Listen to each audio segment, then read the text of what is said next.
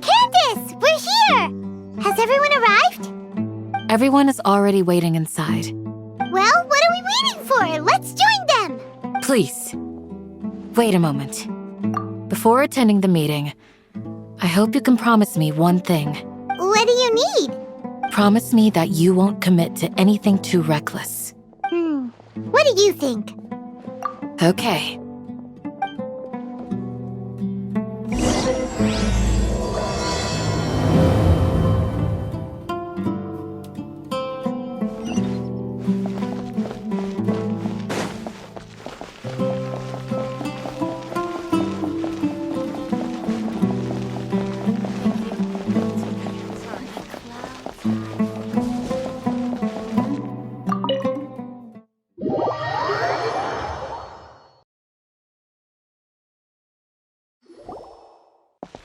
Everyone's here so early! But why isn't anybody talking?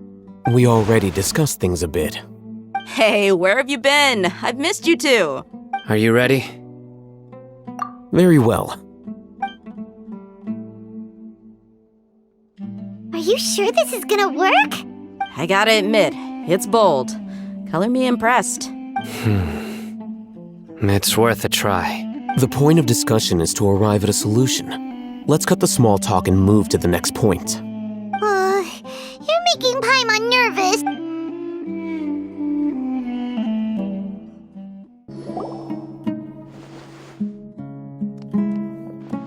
You're finally done.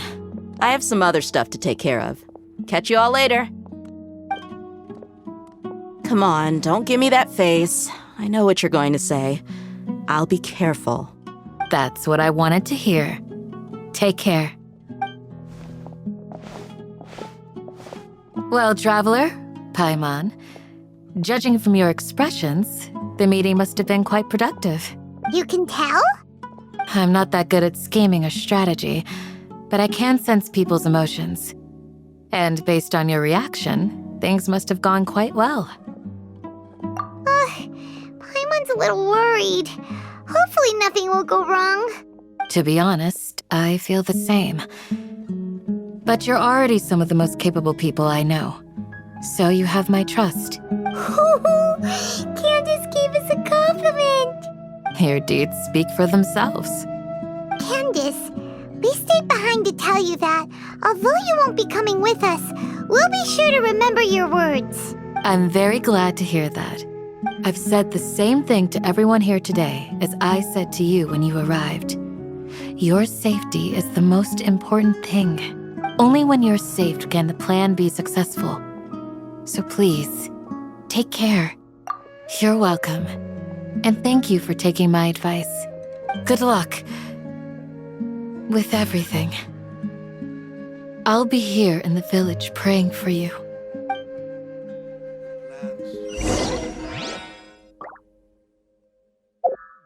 I'm so glad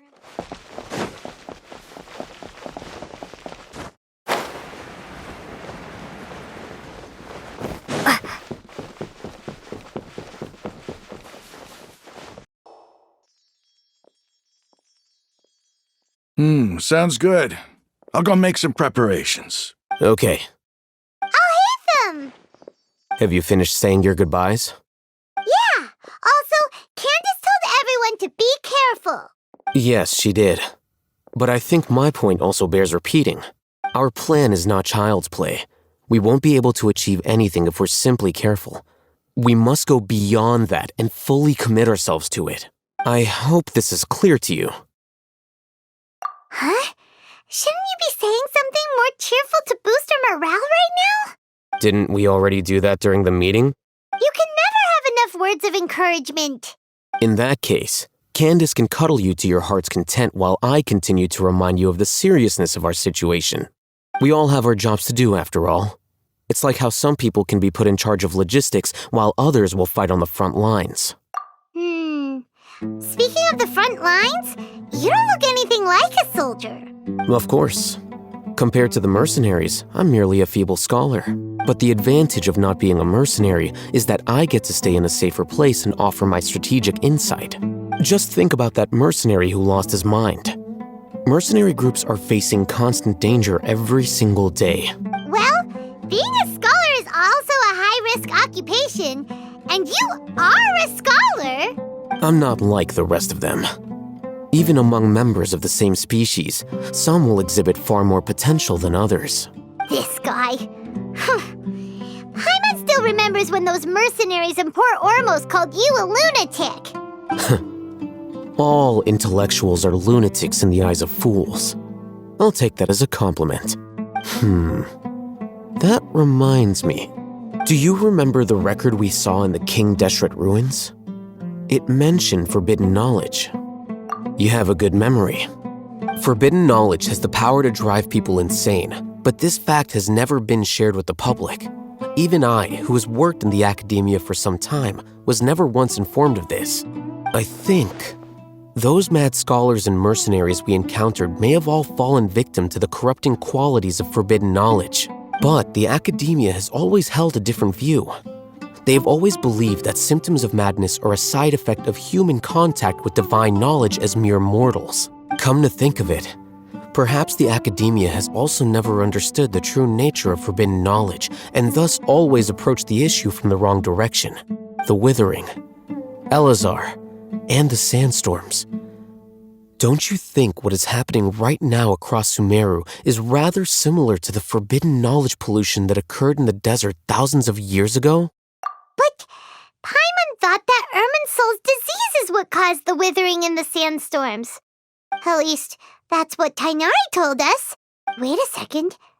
Could it be that? Ah, you've connected the dots. The cause of Irminsul's illness may precisely be the pollution from forbidden knowledge. But if that's the case, what should we do? This is huge! Wait. Why do you think Lesser Lord Kusanali would have a solution to this situation? You mean, it's related to the scene you saw when you passed out in the Avidia forest? That whole, the world forget me thing?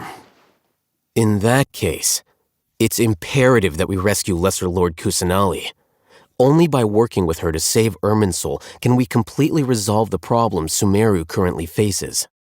To make sure we're still on track, I would like to check on the state of some of our preparatory work. Where are we going? To an Eremite base.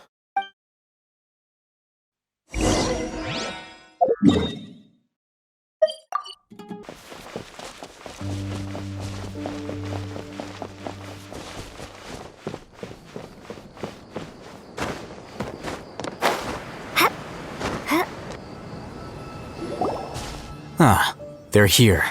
Huh? What are they doing here? I gave them some technical work to do. Ah, it's the scribe. And is that the traveler I see? How's the work going? Ah, yes! We have fixed the devices according to your instructions. One of them is already ready for use, while the others are still under repair. Aren't those devices for can knowledge extraction? What are you doing with those? Look here. Huh? More can knowledge? Are you going to put more weird stuff into her head again? What's that look on your face? Are you scared? Paimon's a little scared, but very, very furious! That's an interesting response. Anyway, we're not going to use this just yet. As I mentioned during the meeting, this knowledge capsule contains a decree I drew up in the past. The academia should also have their own copy. And according to the plan we just came up with, Traveler, I want you to record something into this capsule. Do you believe we can save Lesser Lord Kusanali? Good. Conviction is the most important part of all of this. Now, please get ready and put on this device. You want us to record our conviction into the knowledge capsule? Yes, Paimon is still really worried. I understand. But trust me, Paimon, this is something we have to do. It's best if you can do as I say. Because, to achieve this impossible task, it sounds like you'll need to fool your own heart first. Although it may feel like a trick, self-encouragement may be the most important tool we have. Paimon can see the point you're trying to make. Imagine this. We have orchestrated our plan and successfully rescued Lesser Lord Kusanali. As a result, we have changed Sumeru's entire political landscape. Everything went without a hitch, and everyone recognizes and praises our achievements. Now, open your eyes. Here. What's this? Read it out loud.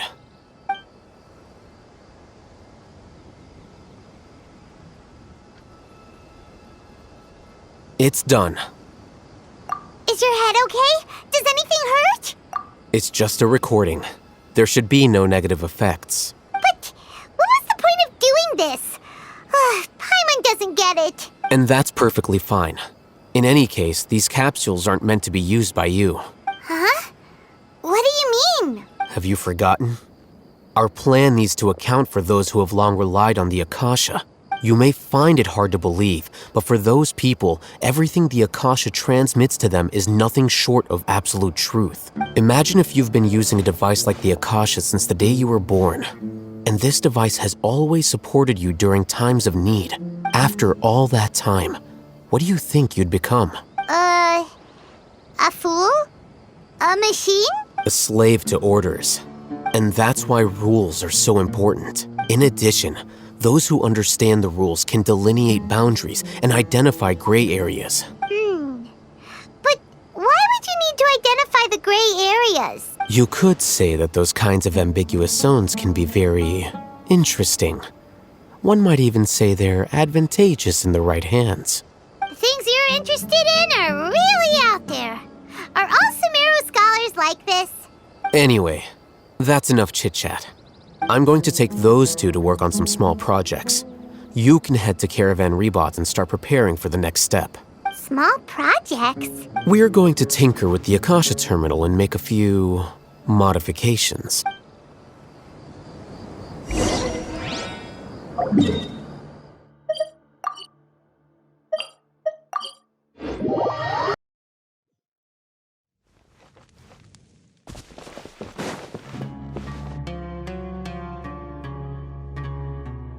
I thought we agreed on a plan. How can you go back on your word? The plan is too radical and carries a high risk for casualties. I've given it a lot of thought. And in the end, I still can't agree to it. But it's still the best plan we have. As a former Matra, you of all people should be able to see the bigger picture and recognize the innate advantages of our plan. I did. And that's how I saw the danger behind these so-called advantages. Al-Hitham's plan is even more radical than I imagined. Huh? Why are you guys arguing? My friend, you're just in time. Why don't you help me persuade Sino? He's turned against our plan. We agreed to work out a plan at the meeting. As mercenaries, you're familiar with the local environment, so you'll take care of the specifics. But then, you went to Al-Haytham for suggestions. Had I known Al-Haytham would give you those kinds of suggestions, I would not have agreed to the plan. Look, you already know that we're all on the same side here, don't you? Mercenaries place a lot of importance on their bonds of friendship, but also will not hesitate to make sacrifices if they deem the situation to be sufficiently dire. I'm sorry, but as things stand, I can't accept your principles. Seems you really do understand the ways of the desert. Traveler, Paimon, this is also something you should know. Ramon's plan is to have me work with the Caravan Rebot guards in my capacity as a Matra. We will arrest the mercenaries and escort them into Sumeru City. Wait, how can we work with the guards? We can't get through that wall easily, remember? Caravan Rebot would never let so many unregistered members of the Eremites enter Sumeru City. My plan will clear us of any possible suspicion, and also let us enter the city as a big group. There is no better way. That also sounds like something Al-Haytham told you. Am I right? Doesn't Al-Haytham know how dangerous this plan is? Of course he does. He told me, there is no perfect plan, but this can get the job done. He also said that with the help of Sino and the Traveler, our chance of success would increase significantly. I never blindly trust anyone, and I've always had a good eye for people. I think he made a number of valid points. It's my own choice to trust you. If I make the arrests alone, I can control myself and prevent you from getting hurt. But I can't guarantee that kind of discipline from the guards. To make the whole thing more convincing, you'll need to resist to some degree. Casualties are inevitable once push comes to shove. I'm okay with the deaths of enemies. But now that we're allies, I'm against the meaningless loss of our own. I can't believe a Matra would actually care about us. I've lived a hard life, and I can say that people like you are hard to come by. I've always treated my allies with honesty and respect. They have the right to know important things like this. Now you're making this hard for me. Hey, is there something we can do to help? I knew you would say that. We can help fight some of the mercenaries, which should reduce the number of times you'll have to struggle directly with the guards. That should help at least a little bit. Sino, on behalf of my people, I thank you for your kindness. But this is a mission we cannot turn our backs on. We strongly value the lives of our friends, but the goal we are about to achieve is even more important. We have no fear of casualties, because we crave the spoils of victory. So please, lend us your support. We will show you the determination of us desert dwellers. Well, now that you've put it that way, I can no longer refuse. But remember, you need to follow the plan and not do anything reckless. Candace made it very clear that we can only achieve our goals if we can ensure our safety. Since you and I both recognize the significance of this operation, there should be no more animosity between the followers of the Dendroarchon and those of King Deshret. Everyone's life is equally important. Okay, you have a deal. Let's do this for our shared dream. The guards should be stationed in the courtyard nearby. You can find them there.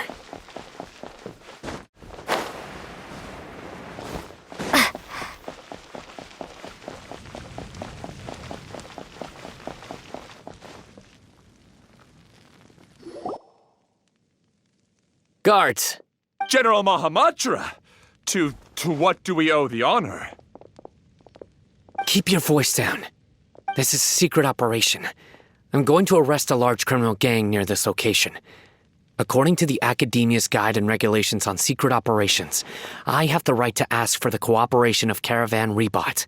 Ah, of course. Mahamatra Sino's order is the Academia's order. Just let us know what you need. But who exactly are you planning to arrest, and how many people are you expecting? Depending on the scale of this operation, we may need to report it to our superiors. They're a squad of Eremites whose number is comparable to Ain el Akhmar in Port Ormos. They're involved in the theft and resale of supplies from the Academia. As many as Ain al Akhmar? This should definitely be classified as a joint operation. Then I suggest that you report this to your superiors as soon as possible, and treat it as a top priority desert operation. I will need personnel. Got it. Please wait a moment. I'll contact them immediately.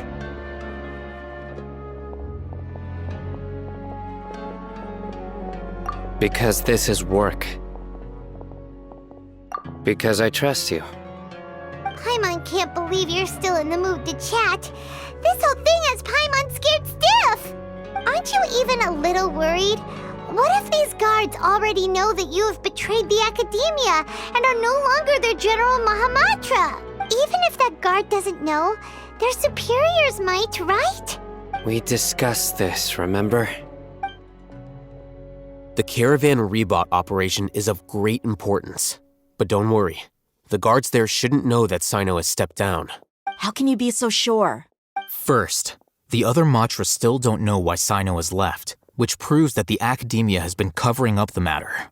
Second, this is a crucial moment for the Academia's God creation plan. If something were to happen to the General Mahamatra, it's bound to attract a lot of unwanted attention. No matter how you look at it, they don't seem interested in sharing the news of Sino's departure.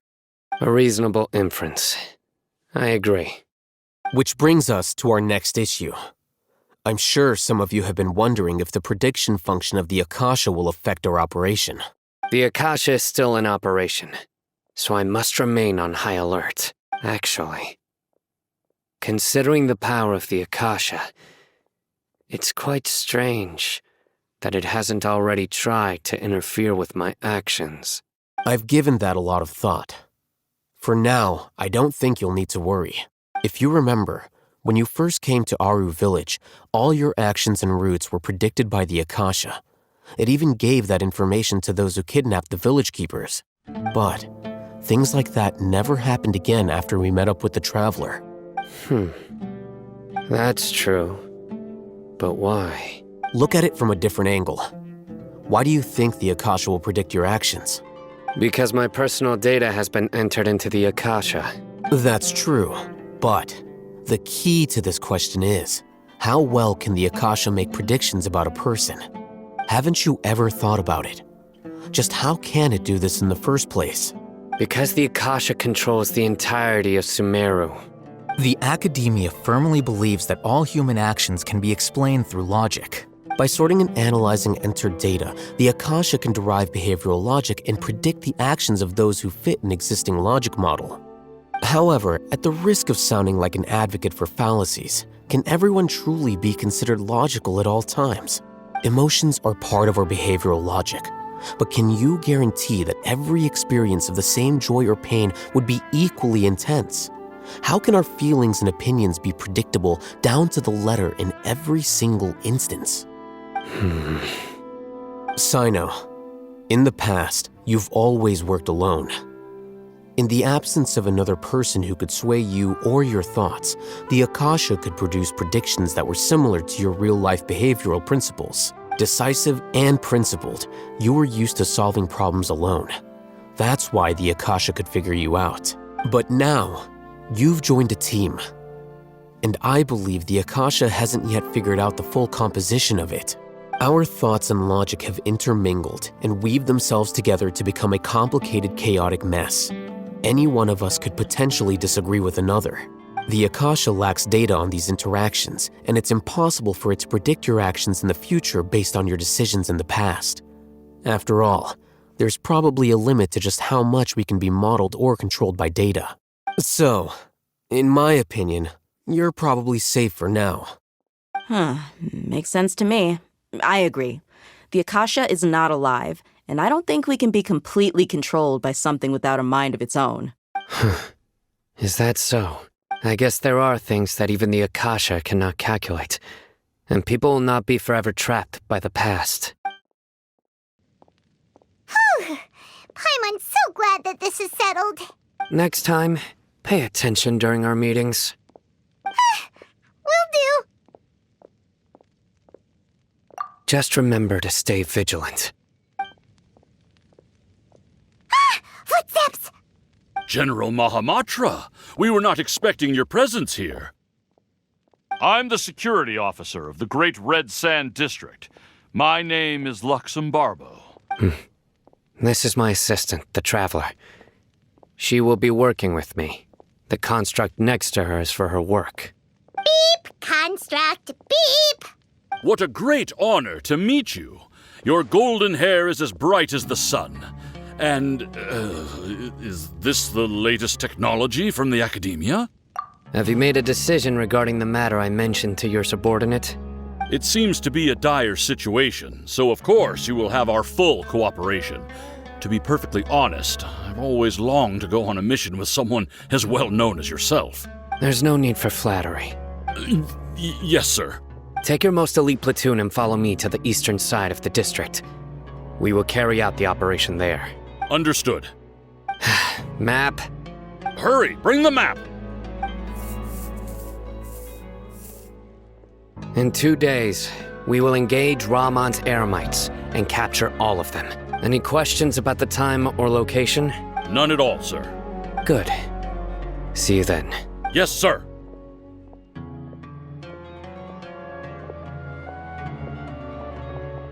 Maybe hanging around the General Mahamatra isn't so bad after all. Everyone's so respectful towards us. This is all due to the absolute authority of the Academia. And now, we're going to strike back against that massive pillar of power. Get ready. We will move out in 2 days.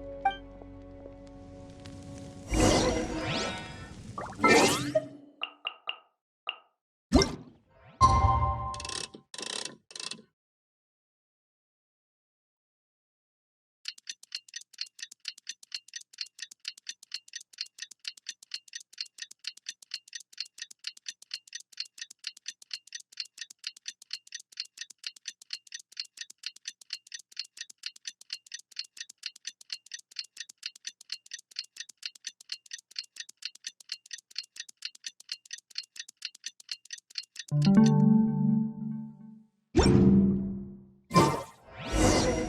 time for the operation!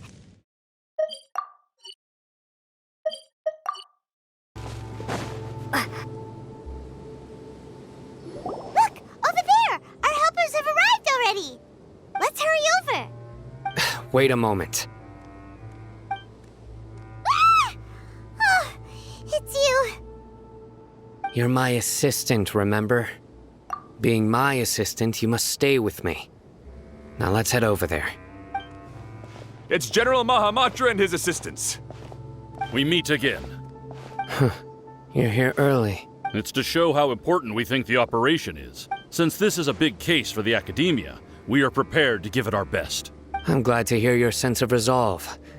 Remember, we must capture them alive. They are our only leads for the case. If they die, we will be unable to continue the investigation. Understood. Everyone! The Eremites are approaching from the west! Make preparations and be ready for combat. Halt! Oh? What a warm welcome! What do you want? Judging from those shiny weapons in your hands, it seems like you're not interested in a deal.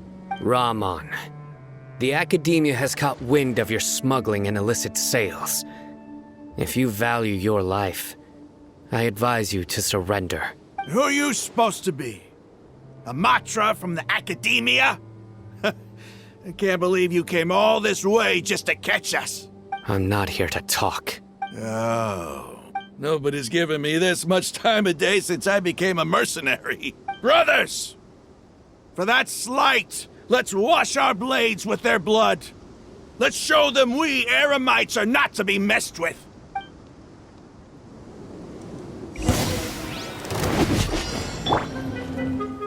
Incinerate! Ha! Hit! Get! Ha! Hit! Yep! Yeah! Hit! Get! Yeah! Hit! Hit! Hi!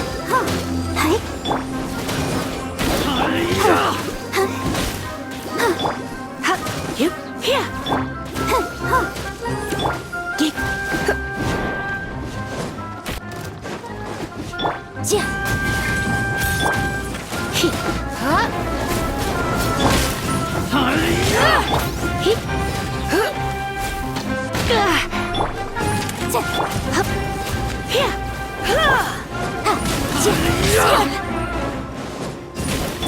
Hit. Let the show begin. Yep. Hi. Get. Hi. Hit. Hit.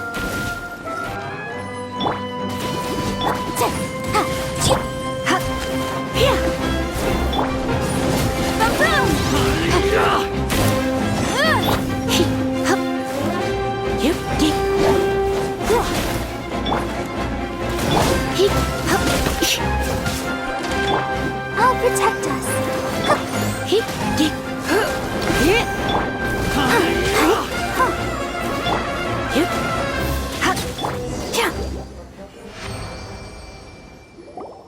It's over.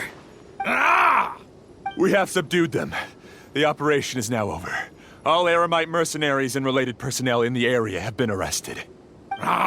You pitiful Dendro Archon dogs! You'll regret this! I'm afraid you'll regret it first. King Jeshred will curse you, and you will all! Silence! Oh, Restrain them and take them back to Caravan Rebot. Count their numbers and send them to the Academia as instructed by the General Mahamatra. Yes, sir!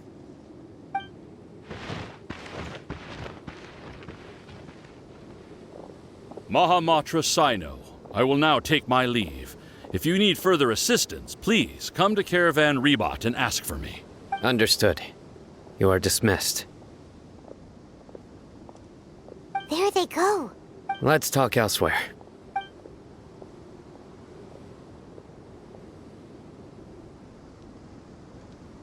This part of the plan went really well. Yes, things went perfectly. That's fantastic! And that punch you gave Ramon there sure looked convincing enough. Once we're done here, I'll return to Caravan Rebot and oversee the group's transport. I promise. I'll get everyone into Sumeru City safely. Yeah, you're the reason why everything went so well. It's not the time to celebrate yet. I believe Dia should already be waiting for you. Go join up with her. She will need you to introduce her to Tainari. Speaking of which, is it really okay for us not to share the full plan with Tainari? What if he'll feel miffed about it and refuse to work with us?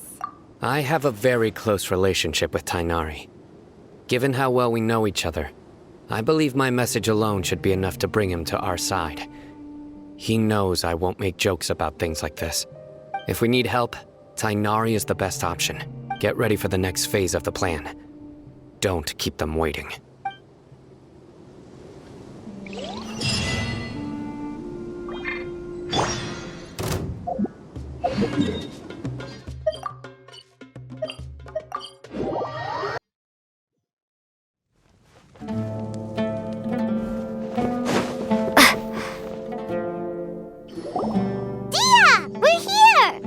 It's about time. Didn't you say our part of the plan is the most important of all? And here you come rolling in late. In the time it took you to get here, I already did 5 laps around the place, downed 7 drinks, and even did some clothes shopping. Sorry. We didn't mean to keep you waiting. I just wanted to fix your attitude and rub it in a little. After all, you took your sweet time getting here, and we've got important stuff to take care of. I just like seeing that serious look on your face. All right, I'll stop. All joking aside, I'm glad you're here. Let's get moving and take care of this as soon as possible. But where should we start? Our responsibility is to get a status update on the Fatui Harbinger known as the Doctor. We need to make sure he won't get in our way when we rescue Lesser Lord Kusanali. Dealing with an institution that controls all of Sumeru is already hard enough. If the Doctor were to crash the party, it would be next to impossible for us to achieve our goals. Yeah, we sure don't want him showing up. Ooh, he really gives Paimon the creeps. Right? Hearing his name just reminds me of those stuffy old geezers in the Academia. I'd rather not have to deal with someone like that. According to the plan, we should first go to Pardis Di and ask for Forest Watcher Tainari. If all Hatham and Sino's sources are solid, then we can be sure that Tainari still has the Academia's trust. So, we'll find Tainari and convince him to get us the latest intel on the Doctor. Then, depending on what we learn, we'll make any necessary adjustments to our plan. The sages have placed spies everywhere on the other side of the wall. I'll follow you as a bodyguard. You should be honored. I don't offer my services to just anyone you know. But Paimon thought mercenaries would do anything for Mora. That's certainly true. But when multiple employers are vying for your services, you should always go with the best offer. Let's see. If I were to charge you a bill, I guess I can apply a discount. How much more do you want? I was not sure we can afford it. How much do I want? Hey, how about paying me with a smile? What do you say? I haven't seen you smiling much recently. If you ask me, someone like you must look lovely when they smile. Come on, give me a smile so that I can be less worried. Looking good! I hope this pretty smile will become our lucky charm. There are many kinds of smiles, but only a truly joyous one can bring blessings to others. Let's consider this smile a down payment for our future victory. Let's go. It's time to pay a visit to Parties DI.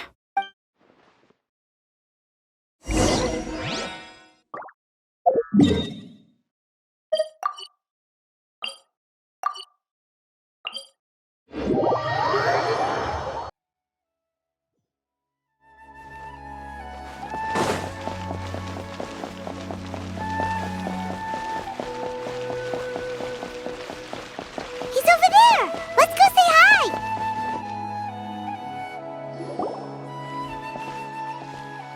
Tainari! Traveler, Paimon. And you are? Hey there. This is our friend Dia. She's an Eremite mercenary. A mercenary? You must have some big news for me. It's something really important. Please help us out.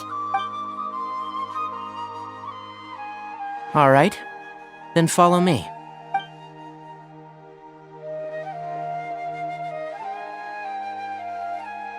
This place is better. We won't be disturbed by any passerby. Okay. What is this important thing you want to ask me? The doctor. He's that strange-looking Fatui Harbinger with the mask. Paimon thinks he has blue hair. Yes, I know him. Actually, he left Paradis DI just a little while ago. He left already? Yeah, he came looking for me. Can I ask what it was about? Sorry to ask you like this after having just met, but your answer is very important to us. For now, all we can share with you is that your friend Sino is working with us. Sino, you say? I see. So that's why he hasn't been at the academia. Okay. I'll answer your questions and will assist you any way I can. You don't have to tell me everything that's happened. Sino's name really does work wonders. You're not even a little worried that we might have made it all up? Despite having just met you, I can sense that you're the serious type. Between you, the traveler, and Sino, none of you strike me as the type that would conspire to deceive me. You don't need to tell me anything you don't want to. I'll also get straight to the point. The Harbinger you mentioned came to me because he wanted to take the scholar Hypatia away with him. Hypatia? Why would he want her? And what do you mean by take away? Is he planning to leave Sumeru? Yes.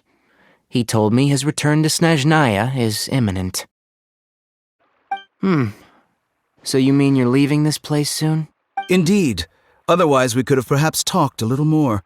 I was just about to set out when I remembered something important. To that end, I made a final trip to Paradis DI. Let me ask, have you been taking care of a scholar by the name of Hypatia? Your sources are accurate. No doubt because you've recruited many informants. But you're right. Hypatia has indeed been receiving treatment from me. Forgive me for asking, but how's the treatment coming along? Given the way you're asking, I assume you have something to say. Since you asked, I'll be frank. I would like to take Hypatia to Snezhnaya. It's incredibly difficult to transfer a patient. As a scholar yourself, shouldn't you at least be aware of this? Oh? I can't believe your utter lack of faith in me, to the point of even questioning my general level of knowledge. How unbefitting. Well, you're the only one who's ever made such a request. I have my ways of keeping her safe during the journey. In addition, I can also promise that under my care, Hypatia will receive the most advanced and effective treatment. I will personally supervise her treatment and see to her recovery. Would that be agreeable to you? Hypatia was born in Sumeru and remains a scholar of the academia. Her situation has not become dire enough to necessitate her transfer to another nation. Transporting her to Snezhnaya is risky, and the potential benefits are unknown. As the person currently responsible for her treatment, I cannot possibly sign off on this transfer. Your suggestion is rude and reckless. I'll pass. I don't know much about the doctor, but after talking with him, I realized that just like many other scholars, he possesses an aura of arrogance that I've come to detest. It's not so much that he's looking down on others, but more that he's confident in himself and his abilities to a point of near insanity. I would never refer a patient to someone like him. I prepared myself for a protracted battle of wits, and was really surprised to see him just give up on the topic. Still, his reaction really concerned me.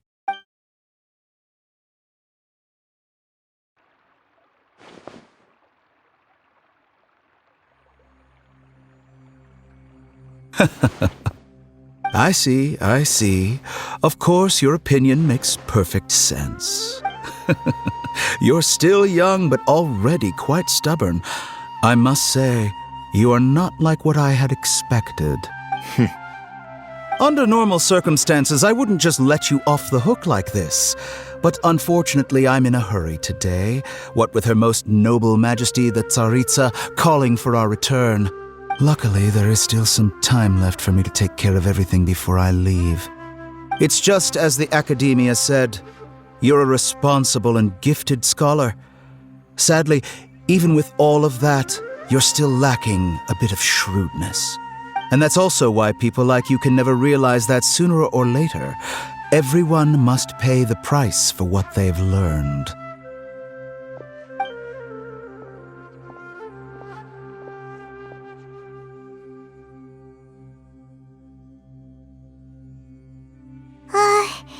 Paimon can't help but feel like he's hinting at something unpleasant.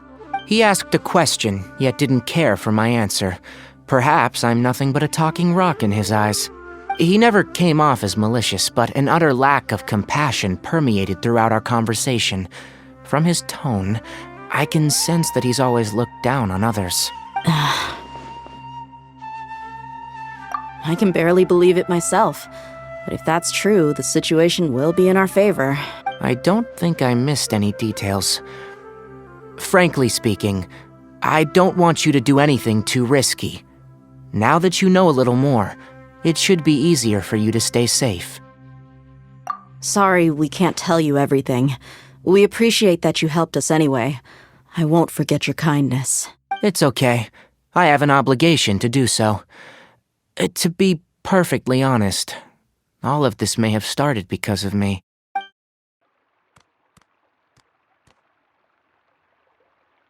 Recently, my master wrote several letters to me, asking me to return to the Academia and assist him with his research. Hasn't he already asked you several times before? Yes, but there's something off about this most recent batch of letters. The handwriting and the tone are both familiar, but some details have been omitted. My master will occasionally leave a few dots on the back of the letter. 1 dot means that he wrote the letter on a sunny day, and 3 dots stand for a rainy day. This has been a habit of his for many years. But I didn't find any dots in his recent letters. I believe something may have happened to him. I get it. Since you are always at Jnagarbhaville, you would like me, someone already working at the Academia, to investigate this matter, right? I'd like to ask you to do that for me, if you can keep yourself safe.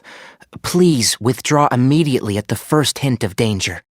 I can do that, but I have a feeling it won't be that simple.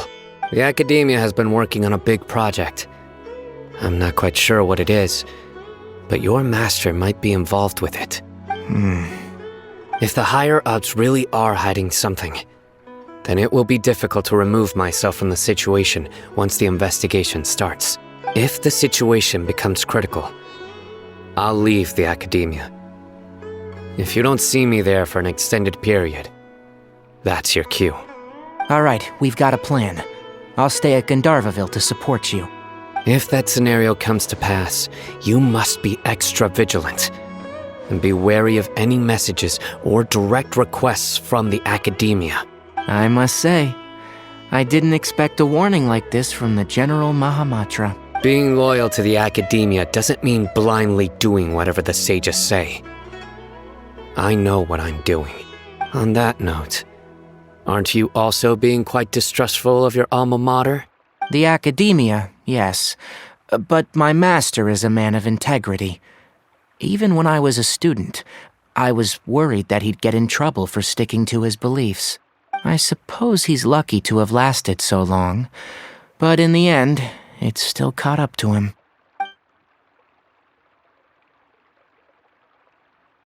I see. So you noticed something was up with the academia from the very beginning. This may well be how Sino became involved in all of this. In which case, I must keep my promise and help you however I can. Also, if you run into Sino again, please help me pass on a message to him. Trust your own senses and experiences. I think this may be something he needs to hear right now. Okay, we'll find a chance to tell him. Thanks. Right. Now let's go hunt down this Harbinger. Oh, by the way, which way did the doctor go when he left Pardis DI? That way. Gotcha. Thanks so much. We'll be on our way.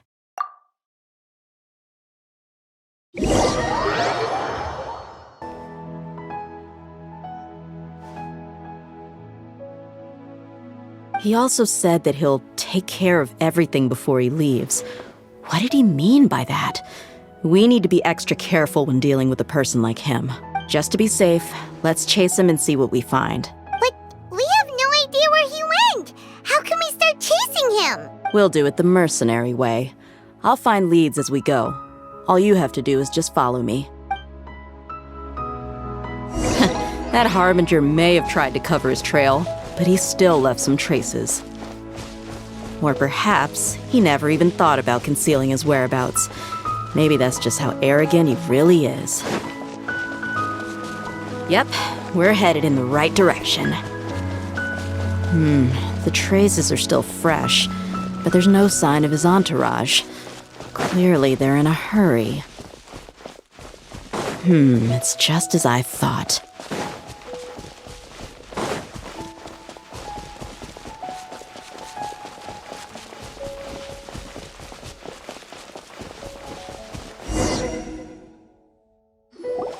We can stop here. I think I know where the doctor went. To the south of here is Port Ormos, which seems to be where they're headed. Port Ormos? They're going to leave by boat? That's right. Let's go to the port and have a look for ourselves.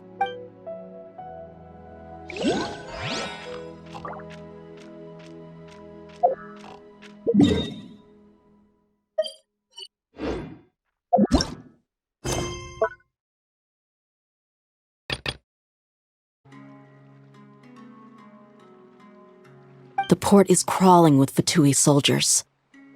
Let's keep going and see what we can find. Now this is a proper farewell ceremony for a Snezhnayan Harbinger. The Lord Harbinger is leaving. I've still only seen him once or twice. I used to hold a position in our homeland, and back then, the doctor spoke in a very different way from the way he speaks now. Maybe the way people talk in Sumeru has rubbed off on him? It's always like that when you spend too long away from home. When he gets back to Snezhnaya, perhaps it will also take him some time to get used to the life there again. Huh? But, sir, that can't be right. No, I remember it like it was yesterday. Both his expressions and tones are now very different. Also, for some reason, he seems like he's all smiles now. You must be mistaken. Nobody's supposed to look happy when they're on a business trip.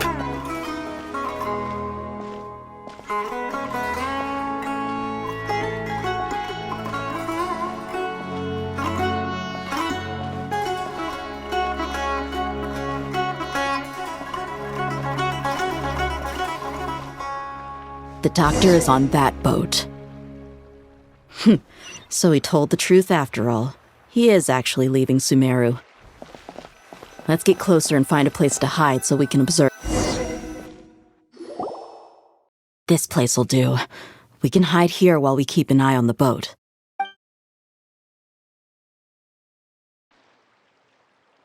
Uh-oh! He saw us! Huh? Is he waving at us? It's time to say goodbye. Wait, is he the only person on the boat? You mean there's nobody with him? And where are all the soldiers we saw in the port just now? They were all here just a few minutes ago, but now they vanished. So this was a trap. Wait, don't tell me that. Luckily, there is still some time left for me to take care of everything before I leave. Oh no. They might be after Hypatia. Let's get back to Party's DI. Huh? What do you mean? I'm afraid that she's seen something that she wasn't supposed to see. If I were the Fatui, I would also try to take her away. And if I couldn't... Oh no! Are you saying they're going to kill her? Let's go!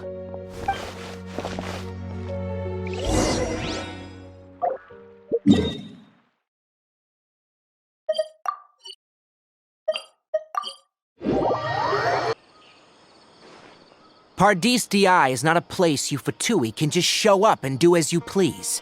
I believe we've already made ourselves quite clear. Our superior gave us permission to search for and collect medicinal herbs in Pardis DI for research purposes. But you've been in Sumeru for some time already. I find it coincidental that you chose to only come here today. Even the Grand Sage himself may not have the right to question our research, much less an ordinary scholar like yourself. I've done my duty to inform you. Don't make things difficult for yourself. It would seem that my words have fallen on deaf ears. You can keep trying to deny it, but coming to Pardis DI now, I'm pretty sure you're not just looking for herbs. With all due respect, your baseless speculations will only lead to unnecessary trouble. Well, you only have your Harbinger to blame. He knows nothing about keeping a low profile. I may be staying at Pardis DI as a scholar, but that doesn't mean I'm no longer a forest watcher. It is still my duty to protect the peace and safety of the scholars who have contributed so much to Sumeru. Then it seems our conversation has hit an impasse. No one will lay a hand on you, Hypatia. Not on my watch. Tighnari! Are you alright? I'm fine. These Fatui have really crossed the line. Time to teach them a lesson.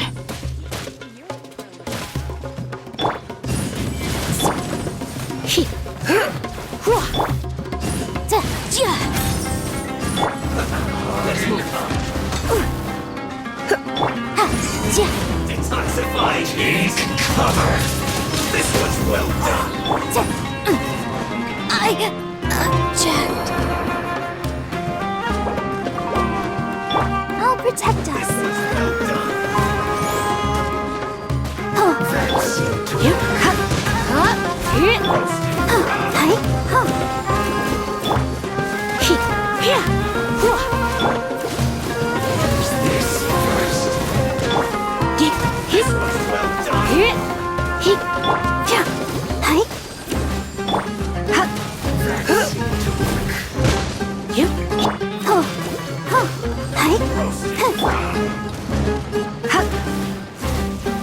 Come a little closer.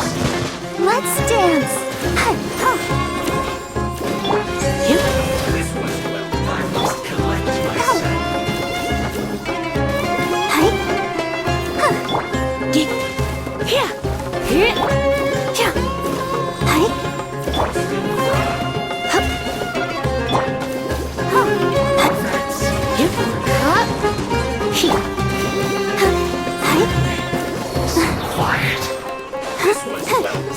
Go, Barbara!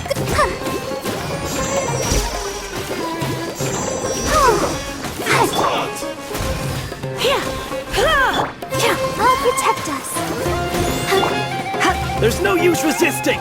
Give us Hypatia. Keep dreaming. Yeah, Tighnari! Beat him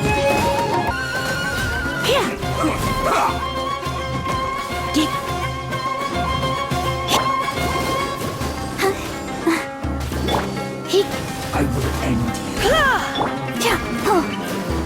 Almost. Let the show begin.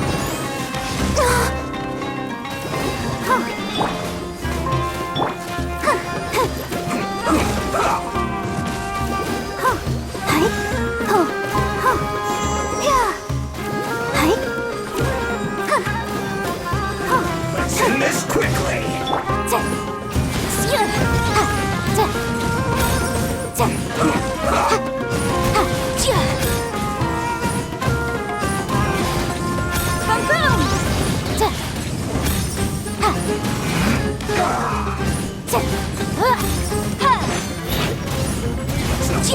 Motion to compel.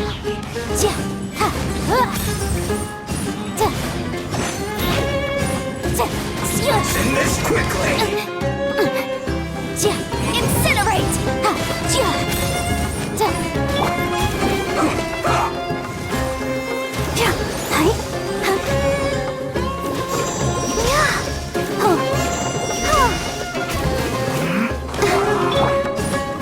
Motion to compel.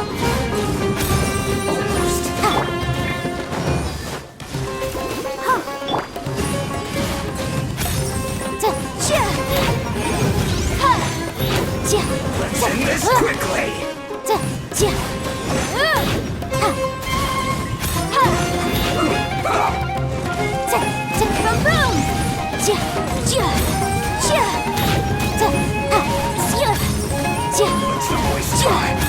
The doctor's orders are absolute. Yeah?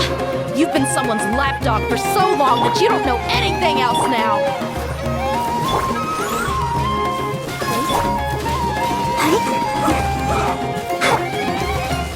You're in for a little shock. Come a little closer. Right there.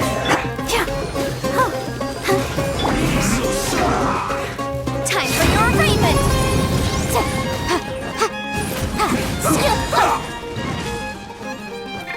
Prepare yourself. Ready, steady, go.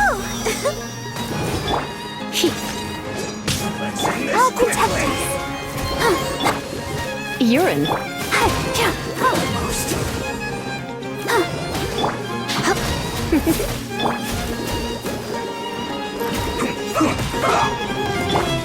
You're in for a little shock.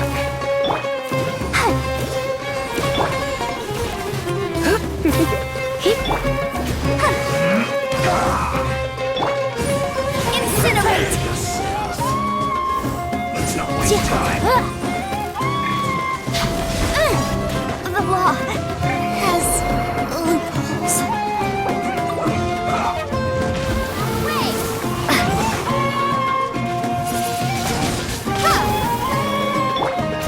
Let the show begin. Send this quickly! Go, Barbara, go! So soon! Ink!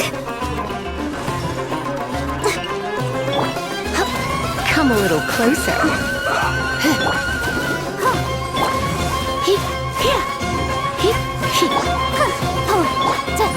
Boom! Let's not waste time.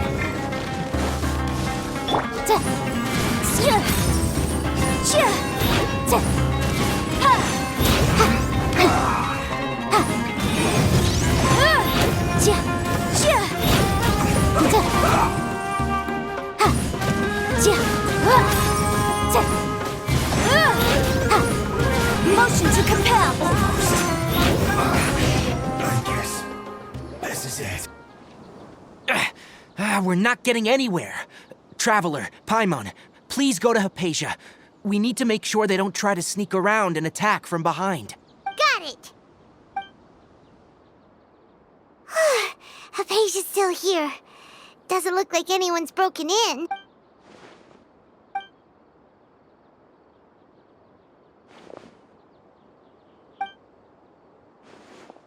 Well, how is she? Oh, that's good.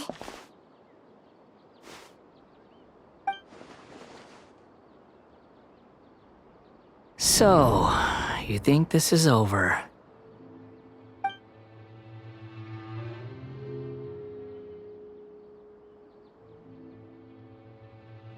What? The Balladeer is here?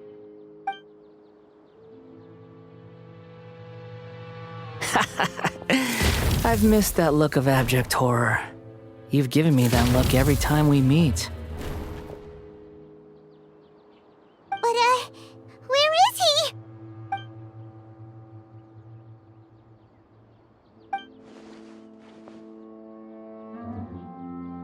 I can hear all of your thoughts, you know. Don't you remember? I already saw you the first time you came to Parties DI and made contact with Hypatia. I didn't need to do anything. It is her honor to be able to connect her consciousness with me. Who are you talking to? It can't be the balladeer, right? That's impossible. I know you must be curious. I might as well tell you that I decided to enter Hypatia's consciousness the moment I sensed your touch. I wanted to observe you on a fool's errand. Hey, Traveler! What are you doing? My deification is nearly complete. All that's left now are just some final details. Do you understand? Even if you manage to rescue Lesser Lord Kusanali, it will be impossible for you to defeat a bona fide god like me. Is it wise to force that childlike god into a divine battle against me? Scholars consider the god of wisdom to be the sum total of their faith. It's how they can justify reverence for a god as they construct it. But this also shows that humanity's worship of gods is a combination of blasphemy and exaltation. It's truly laughable. Yes. What is it? Yeah, I'm in a good mood, which is why I'm talking to you like this. What do you mean?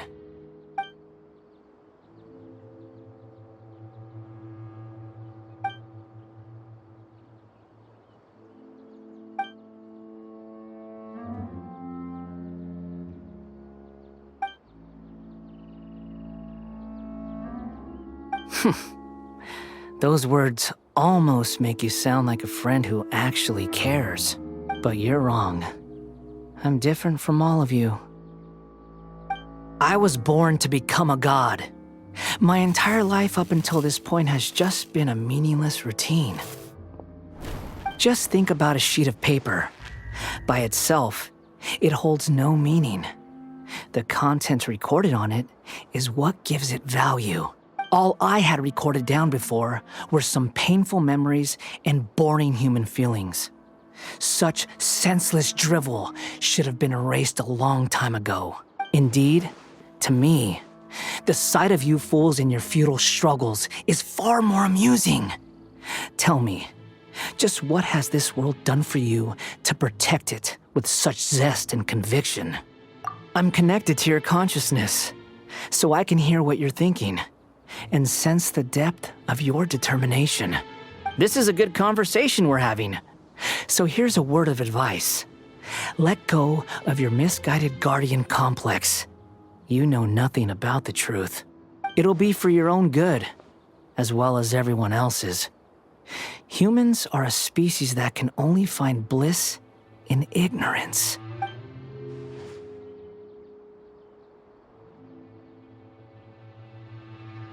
Ah, you've seen my affection for her.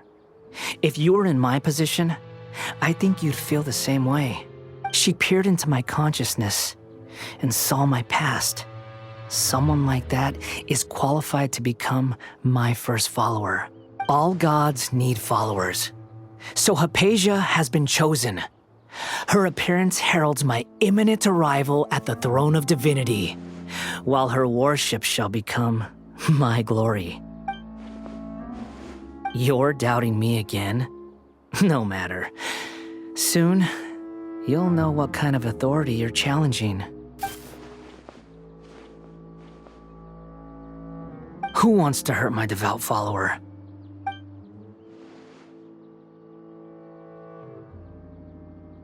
The doctor wants to hurt my first follower?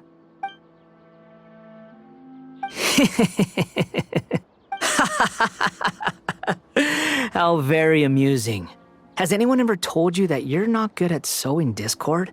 The doctor has never known his place. Even now, the puny human thinks himself capable of interfering in the business of the new god. You're still too naive if you think a few words will be enough to convince me to destroy the doctor. but I'm willing to give you a gift, just like my expression of affection towards Hypatia. It is an honor for you to be able to stand here and speak with me. As my listener, you will be rewarded. Both good things and bad things can be called gifts. After all, gods have never needed to be reasonable. Paimon hears thunder! That person Paimon couldn't see was the Balladeer? Oh, he sure chatted with you for a while. Where is the storm headed? That means anyone outside is in danger! Let's go! Tighnari and Dia still must be fighting! I'll protect us.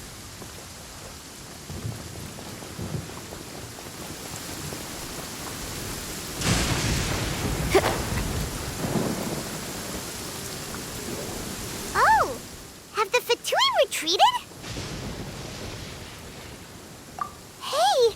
What happened to you? He's hurt. I'm fine. Ow! Don't move. I've seen eremites get struck by lightning before. You need to rest. Struck by lightning? We were fighting, and just as things started looking grim, the weather suddenly became extremely strange. Lightning started attacking everyone, almost as if it were alive. Luckily, there were only two of us, and both of us were nimble enough to dodge most of the strikes. There were a lot of Fatui, though, and they were being torn to shreds by the bolts of lightning. With that, all the Fatui soldiers were forced to retreat. It's all right. My wound aside, you look like you've seen something unpleasant. Is Hypatia all right? Hey, didn't I tell you not to move? Just in case. Let's go to Hypatia's place and talk about things there.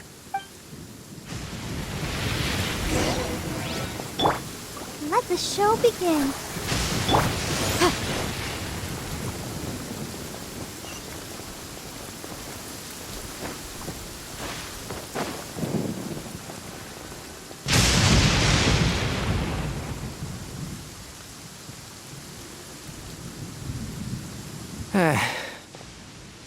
Thank goodness she's fine. Hey, how about taking care of yourself first? I understand my condition. The wound is not fatal. I'll be all right. Ugh. The more you understand medicine, the worse of a patient you become. I know. They always think they can push through the pain. Oh, he sat down. Let me rest for a bit. Sorry, traveler. Now you may start.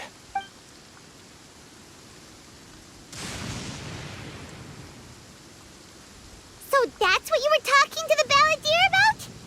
Oh, Paimon can't believe what he's thinking. The Academia's God creation plan. How ridiculous.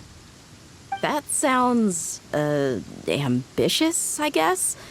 Anyway, this is all way beyond me. As long as I can enjoy every day with a drink in my hand, tasty food in my stomach, and a good night's rest, that's enough. I'll only work when I have to. I must be the least ambitious person who's ever set foot in Party's DI. Don't say that. I haven't even thanked you for your help back there. Don't mention it. Well, if nothing else, all this proves that the doctor really did have some urgent matter to attend to and left SUMERU in a hurry.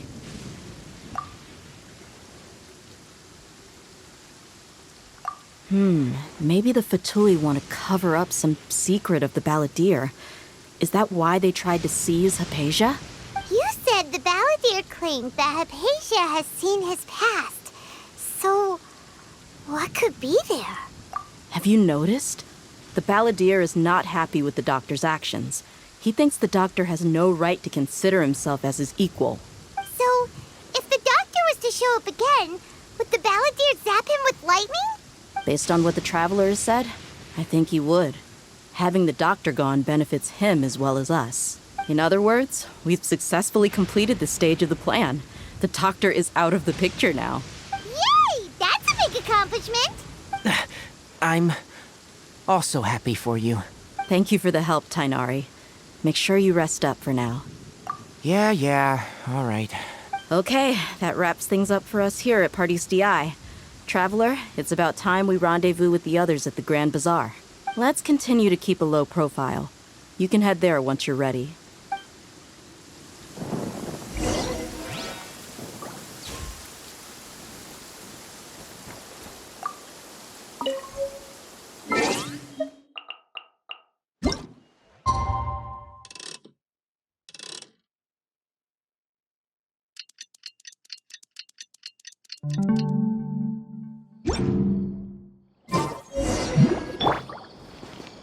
Let's dance.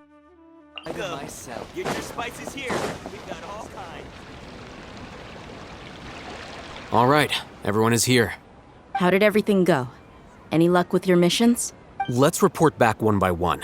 I'll start first. We've made the necessary modifications to the Akasha terminal. In addition, the props required are also ready. I'll go next. The Traveler and I went to Parties DI. The situation was a bit complicated, but we found Tighnari. Unfortunately, he was wounded during a fight. Who was behind it? Well, that's the tough part. What should I say, Traveler? The Fatui or the Balladeer? After some back and forth, we confirmed that the doctor has left SUMERU by boat. He has something urgent to attend to back in Snezhnaya.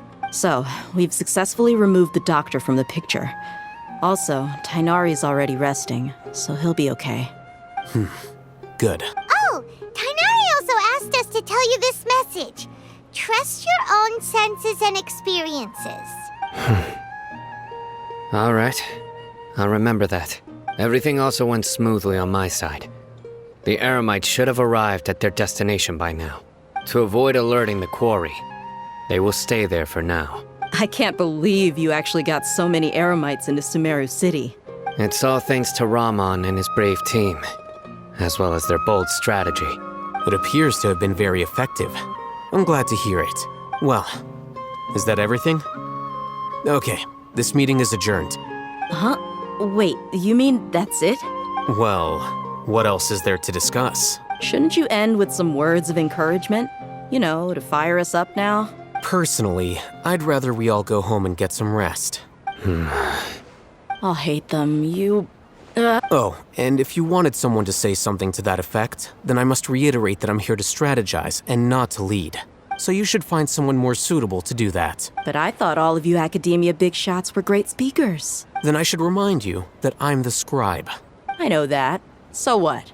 A scribe is responsible for recording meetings, not speaking. Fine, whatever. Well, Cyno doesn't seem to be much of a talker either. I guess that leaves it to my employer. Employer? Yep, the Traveler hired me. That's right. So come on, boss. What do you have to say for the team? Yeah, say something to boost morale. Huh? What are you all doing here? Oh, it's Nilu! Hey, everyone. I'm not disturbing you, am I? Not at all. I was actually just about to go find you.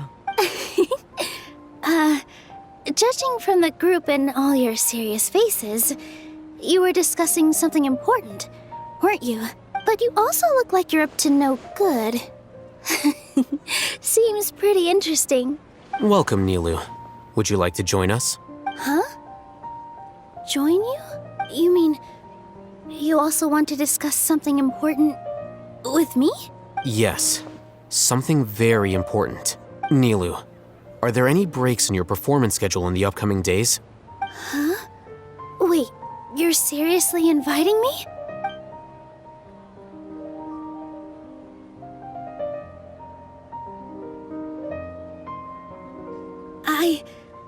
I can't believe my ears.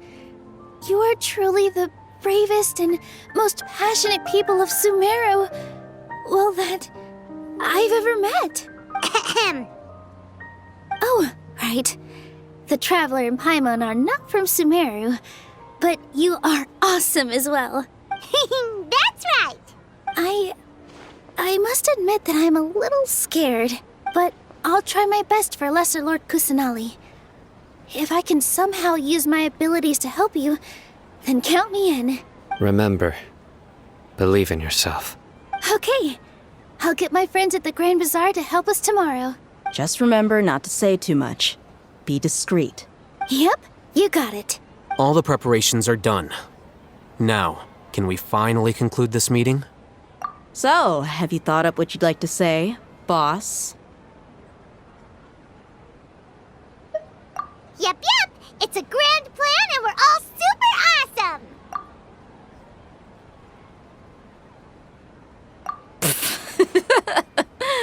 Well said. A good night's rest before an operation can be the difference between success and failure. Thankfully, I've had my place to myself recently. It's been nice and quiet. Huh? Oh, nothing. Alright, let's all go home and get a good night's sleep so we can be up early tomorrow. Okay. So I guess that means it's time to say goodnight now. Yep, good night everyone!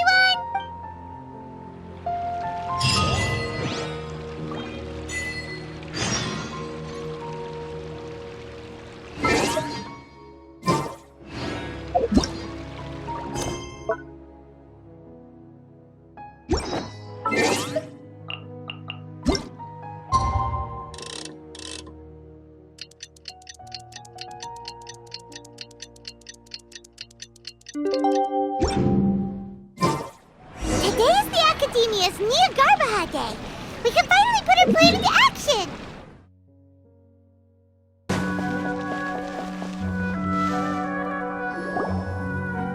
Hello, you two. Sleep well? Not really. Paimon got too nervous thinking about today and didn't fall asleep until the sun was almost up. What about you all, Hatham? Naturally, I slept just fine. After all, a good rest should be considered part of the plan, since energy is an important resource. You just want to show off how calm you are. It's crucial to dissipate any tension before we execute our plan. The only thing you're doing is being annoying. Anyway, do you need me to go over the game plan again? Our target is Grand Sage Azar's office. Everyone in the Academia knows that's where the Grand Sage's console is. Only they can operate it. Many restricted commands and operations are executed via that console. I'm sure that console has a way to free Lesser Lord Kusanali. You know, Paimon's been thinking, what kind of technology could let the sages imprison even a god? That isn't something they could have accomplished with their scholarly talents alone. In the Sanctuary of Suristhana, there's a device of Greater Lord Rukkhadevata's that she once used to isolate herself while meditating. 500 years ago, the Grand Sage at the time modified the device so that it could no longer be controlled from the inside. They were effectively trapping one god with the power of another. So, how are we gonna get to the Grand Sage's office? Don't forget, today is Jnagarbha Day, arguably the most important day to the Academia. The sages and core Academia personnel are busy loading the latest batch of research developments and legal decrees into knowledge capsules so that they can be entered into the Akasha. All the Darshan's researchers have their noses to the grindstone, and the Academia's grounds are flowing with all sorts of people. It's the perfect time for an infiltration. When the Grand Sage leaves his office to supervise the entering process, that's our cue to access the console and free the Dendro Archon.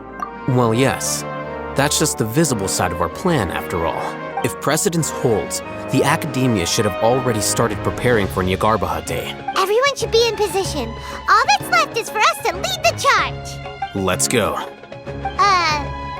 So are we just gonna walk in through the front door, or? Yes.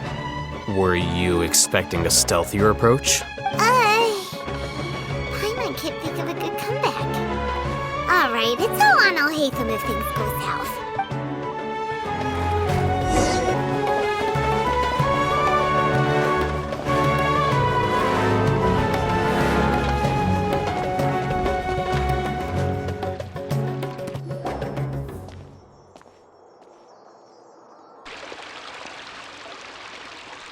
Scribe? Please, wait. Are you Scribe Alhaitham? That's me. Is something the matter? I'm in a hurry. No. I was just surprised to see you here. I had heard that the sages were looking for you not long ago, but I didn't know what for. And, also, please don't bring outside guests into the academia. Outside guests? How did you arrive at such a conclusion? Your groundless inference shames the Haravatat Darshan. What did you say?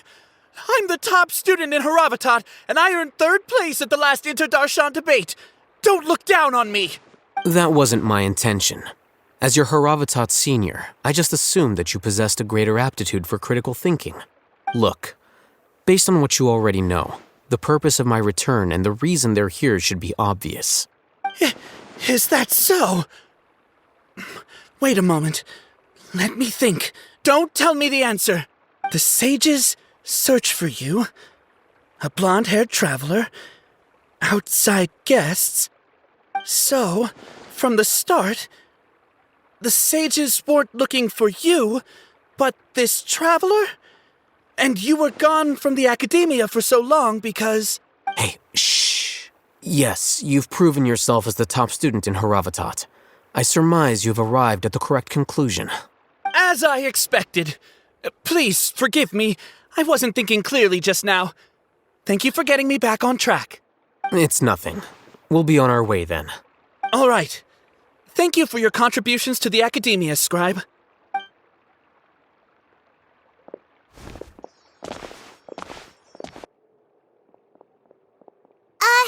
What the heck just happened now? What did he just guess? I'm afraid I don't know either. You have no idea? He convinced himself of whatever truth he came up with. That is the so-called pride of a scholar. If someone questions their academic facility, they will instantly feign understanding to keep up appearances. Nowadays, the academia is rampant with this type of scholar. Their obvious farces of intellect only serve to highlight themselves as fools. Wow, so there are special ways to deal with smart people. We don't even need to make up our own excuses. We shouldn't waste any more time. It would be problematic if we missed our window of opportunity. Let's go.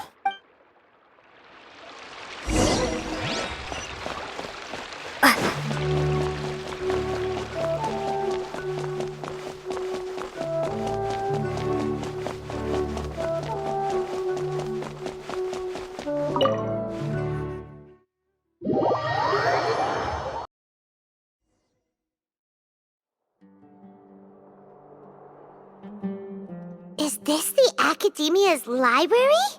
Indeed. Known as the House of Dana, it is quite possibly the most extensive special collections library in Teyvat. There are a lot of students going through here.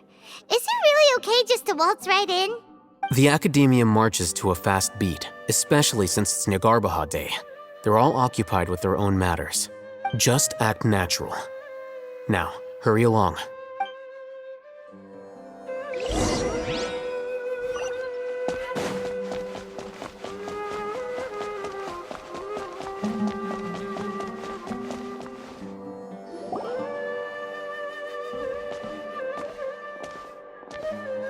What's this platform for?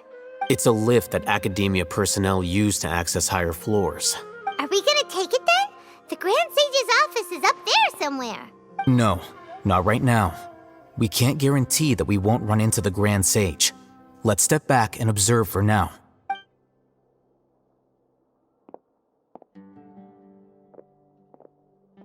You think the Grand Sage will exit from there? And after he does, we'd sneak past him? Oh, Paimon thinks that's really dangerous. Who knows? However, if we can confirm Azar's current location, our operation will be much safer if we... Allow me to offer you a hint. If you wish to know his location, look behind you. What's Grand Sage Azar doing here?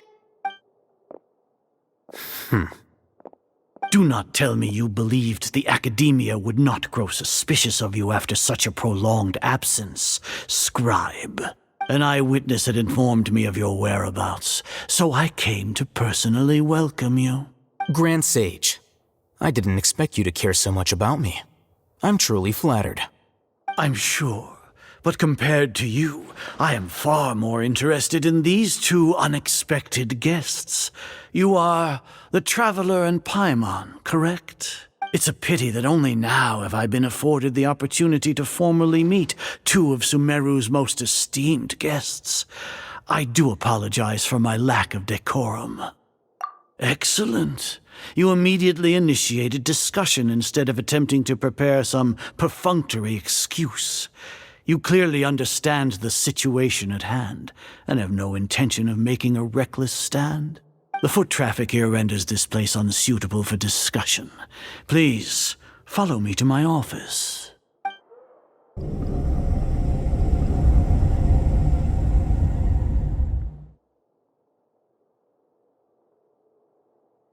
This place is crawling with guards. There's no way out for us.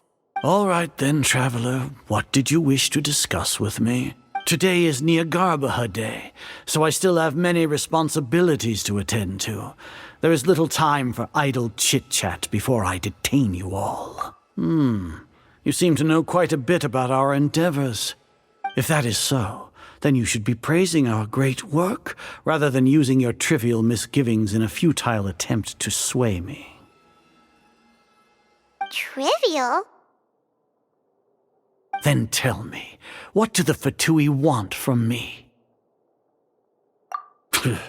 Worthless.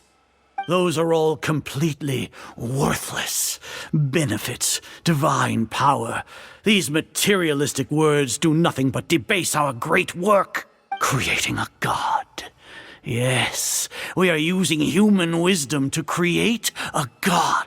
If humanity cannot attain omniscience and omnipotence, then we shall create a god to reveal them. This is the pinnacle of human wisdom. We shall regain a god's guidance at long last.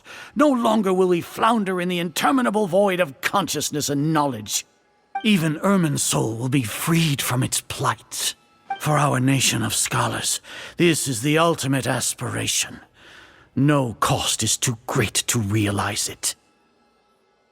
You will never understand the rapture of having a god be born within your very hands. With your degree of knowledge, you cannot even comprehend such an emotion.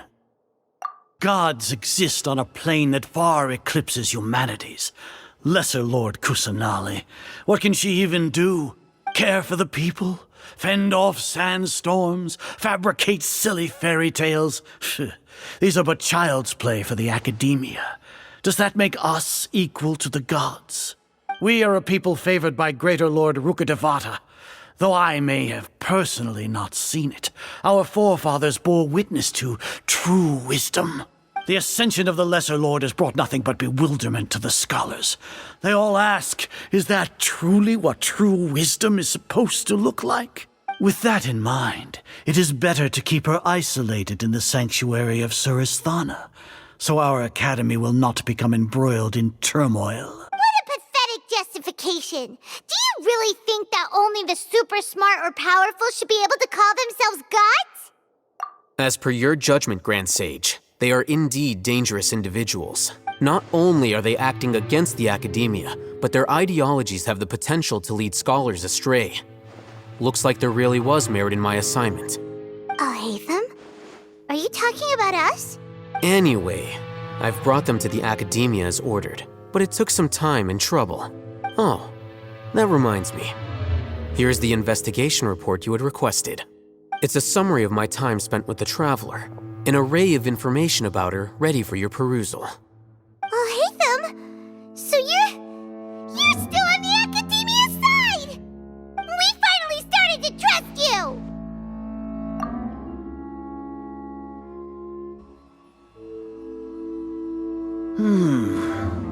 Excellent. Detailed contents with no errors. I would expect nothing less than an immaculate report from the scribe. As it is Jnagarbha Day, I'll enter the information on you into the Akasha. Surely you know what that means. We'll be monitored, just like Sino. With the Akasha's calculation prowess, all of your actions will be predicted with an accuracy of at least 98%. Furthermore, your data will be updated in real time whenever new information presents itself. To put it into words you can understand, wherever you go, you will be walking under an invisible leash. This is Sumeru's greatest penalty for dishonest persons. Are you not familiar with the concept that great responsibility begets an equally great suspicion? In any case, you are Sumeru's most concerning external variable. Locking you down will greatly decrease the chance of any undesirable outcomes coming to pass. You're despicable! Despicable?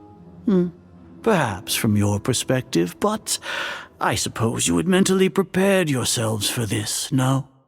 Your ploy was to sacrifice the traveler here, was it not? Lord Azar, I know what you're trying to say, but I've been following your plan this entire time. Why are you doubting me at this juncture? Must I delineate your entire plan? Very well. I will spell things out. First off, I received an eyewitness report that you were spotted with the traveler at Caravan Ribat. However, you immediately departed for the desert and escaped surveillance range. Judging by the time, you all likely encountered the truant General Mahamatra in the desert. Am I correct? Maybe Paimon shouldn't have mentioned Sino just now. The Academia had not received correspondence from its scribe for a prolonged time.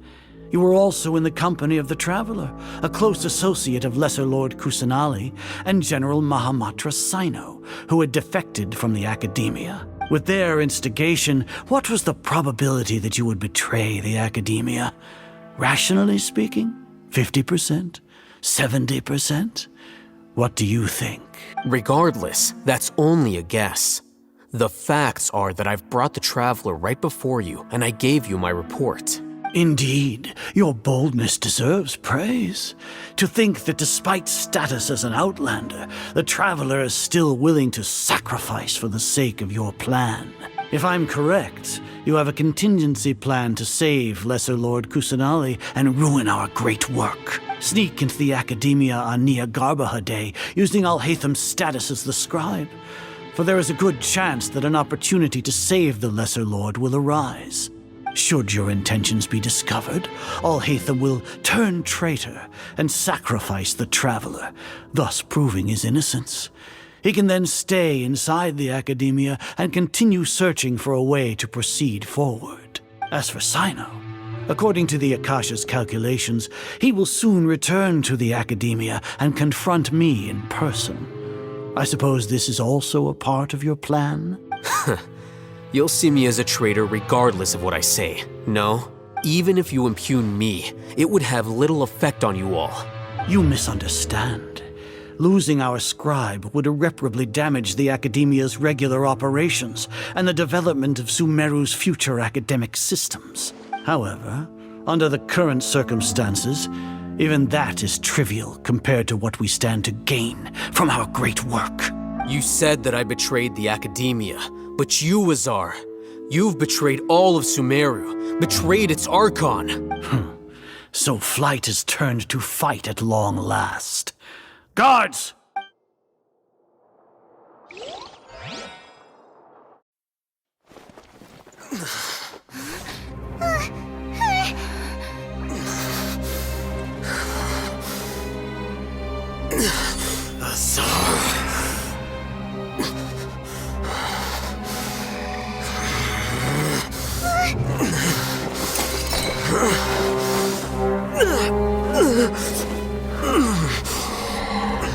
Well, what do we have here? So you stole that divine knowledge capsule? Traitor! You traitor!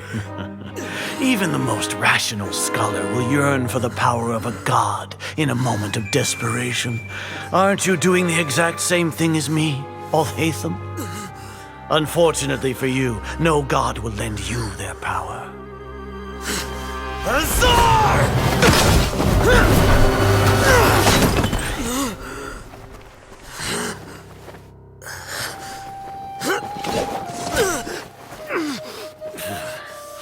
He has gone completely insane.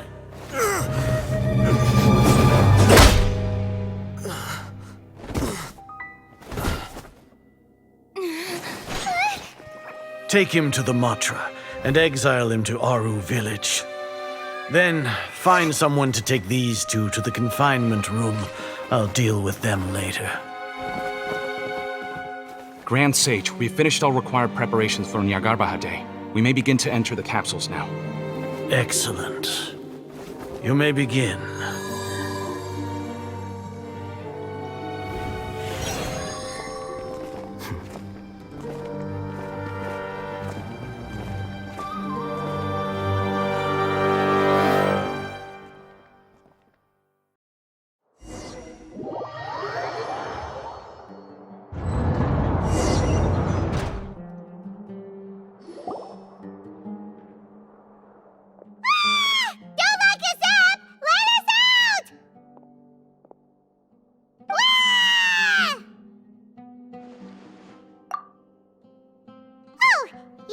Paimon got a bit carried away there.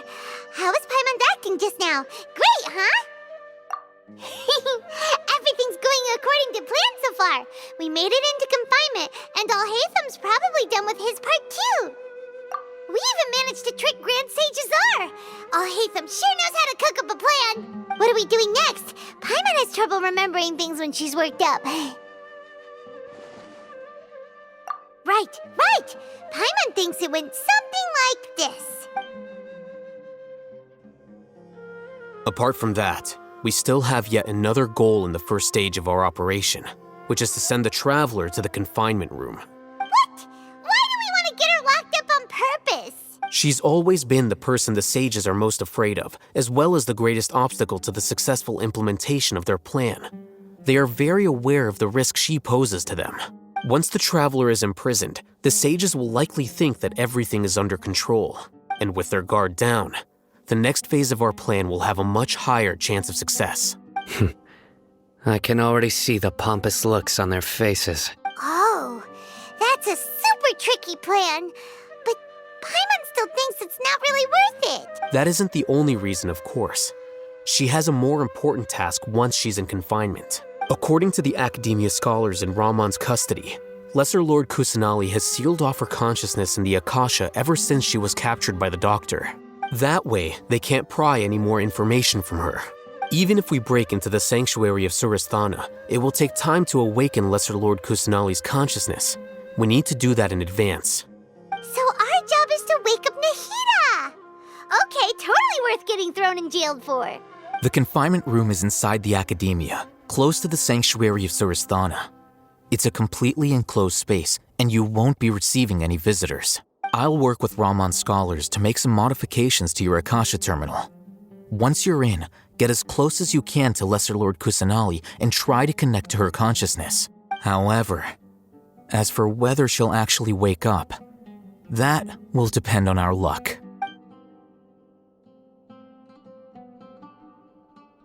Oh, no wonder you've been wearing your Akasha terminal today. It's the one that Alhaitham modified. Paimon thought they'd take our Akasha terminals when they locked us up in here. Were they being careless? Alright, so what now? Sounds easy enough. We can finally talk with Nahida after all this time. Let's do it. There's a light flashing on your Akasha terminal. It's almost like... the faster it blinks, the better the signal.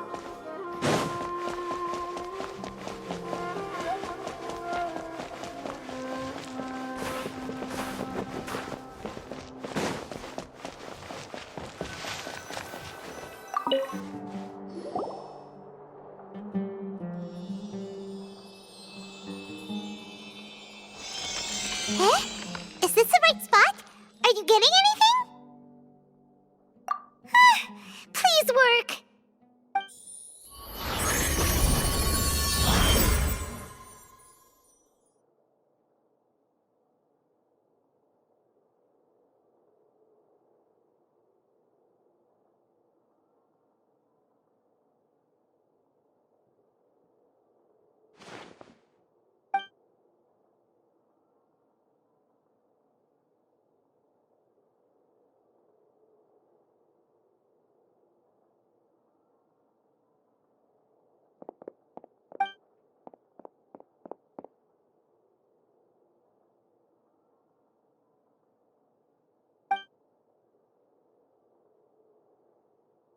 Nahida!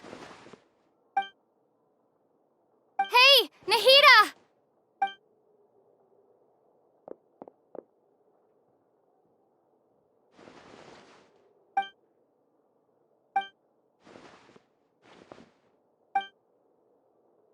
When did it first start?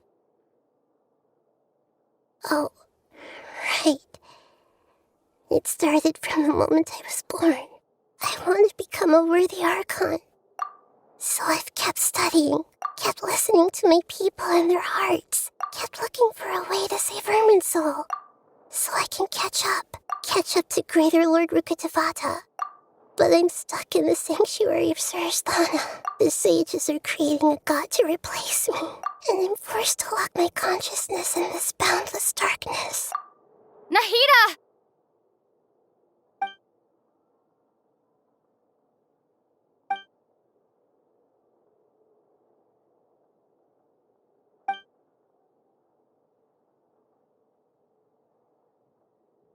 Nahida!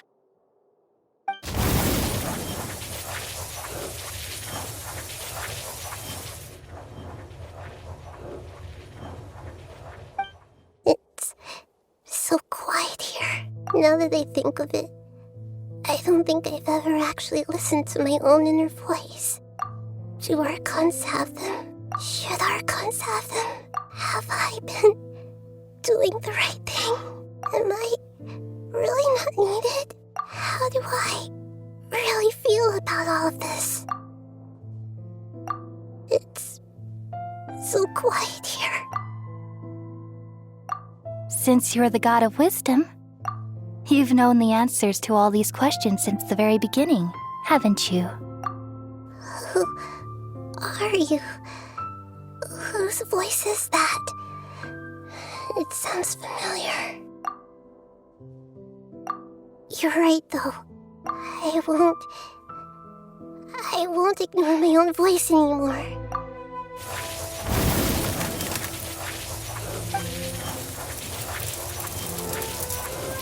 Nahida!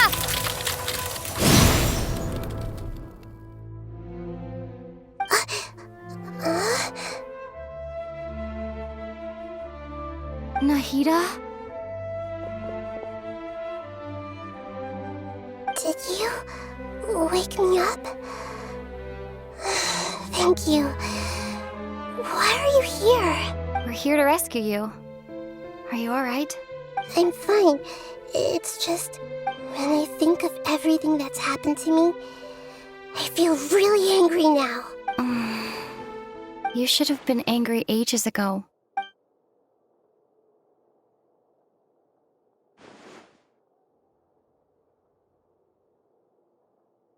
Huh? Oh, you're back! How's everything? That's wonderful news! Great! We weren't locked up for nothing. When you went to wake up Nahida, Paimon was listening for any sounds outside. You were out for a long time. There are fewer and fewer scholars going about now. You think everyone's done with their Jnagarbha day stuff? Yep, so that means our next act is Nilu's performance!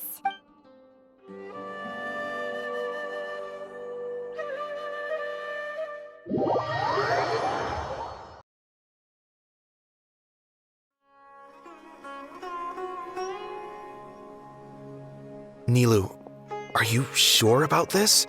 You're taking such a great risk for them. I'm sure, and I'm going. You know that I don't like to pass up any opportunity to dance, and this one is especially important. All right.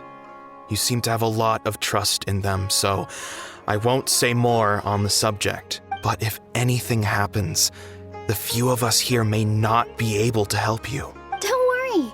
They've been through worse. Everything's going to be fine. All right. You know, if you really do get arrested, we'll do everything we can to get you back. Be careful, even if it's only for our sakes. Thanks, Mr. Zubair. You're so very kind.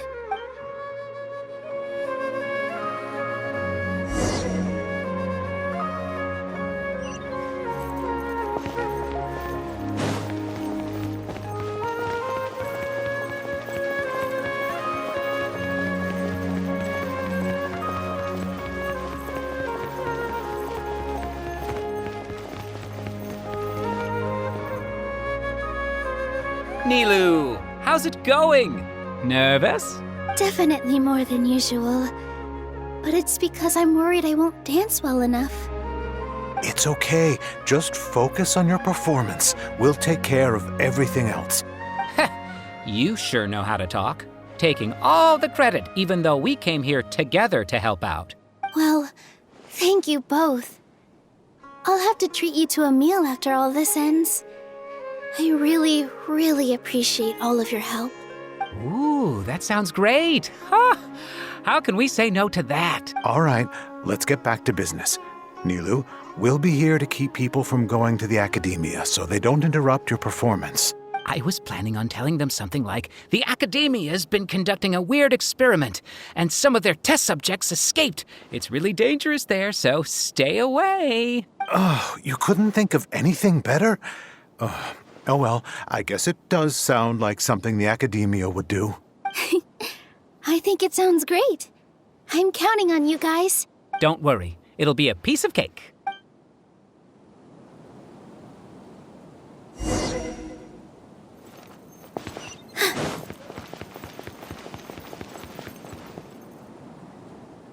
Hey, Nilu!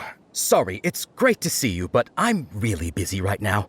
Our Bait People Away with Yalda Candies plan is working beautifully. Do you want some candy? We have more than we can give out.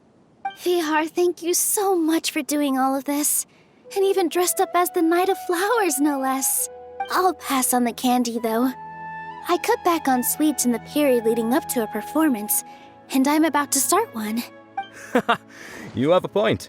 The stage is cleared and everything's ready, so you can start your performance at any time. Yeah, thanks to you. I'm really grateful. All right, time to hit the stage. You're welcome. The honor's all mine, since I'll have such a great view of the show.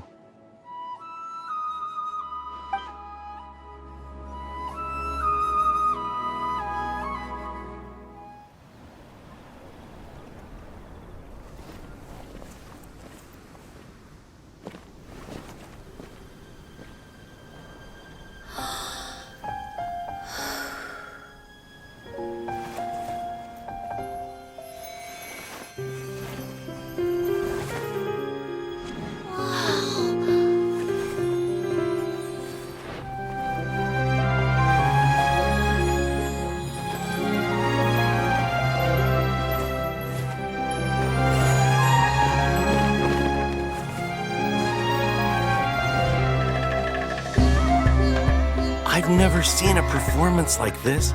This is incredible. Yeah, but I heard that public performances like these have been banned. I can't believe she's doing this here.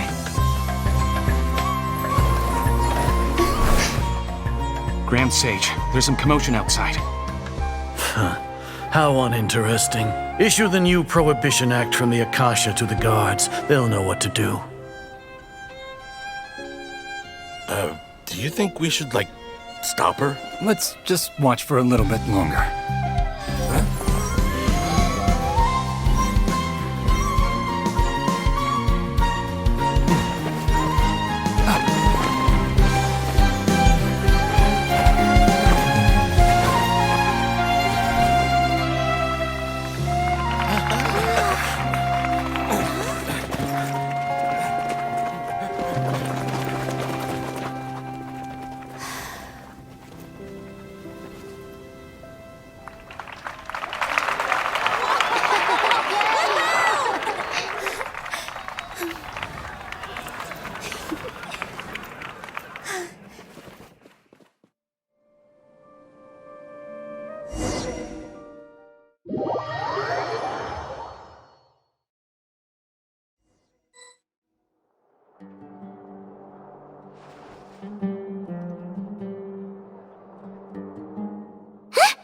Did you hear that?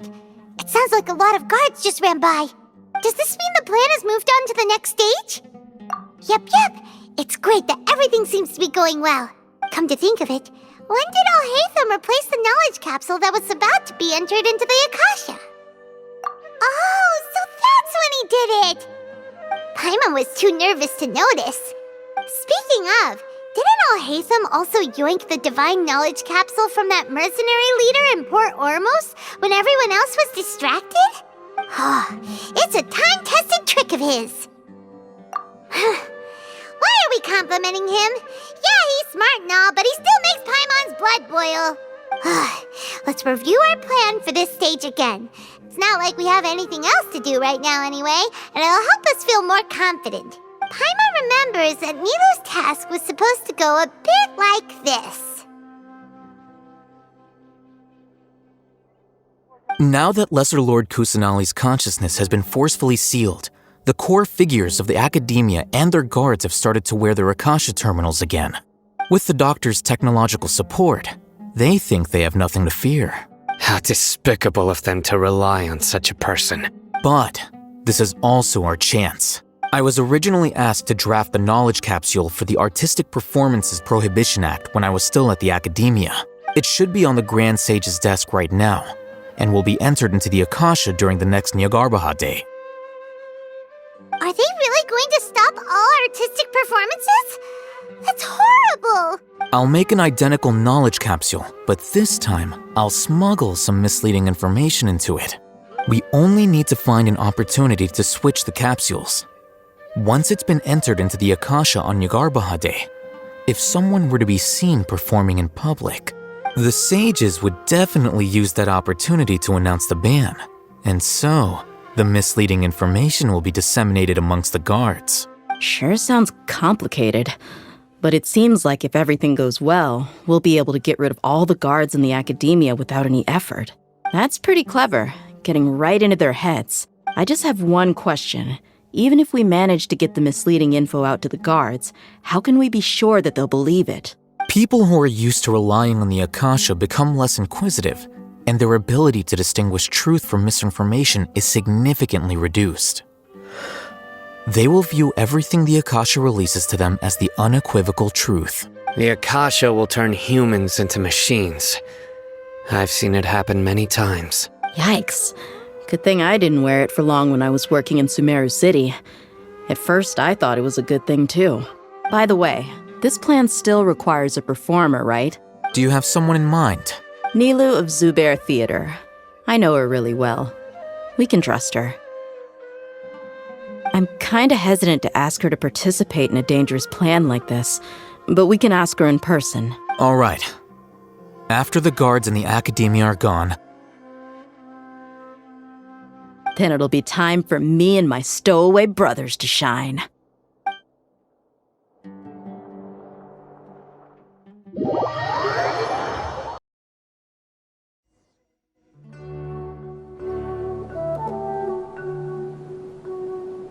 Here they come. Did you see that, Raman? They came out from the academia in droves. After laying low in the city for so long, this is the moment we've been waiting for. My brothers have already sprung into action. We couldn't do anything to them inside their coop, but outside the academia, this is our hunting ground. With a lioness like you, the prey sure won't be able to run far. We still need to eliminate the guards as soon as possible. If we give the sages enough time to realize what's happening, the plan's doomed. All they've done is to sit on their cushy salaries and twiddle their thumbs all day while we fought and struggled every day in the desert. The only advantage they might have is their numbers. Speaking of which, most of the guards who report directly to the 6 sages belong to the Corps of 30, but they have a completely different reputation. Following those blasted sages every whim, throwing away all the principles of being a mercenary.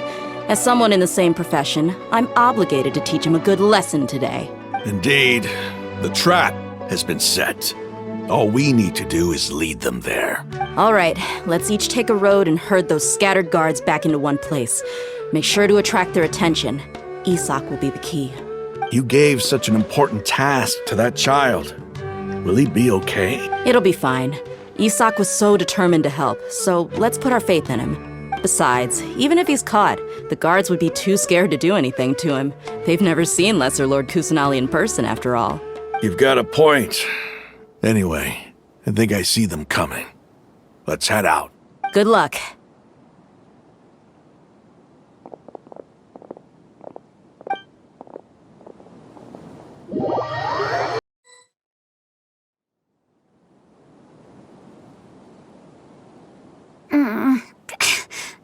outfit.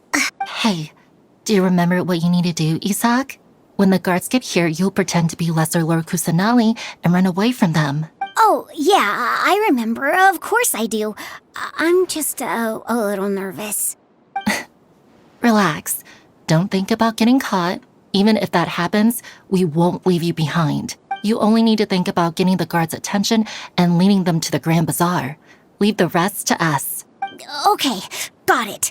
I'm here to pay back Lesser Lord Kusanali for helping Grandpa. I won't get cold feet. Hey, they're here.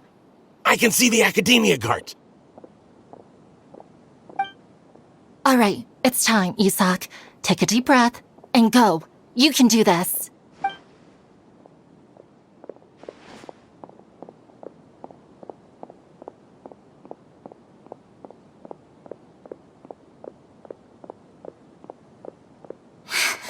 Why is there a guard over there?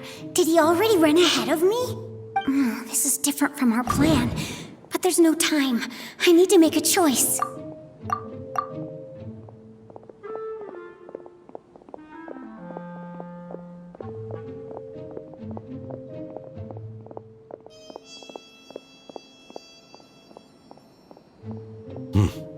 Let's have a look behind the house. What should I do next? Huh. Looks like nothing's here. A wasted time. Luckily, he didn't check behind the tree. What should I do next? The guard looks alert. What should I do next? Doesn't seem like anything unusual's around here. Looks like the guard finally left. I need to go.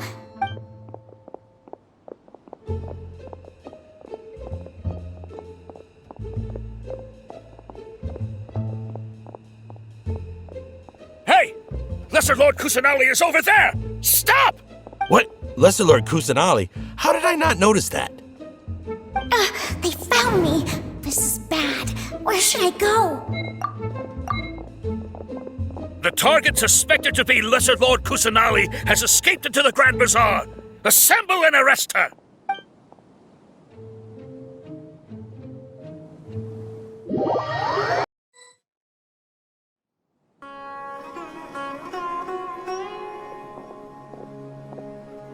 Where did she go? How did she disappear? Did we lose her? Hurry up and find her! Hey, why is your team here? Didn't we say to split up our search? Hurry! Hurry! This place is... Why are you all here? Yeah, isn't it one heck of a coincidence? Everybody's here. What on earth is going on? I suppose that's all of you? Who are you? Did you set us up? What are you planning? Phew, that was rough. I almost got caught. Little brat! So you're not actually Lesser Lord Kusanali. Who exactly are you all? Eremites from the desert? Just some colleagues. Think of this as a business competition, or a personal grudge. After stepping into our traps, stop thinking of yourselves as hunters. Behave like the prey you are.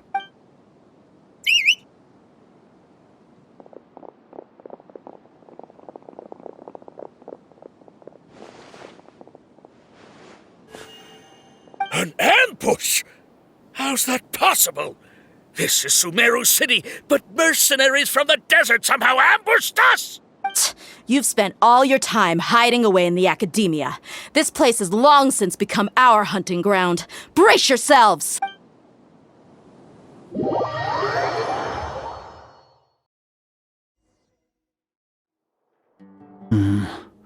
This is odd. The Academia has quieted down after the conclusion of the Jnagarbha Day ceremonies, but it's much quieter than usual. Where are the guards? Why have I not seen a single one? Guards? Guards! Grand Sage, how may I be of assistance? I called for the guards. Why did you come? My apologies, Grand Sage. Right now, all Academia guards have entered the city to perform the ordered arrest. I thought you knew. Arrest? Who is there to arrest? I have an ominous feeling. Arrest Lesser Lord Kusanali, right? Is that not what the order was? Lesser Lord Kusanali? You mean she has disappeared? Yes. I wouldn't dare make up something like that. Right now, everyone is in a panic, and many are saying that Lesser Lord Kusanali will take revenge on us. What happened? Just what is going on? Lesser Lord Kusanali somehow escaped? Was it Alhaitham and his party that freed her? That's impossible. The Academia is heavily guarded today, and any order to release Lesser Lord Kusanali would be strictly confidential. Besides, Alhaitham and the Traveler are already in our hands. What manner of trickery did they employ? How could Lesser Lord Kusanali disappear into thin air? Disappear? Wait. How was the arrest order distributed to the guards? It was issued by the Akasha earlier today. Only you have the authority to send messages like that, so I thought it was your order. Let me check.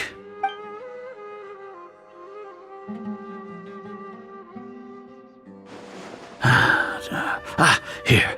Lesser Lord Kusanali has escaped from the sanctuary of Surasthana. Go to the city and arrest the escapee immediately. The Akasha indeed contains this information, and it clearly appeared in my mind. How did they bypass my permissions to issue this kind of message? Was it the report about the Traveler that Alhaitham submitted? No. I specifically checked that knowledge capsule before entering it into the Akasha. Could that have been a red herring? Well, even if I figure it out now, it won't make any difference. The important thing now is to confirm Lesser Lord Kusanali's status. Have you been to the sanctuary of Surasthana to confirm that Lesser Lord Kusanali has indeed escaped? Confirm? No, I haven't. It may be a bit offensive to say this, but Grand Sage, what you're saying doesn't make any sense. How can the information in the Akasha be inaccurate? What the Akasha decrees is fact. That is common knowledge to all of us. If we have to confirm the information and knowledge from the Akasha ourselves, then how is that any different from us learning that information ourselves? Wouldn't Greater Lord Rukkhadevata's legacy lose its meaning that way? In the beginning, it was I who asked you to believe in the Akasha, to believe in the legacy left by Greater Lord Rukkhadevata. Are you trying to use my words against me? No, Grand Sage. I'm merely confused because I believe in you. I never meant to refute you. Stay here and see if there are any suspicious people around. I'll go to the sanctuary of Surasthana on my own. Yes, Grand Sage.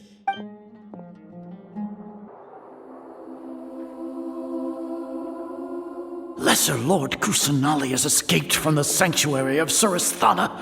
Go to the city and arrest the escapee immediately. How can that be? Stop thinking about it. Stop. It must be a trick of theirs. As long as I personally confirm it. Ah! Impossible. That's impossible. There must be something wrong with my eyes.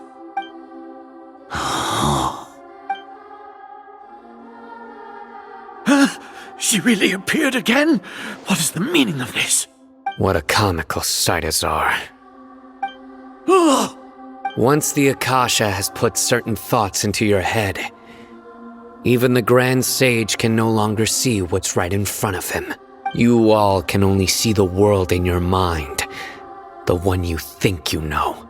And precisely because of this, you disregarded Lesser Lord Kusanali's existence. She has been a wise and worthy Archon. Sino, have you been waiting for a chance like this? The Akasha predicted that you would return to the Academia to confront me, but I didn't expect it to turn out like this. I was careless. No, you were blinded. Your faults stem from your reliance on the Akasha. You're still the same as always. I truly did not expect a proud person like you to cooperate with Alhaitham and the Traveler. People change, Azar. Admit it. The Akasha can't predict my actions anymore. Then tell me, what have you found during your investigation? You want to buy time? This is the sanctuary of Surasthana. Under your own regulations, Even Academia staff are forbidden to come here.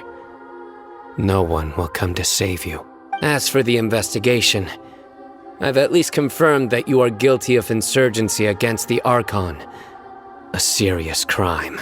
So what? Did you do all of this so I would plead guilty in front of you, General Mahamatra? No. I want you to plead guilty in front of the Archon herself. You once said that I had no standing to judge you. So now, how about judgment in the name of a god?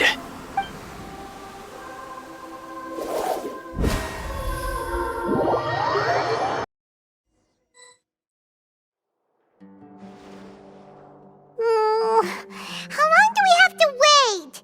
Paimon wants to know how things are going out there. Paimon hasn't heard any sounds outside for a while. Hopefully something bad didn't happen. Yeah, but aren't you scared that we might be locked up in here for the rest of our lives?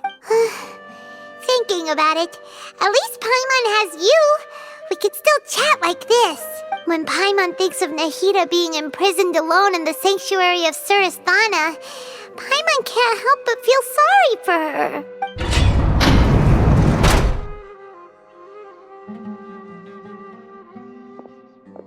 Here comes your savior.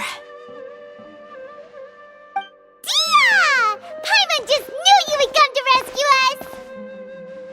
You two really owe me some big thanks. I had to search through who knows how many guards to find the key here. It felt even more tiring than whacking them. I'm exhausted. Thanks a lot. Need Paimon to rub your shoulders? No, that's, I'll pass. What are you afraid of? Oh, are you ticklish? Now isn't the time to talk about being ticklish. Things in the city and on Sino's side are both going well. The guards that stormed out of the Academia are all taken care of. The Corps of 30 is in charge of the city's defenses, but we already talked to Asfand. They've been fed up with the sages bossing them around.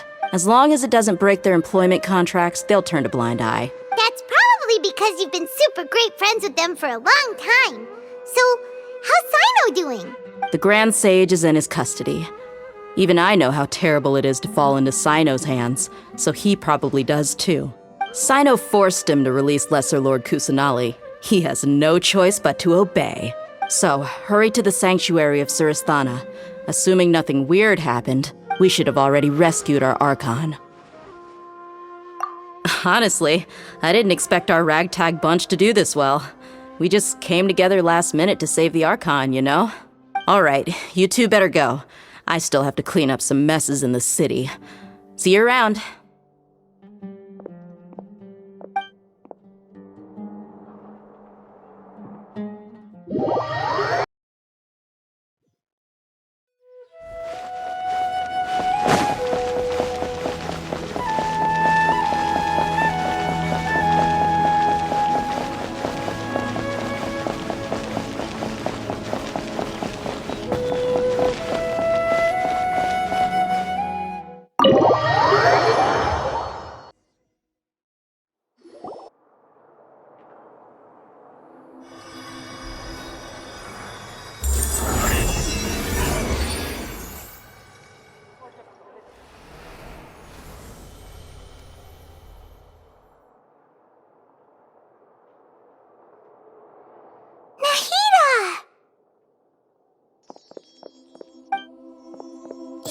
Should I say, it's nice to meet you?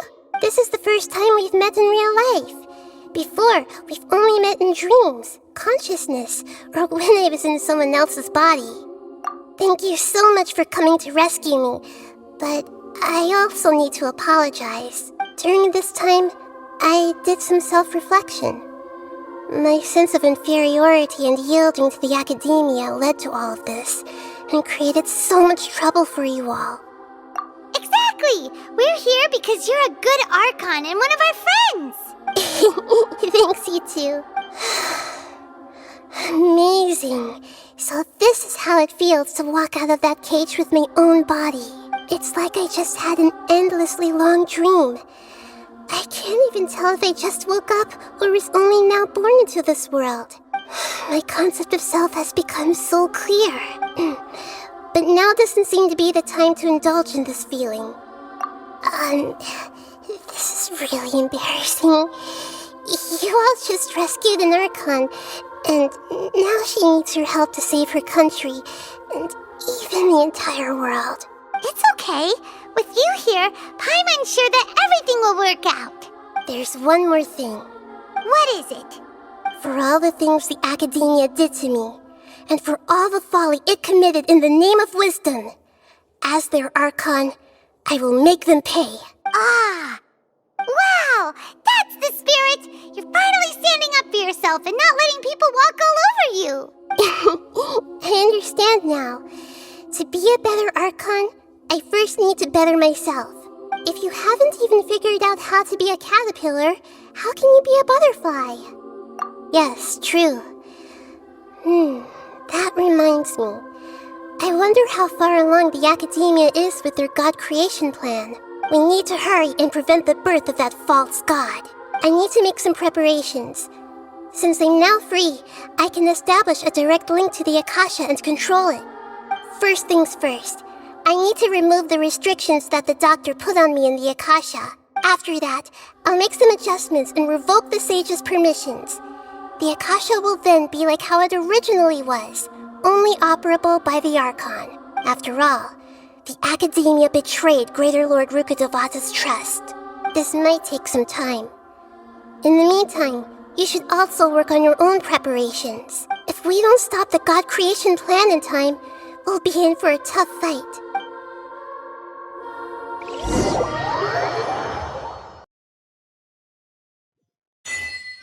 Might as well prepare for a fight. When we're done, we can take a walk around.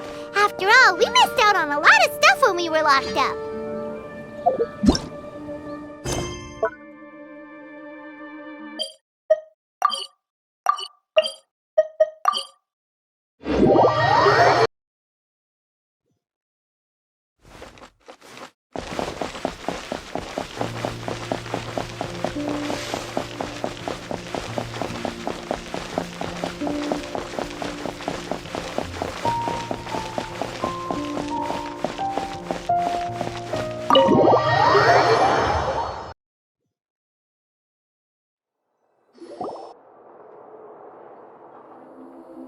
How's it going, Nahida? I'm done with the parts that needed my involvement to complete. Although it's my first time working with the Akasha like this, its internal structure and operation procedures are easy for me to understand. Greater Lord Rukkhadevata's design is truly brilliant. Oh, also, this is for you. Huh? What's this little floaty thingy? It's a small device I put together just now. You can think of it as an upgraded Akasha terminal. You may not need it right now, but it should be helpful in certain situations. Wait! This thing has the same characteristics as Paimon! We're both small things that float! Oh, all the things that make Paimon special got copied! When Paimon appears with the Traveler from now on, people won't remember Paimon because she isn't unique anymore! It's alright, Paimon. It can't replace you. It's only a flying device, but you're the Traveler's irreplaceable friend. You're so good at comforting people, Nahida. If only the Traveler was as smart as you. I was simply telling you what I feel to be the truth. I wasn't trying to comfort you. Nahida, you're natural at this. What you just said made Paimon even happier. By the way, there's something I need to confess. Even though I'm the Archon and in control of myself again, I'm not very good at fighting. You may have heard that an Archon's power is derived from their people's faith. However, I'm not as well loved as Greater Lord Rukkhadevata. If we get into a situation where combat is our only option, I'll have to count on you, and I'll do my best to provide support. I'm glad I can rely on you. So the God of Wisdom isn't good at fighting? That actually sounds about right. I've located where the false god is. Time is of the essence, so let's skip to it.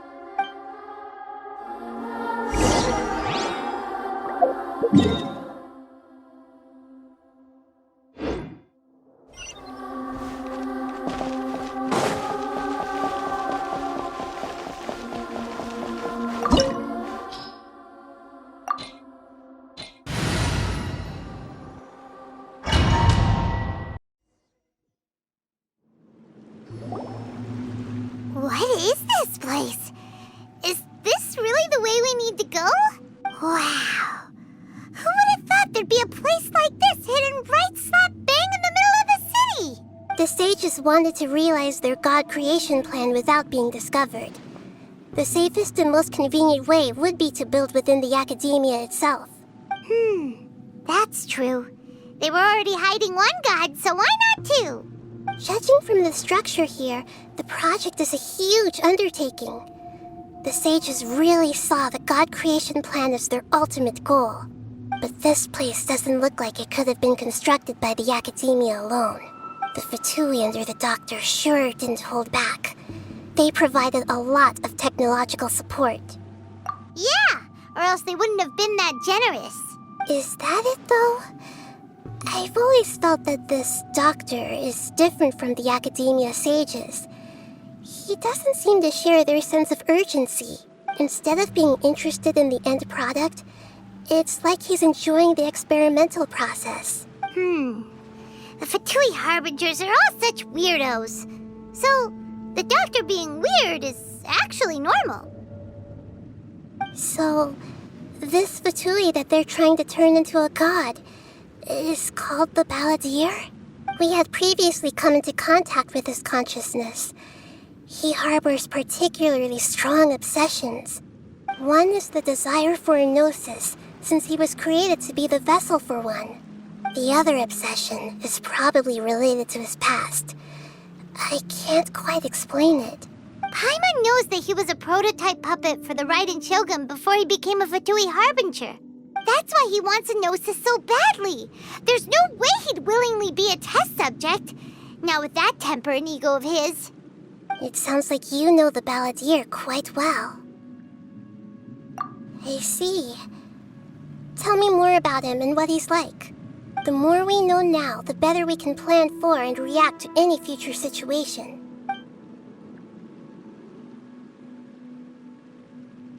Ah, I see. How fascinating. All right, time to go. Let's get through here and meet him in person.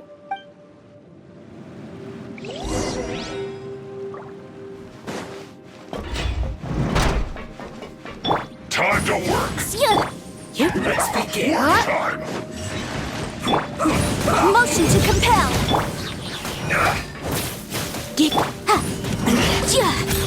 Time to fulfill my duty. No slacking off. Boom! Not breaking a sweat. Yikes! Let's dance. It isn't time for Incinerate! Come a little closer. Quickly. You're in for a little shock. This should be fun. Come a little closer. You're in for a little shock. No slacking off. Come a little closer. This is bad.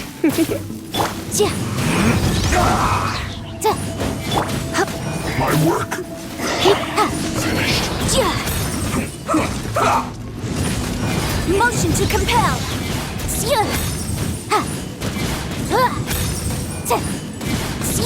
Let's end this quickly. Incinerate!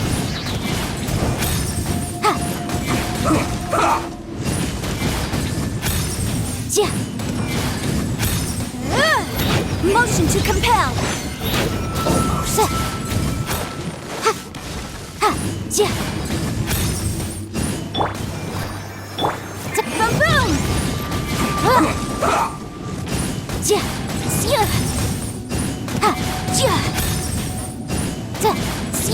Motion to compel. Let's not waste time.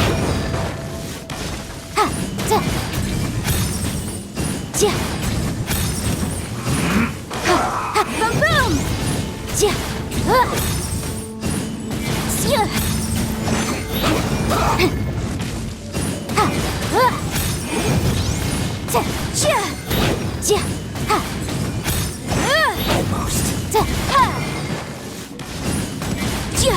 Motion to compel.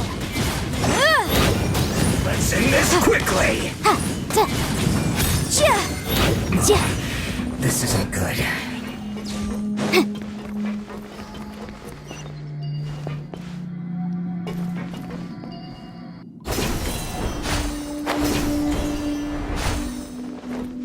Looks like we can climb up these pipes.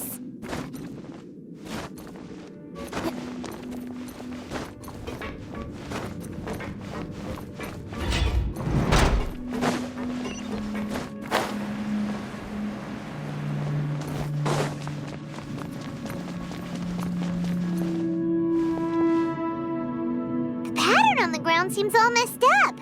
Let's go around and see if there's a way to fix it.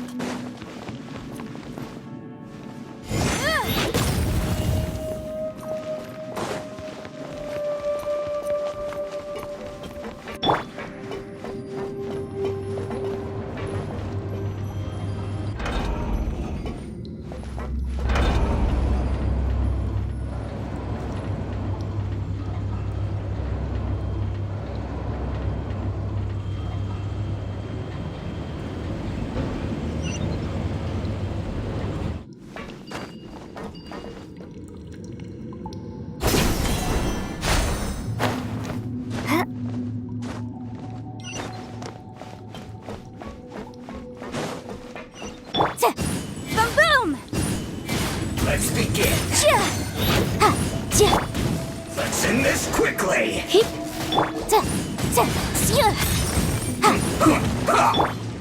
Come a little closer. Motion to compel. You're in for a little.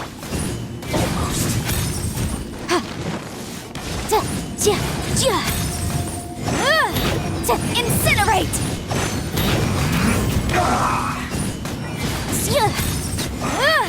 I guess this is it.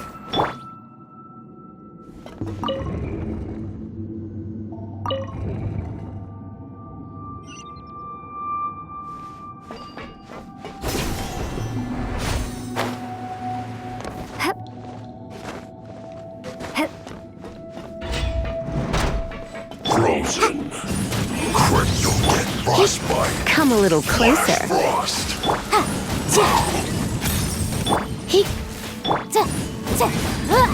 Motion to compel. You're in for a little shock. It's time for a flash freeze. Voltage set. Incinerate. No problem.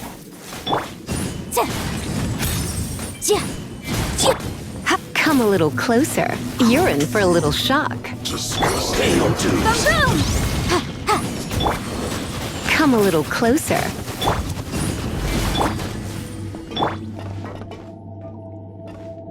No escape.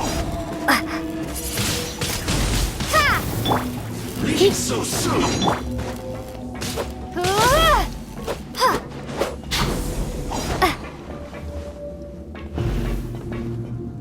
Prepare yourself.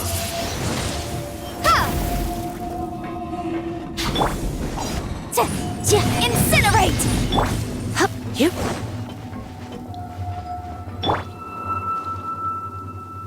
No escape. Leaving so soon. Boom. Motion to compel.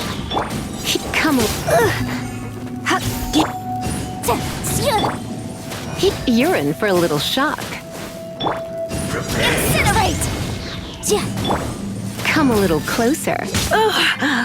My.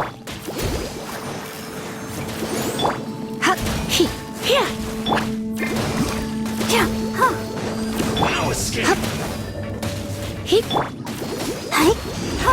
Can't run from death.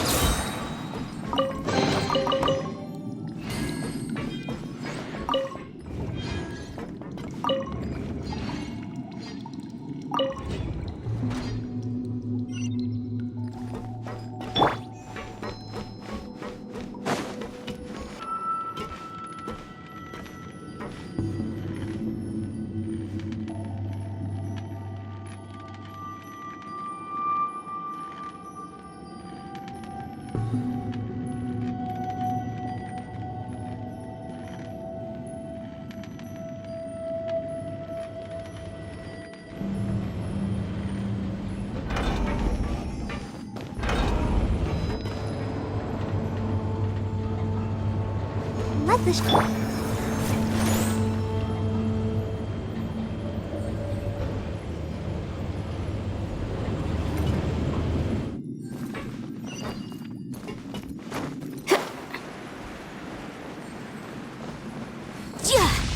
put you on high heat. You're in for a little shock. Motion to compel.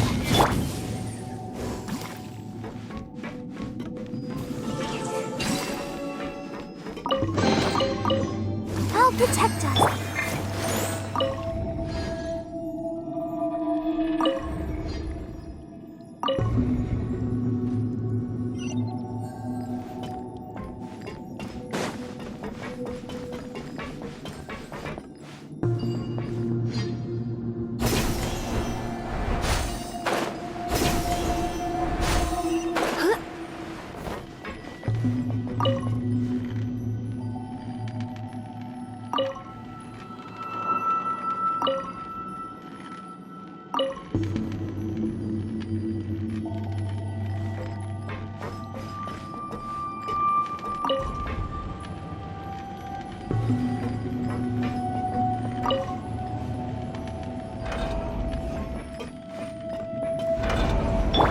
Let's dance.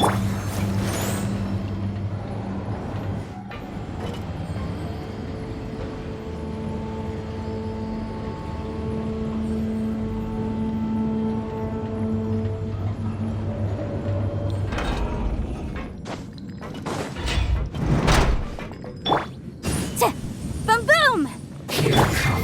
Come a little closer.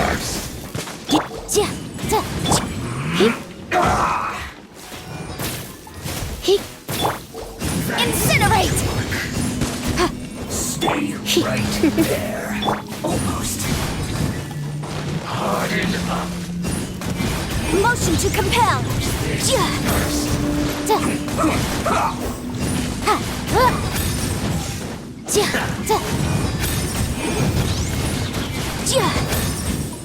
Let's end this quickly. Let's not waste time. Incinerate!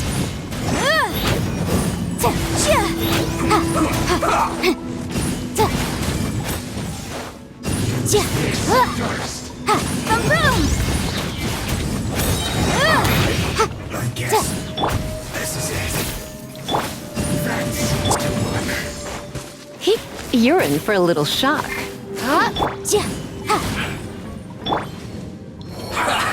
Well met. Have a load of this. You can't run. Well, Motion to compel. You're in for a little shock. Come on. let's move. Don't be a killjoy. We've only just begun.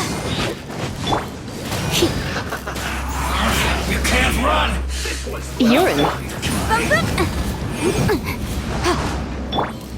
Come a little.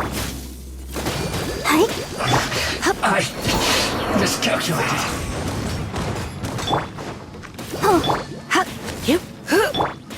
Let the show begin. Unfortunate fault.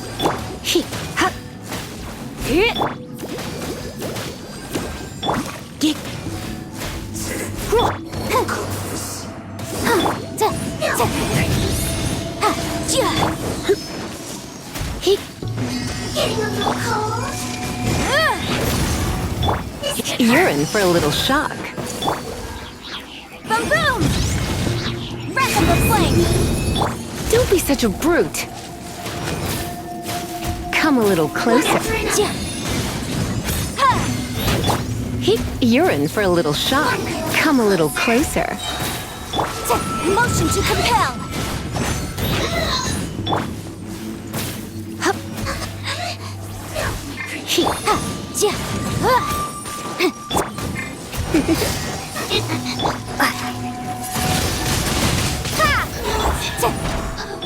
Let's dance.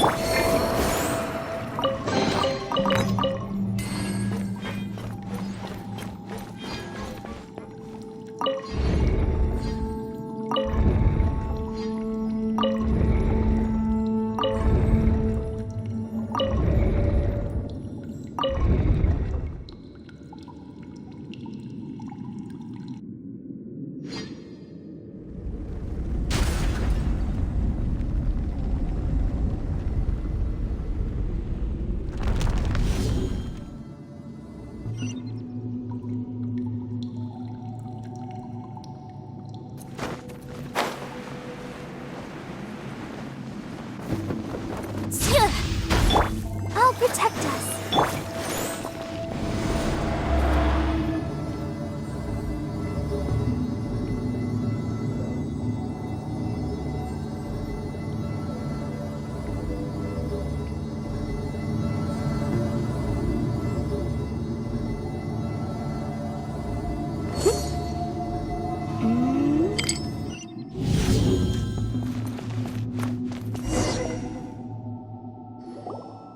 Looking at its operational status, we must prepare for the worst. The god they wanted to create is likely close to completion or already completed.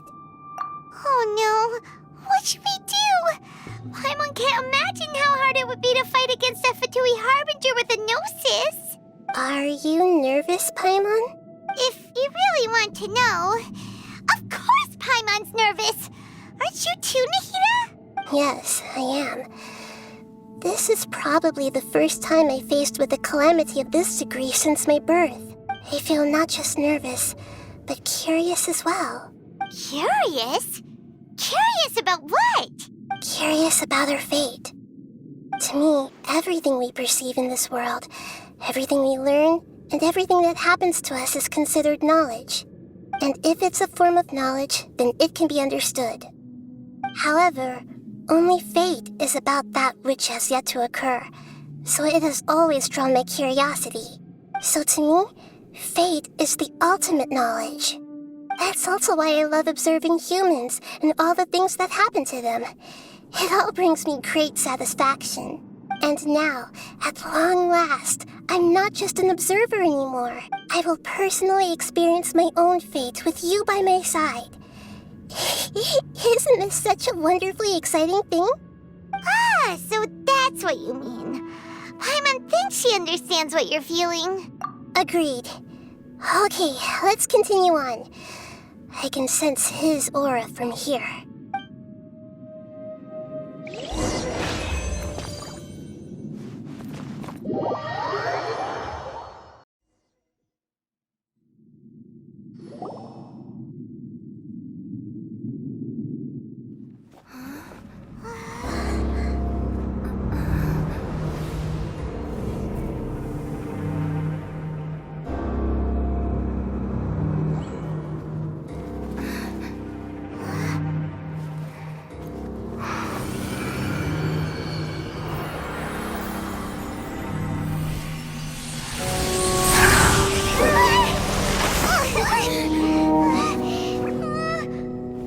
Who would have thought the world would be so eager for my birth? I remember you, Booer, the god of wisdom, and standing beside you, the traveler. Is he all-knowing and powerful now like Greater Lord Rukkhadevata? No, I can't feel the same kind of divinity I felt from the Greater Lord. It seems that the sages didn't get the chance to infuse the divine knowledge capsules into him. But even still, he has undoubtedly become a true god now. So we're too late? The Balladeer has already become a god? The Balladeer. A long bygone title. When my spirit ascended to divinity, I felt as if I had existed for the same number of epochs as heaven and earth. Looking back, the existence of what once called itself Kunikazushi appears infinitely small and ugly.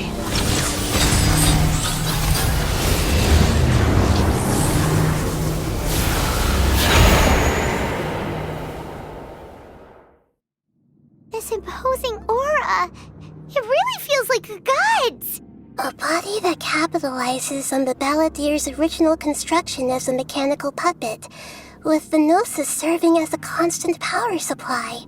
How much effort and resources did the sages put into this? From a purely technological perspective, it's a commendable achievement indeed.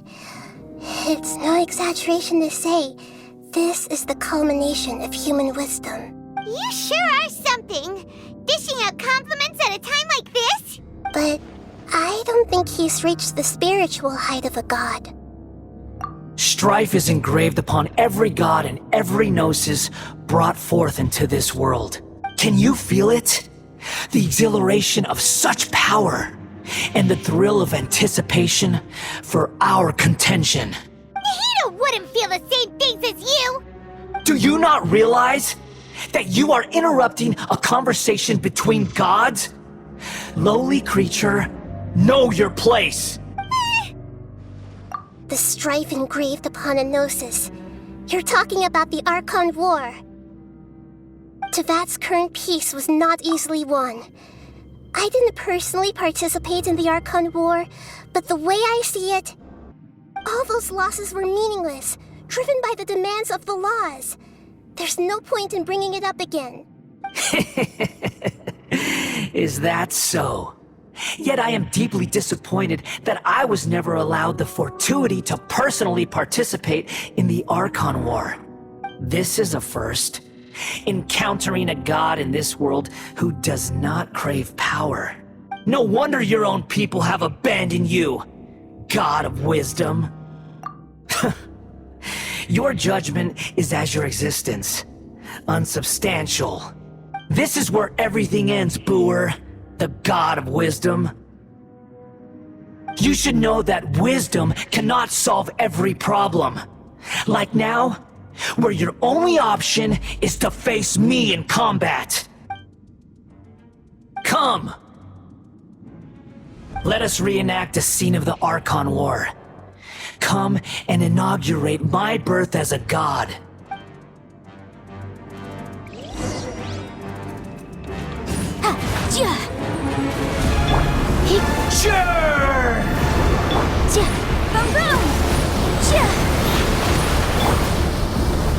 Come a little closer. You're in for a little shock.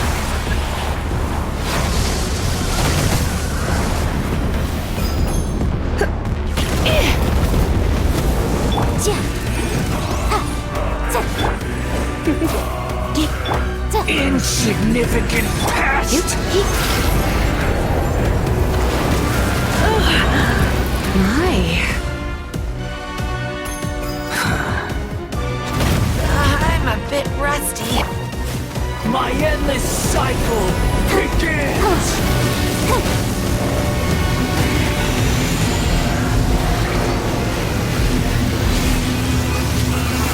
Go, Clark! Don't move!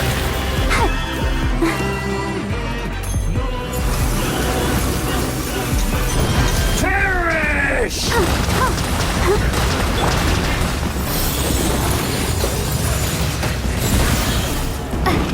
Feeble human!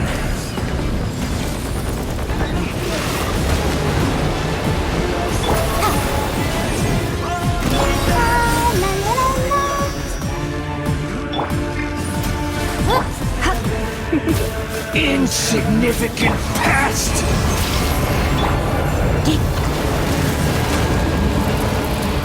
Come a little.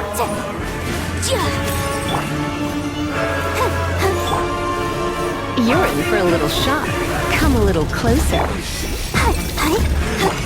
At my command, you shall fall! Come a little closer.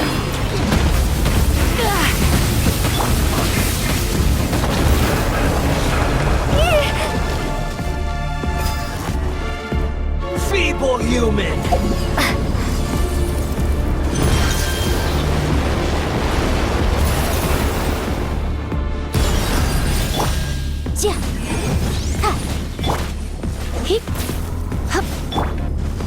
Insignificant past! Go, Barbara, go!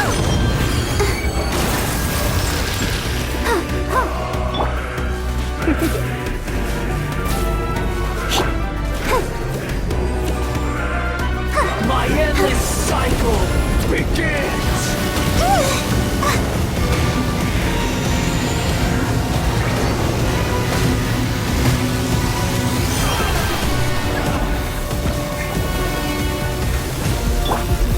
You're in for a little shock. Let's spark things up. Inadmissible evidence!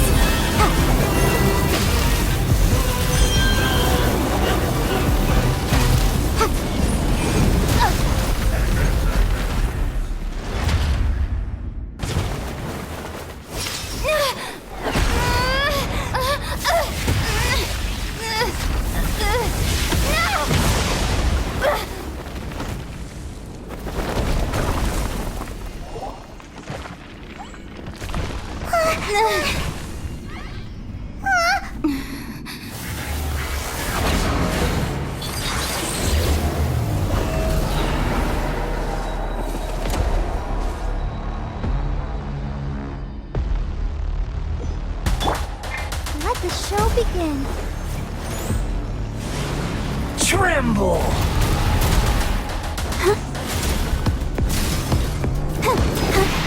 Burn to oblivion!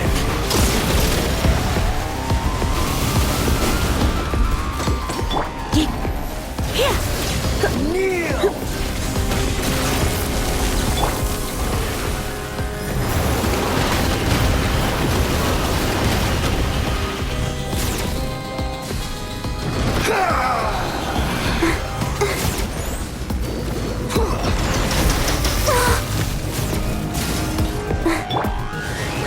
Tremble!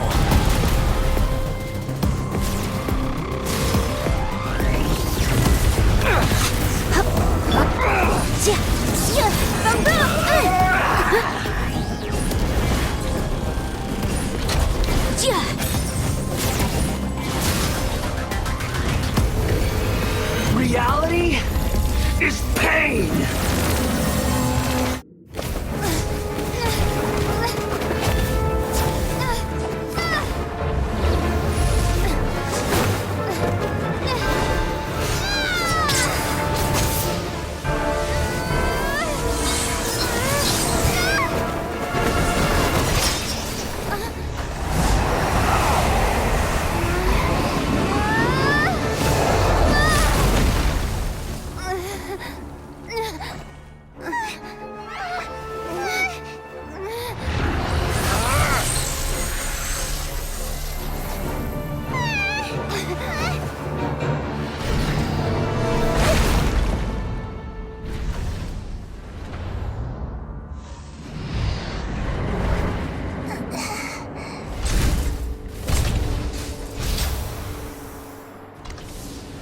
This is supposed to be a battle between gods, yet you choose to hide behind a mortal. And now, you're acting like you'd sacrifice yourself for a human. Are you having fun proving a false sense of heroism to yourself, Booer?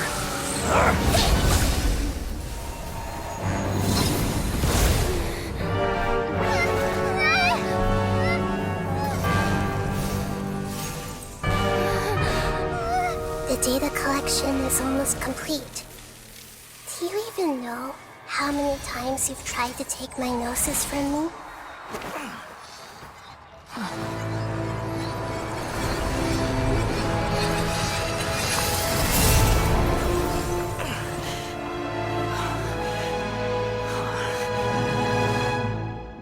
We just concluded the 168th loop.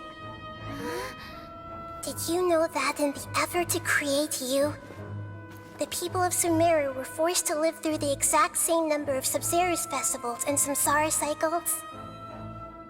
The power of dreams. When did you use it on me?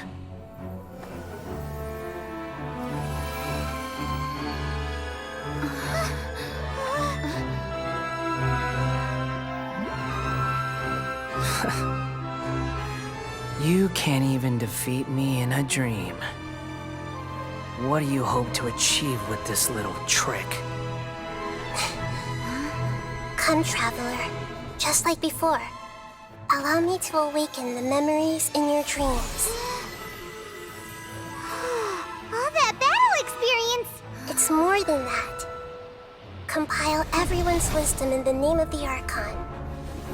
That is the original function of the Akasha. I've sent everything that happened just now to the people of Sumeru in the form of knowledge. I've asked them to help you find a way to defeat the false god.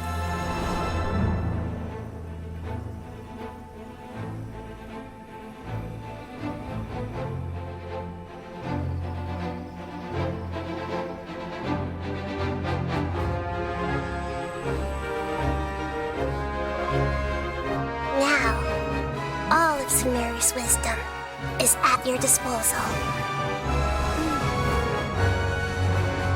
Meaningless tricks won't save you.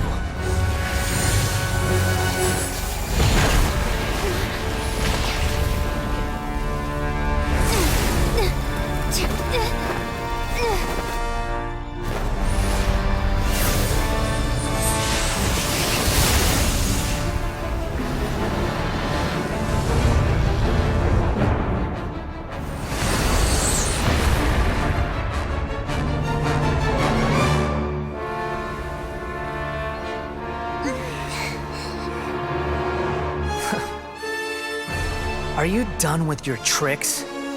Can I finally take this as a real battle between gods? I'll leave this to you. The first sage of War.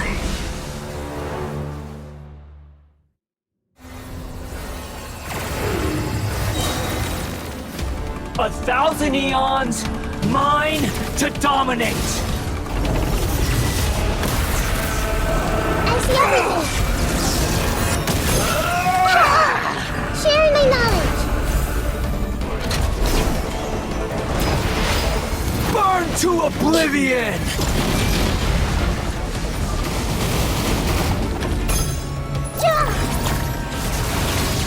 Kneel! Hey!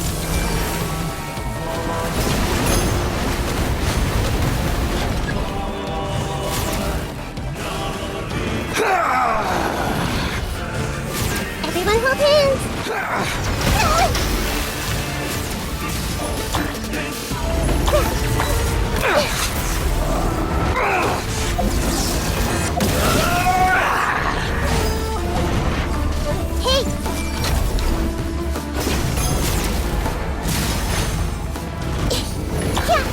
Reality is pain! Everyone hold hands!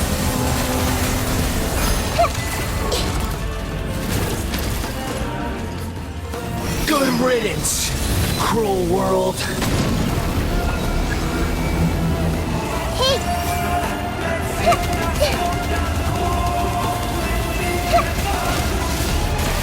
Committed to memory!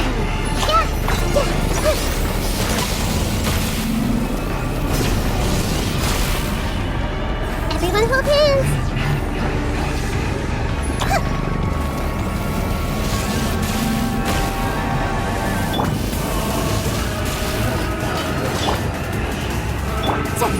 Incinerate!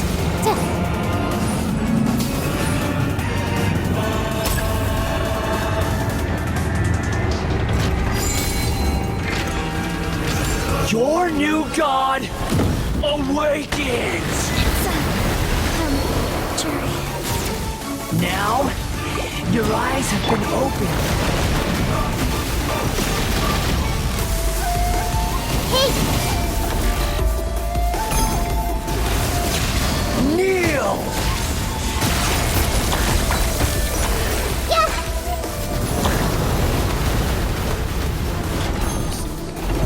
Everyone hold hands!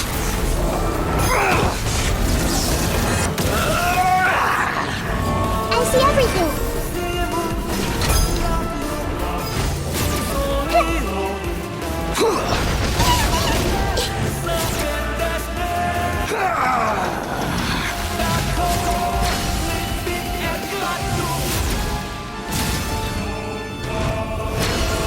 Reality is Everyone hold pain! hands!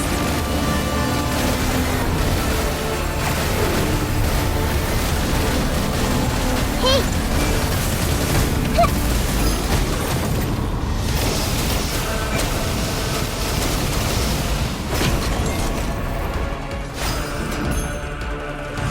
Everyone hold hands! Burn to oblivion! I see everything! Kneel! Hey!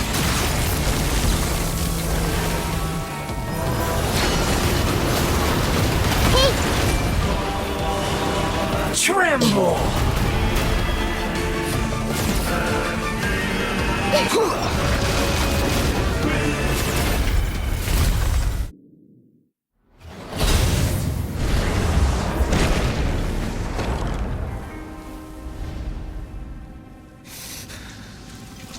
Humans. Filthy humans.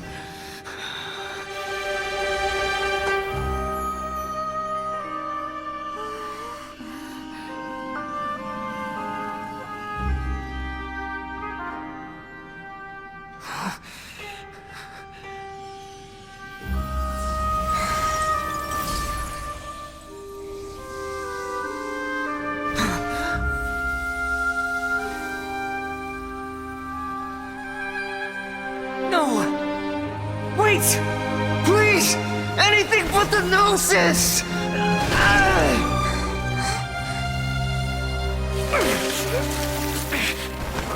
That's mine! Don't even try! I'll never go back!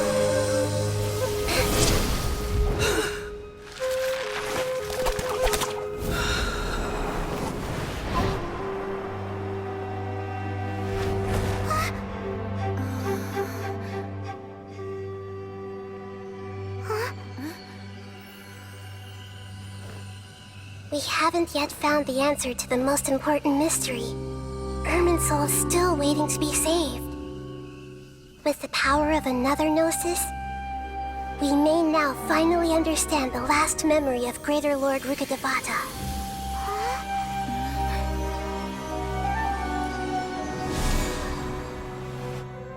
This is... That's right. This is the last memory of my predecessor.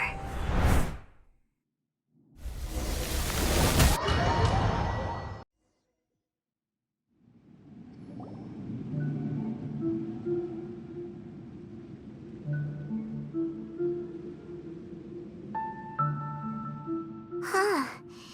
This sure seems very different from what Paimon imagined. Shouldn't Irminsul be in this realm of consciousness?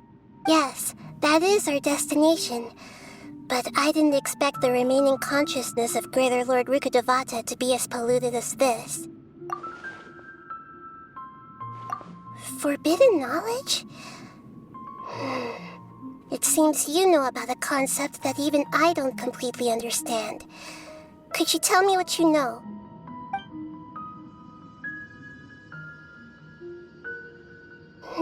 Your inference seems logical enough. Forbidden knowledge once polluted the desert thousands of years ago, but was successfully repelled thanks to King Deshret's self-sacrifice, and Greater Lord Rukkhadevata nearly exhausting her power.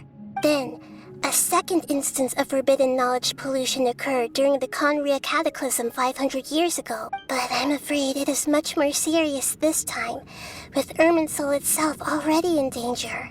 So, if we're in the remaining consciousness of Greater Lord Rukkhadevata, and it's also been affected by forbidden knowledge pollution, then does that mean, in order to save us, Greater Lord Rukkhadevata?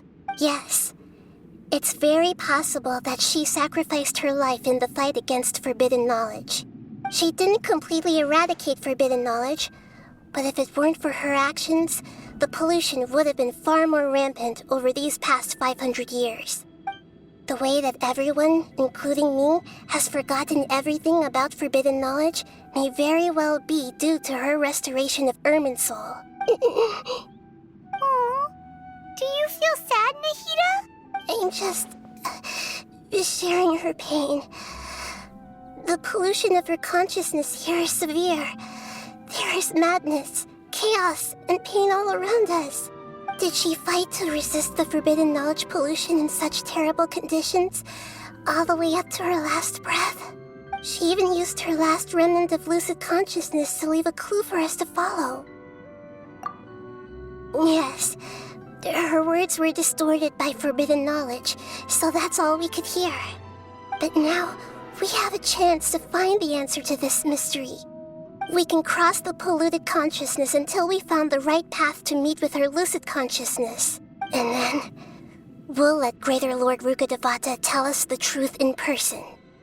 Each of us need to be mindful of the state of our own consciousness while we are here. Even with the Gnosis's protection, we must always keep a clear mind. Otherwise, we could go mad at any moment. That's so scary. Don't worry. It should be easy enough for you to keep that mind of yours clear, Paimon. Let's go.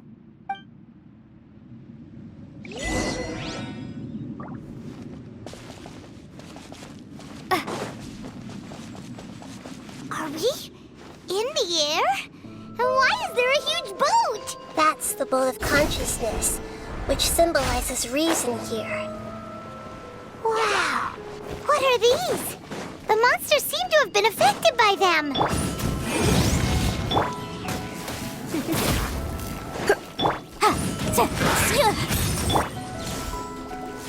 You're in for a little shock.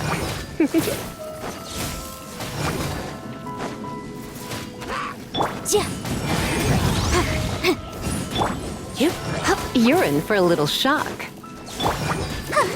I'll protect us. Boom, boom!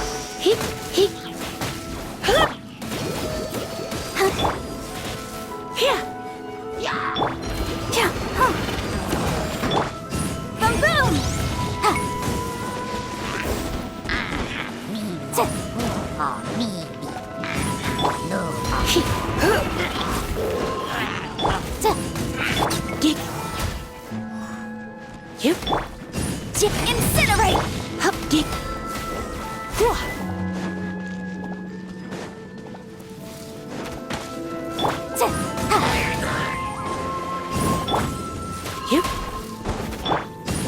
Motion to compel!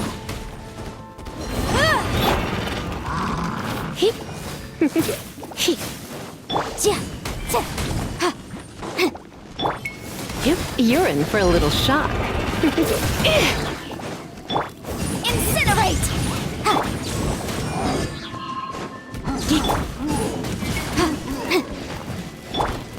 You're in for a little shock. Let the show begin.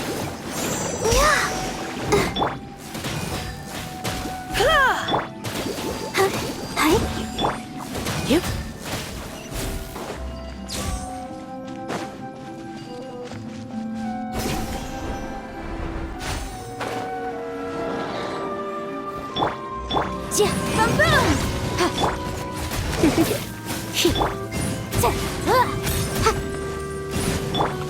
Come a little closer.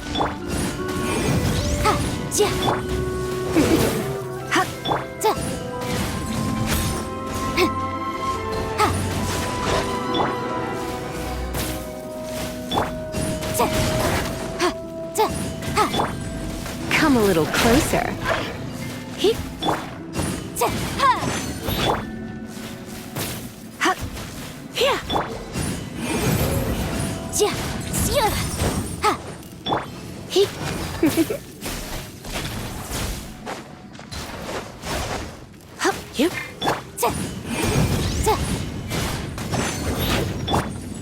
Come a little closer.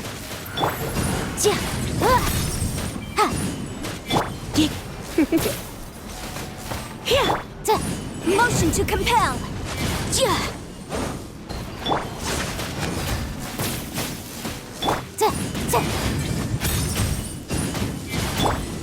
Come a little closer.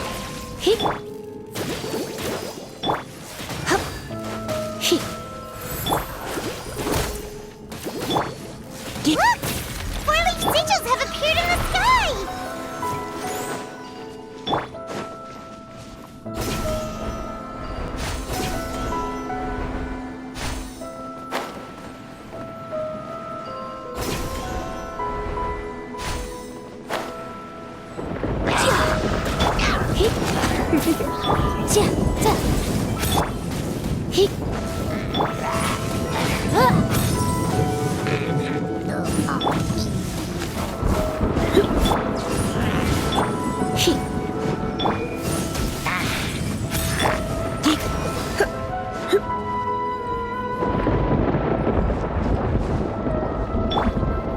Let's dance.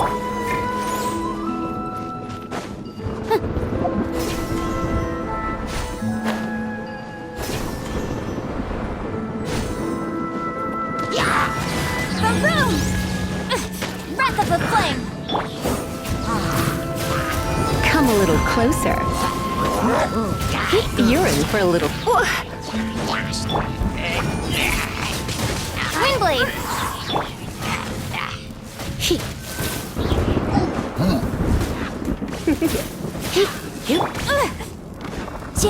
Motion to compel.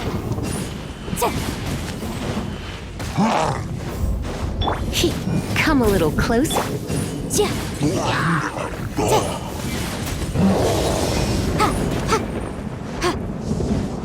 Let the show begin.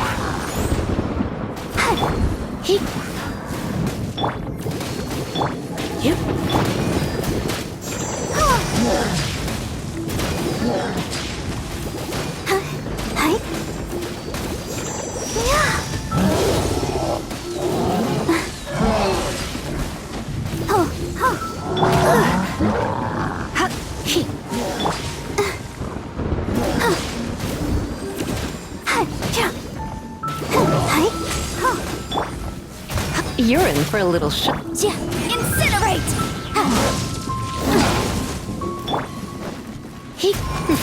Yep. Going out is tiring.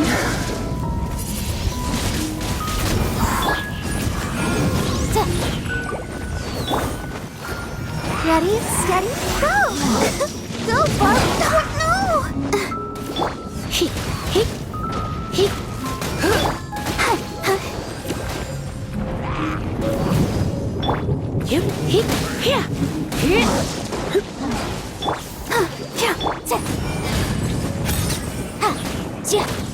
Come a little closer.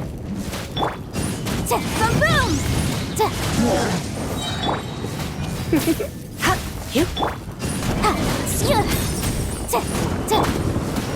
You're in for a little shock. Incinerate!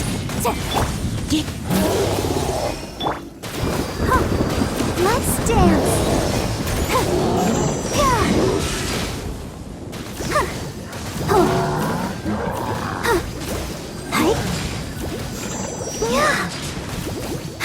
To control the boat of consciousness, we need to find the helm first.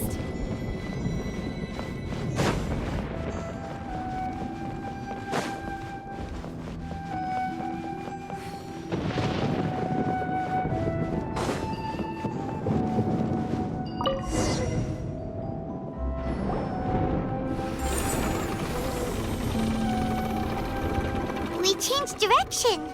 Are we still going the right way, Nahida? Judging from the current route, the boat of consciousness will soon take us out of here.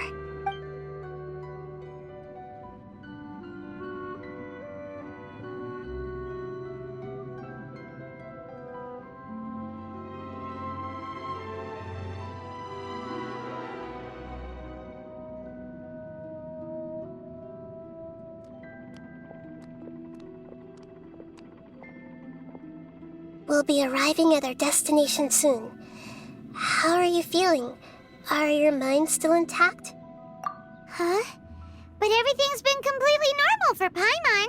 Hopefully there won't be any more interruptions.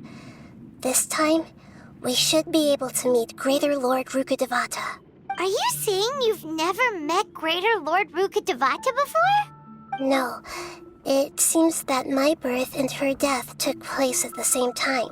Otherwise, I think she would have given me a little more guidance, and I could have done a better job.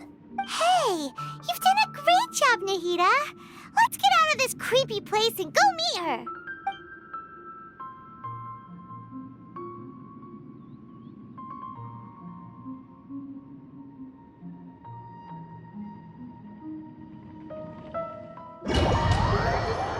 So, is this the place you were talking about? The base of Irminsul?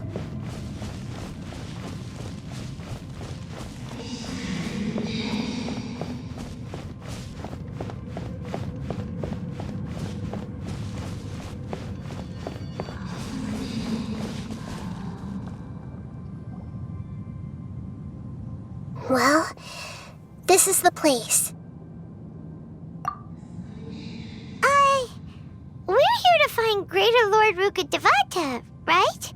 But the one standing over there is... Is that... me? She looks exactly like me. Are you Greater Lord Rukkhadevata? Yes, that's me. Are you surprised by my appearance? Irminsul and the surrounding lands have been reproduced here as they were years ago. But this is just a realm of consciousness. We are manifestations of the same nature.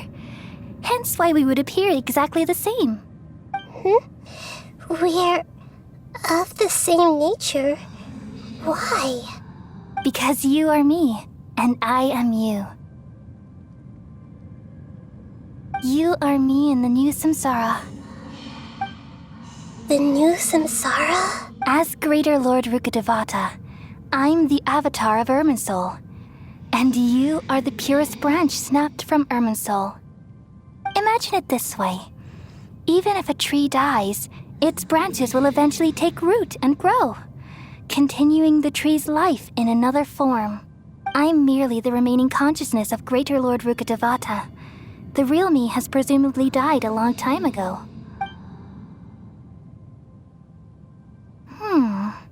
Judging from your appearance, I've probably been dead for 500 years. But you're finally here. My new self in the samsara. If this is true, then am I going to be a great Archon like you someday? Though we share the same nature, our fates are bound to be different. All things have their own fate. When a branch grows into a mature tree, it won't be the same as the original tree. That's why fate is the ultimate knowledge, isn't it? That's a great insight. Yes, very good. It's also precisely why you won't become like me. Really? But perhaps you may become an even greater Archon than I. I already see a determination in you that I didn't possess in my time, and the future that it leads you to will be yours alone, along with the blessings from your past experiences. Don't worry. The growth of wisdom is like that of a plant. You only need to wait quietly for the flower to bloom. Come to think of it, the sages never had the faintest inkling of the meaning of wisdom. Thank you. Nothing makes me happier than discovering that the Archon I always admired was in fact myself in another fate. It's so nice to speak with you, Greater Lord Rukkhadevata. I've always wanted to meet you. The feeling is mutual. From the moment I snapped the branch off Irminsul and created you, I've also looked forward to talking with you. Could you tell me why you wanted to create me? And what exactly happened when you died? Ah, I see. You're here seeking answers, right? Everything that day, even the sky itself, changed into a color like this. At that time, the seven were all summoned to the nation of Conria. Except for me. I had a more important task to attend to. I had to protect Irminsul.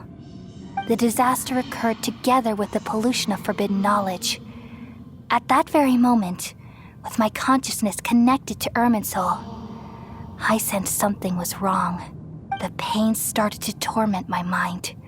By the time I reached Irminsul, it was already displaying signs of corruption. Had I not repelled the pollution of forbidden knowledge with King Deshret thousands of years ago, I might have felt even more hopeless and lost. So what exactly is forbidden knowledge? It's a kind of knowledge that doesn't belong to this world, and a form of truth that can't be understood. It came from the very bottom of the abyss. Even I could never understand it. The world is constantly rejecting it, leading to all kinds of bad phenomena. If we allow forbidden knowledge to pollute Irminsul, I'm afraid the entirety of Teyvat could fall apart. So, there's knowledge that even the God of Wisdom can't understand? At that time, I knew I couldn't repel the forbidden knowledge with my strength alone, which is why I created a device that compiled human wisdom and named it the Akasha. It's truly the world's most amazing invention. Thank you. For a long time, I thought dreams were the fruit of human wisdom. Though it was selfish to do so, I borrowed people's dreams using the Akasha. Then I compiled their wisdom and all of my own power. Well, did it work? Thanks to the wisdom of the people of SUMERU, almost all the forbidden knowledge was cleared from Irminsul. But things didn't go as smoothly as I thought. I had a terrible headache, which gave me an uneasy feeling. And then I remembered that my consciousness was also connected with Irminsul. It brought me knowledge and wisdom, but vile corruption as well. From the very beginning, my existence had been polluted by the forbidden knowledge. Oh no! How could that happen? I've experienced that pain in your consciousness. It must have been a horrible experience. Yes, but my feelings weren't important. The important thing was that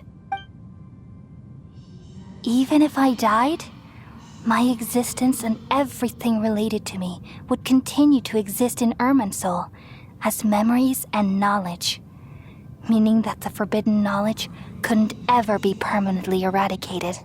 And there's no way for me to eliminate myself. It would be a sort of paradox. So, I took the purest branch of Irminsul as my incarnation in the next samsara and left a trail of clues, all in hopes that you would come here and remove me and my pollution from Irminsul forever. Wait, no, I can't. So you realize what that implies? You are very smart indeed. Irminsul has all the knowledge and memories of this world. And as you've realized just now, removing me from Irminsul means I essentially will never have existed in this world. But this is the only way to save Irminsul. People love you so much and they've missed you so much over the past 500 years. I am exactly the same. So how can we just forget you like this? Is there really no other way? There must be something else I can do. You're the god of wisdom, Booer. You should know that there is no other way. But this is so cruel. I don't want to forget you. No need to feel so sad, Booer. As someone who delights in wisdom, you should feel joy at finally finding the answer. These are the words in their entirety. The answer you've been seeking all along. Let the world completely forget me.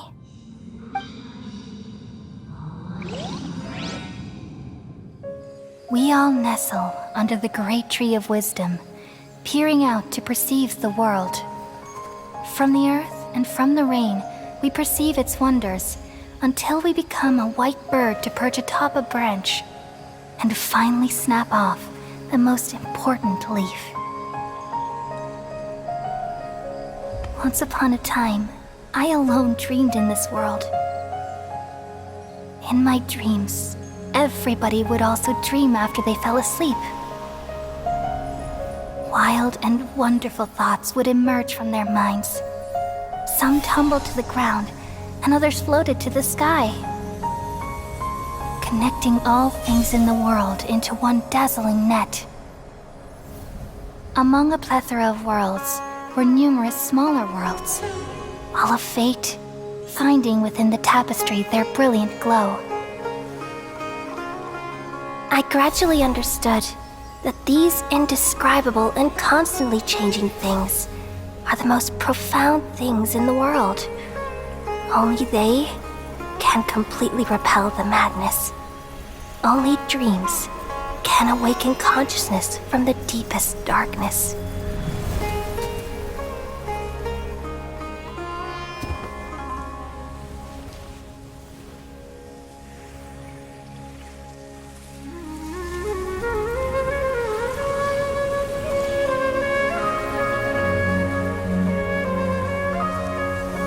I'm the one who posed this question, yet also the one who sought a solution. Saving the world with the dreams of the people used to be my answer. And now, you've also found your own answer, and I shall return all the dreams to the people.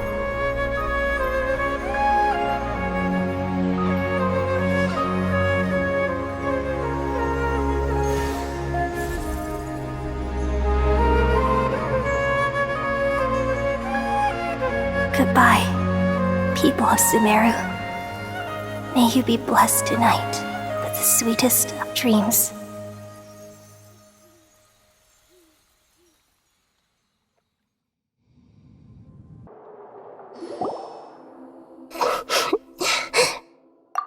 I'm alright. I'm just a little confused. We've just saved the world, right? So why am I crying? I don't know where this feeling inside of me is coming from. but I feel very sad. Just now, we used the power of two gnosis to successfully connect with the Ermin soul consciousness from 500 years ago.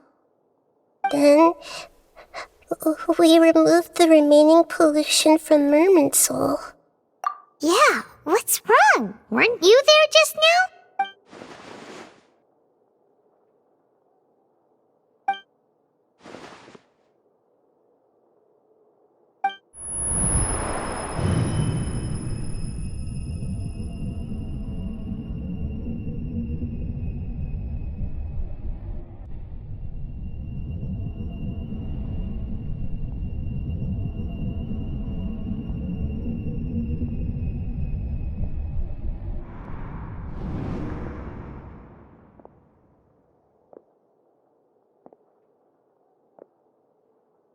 Huh? That sound. Traveler! Paimon! I've been waiting here far too long. But finally I have the chance to be alone with you. All the precious time I wasted has finally paid off. The doctor! What have you done? Just a type of sound wave that can quickly put defenseless people into a dream. As I expected, it doesn't have any effect on gods. This is the only thing of interest I found among the sage's research. I thought I'd take it for a little spin. Don't worry. I know you would never forgive me if I actually killed them. I'm here to negotiate with you. Naturally, I won't do anything dangerous that could potentially damage our relationship. Negotiate with me? I heard you had already left Sumeru. Why are you here again now? I left Sumeru, but I also stayed in Sumeru. Even the God of Wisdom is restricted by the habits of cognition. How disappointing. You mean there are many different versions of you in this world? An astute guess. Even the same individual will have different cognitions at different ages.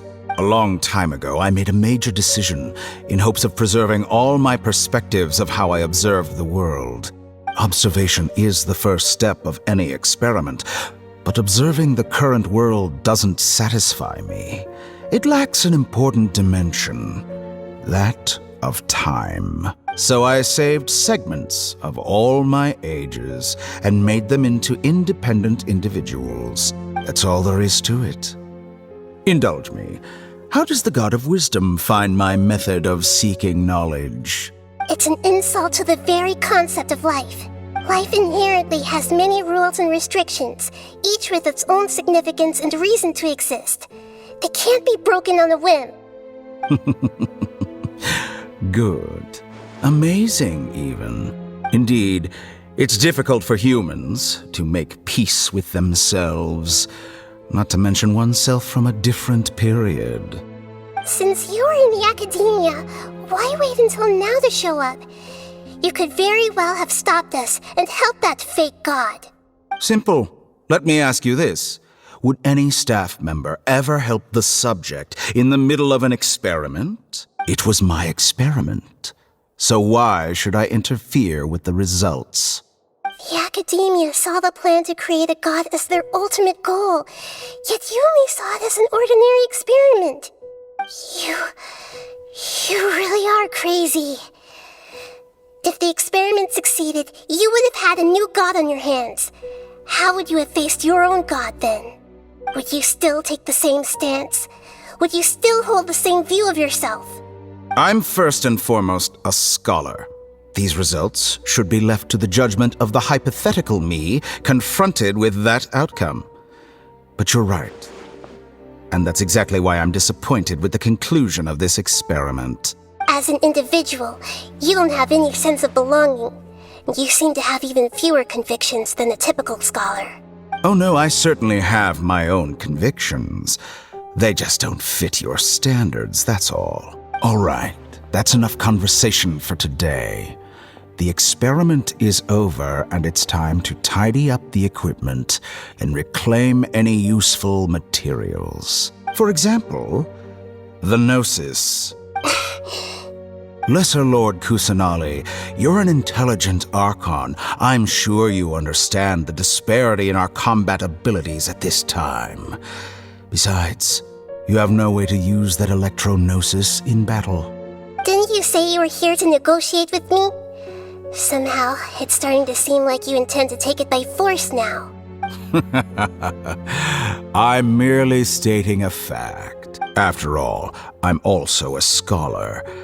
Naturally, I hope to show proper respect and dignity to the God of Wisdom. Your hypocrisy is built on absolute confidence.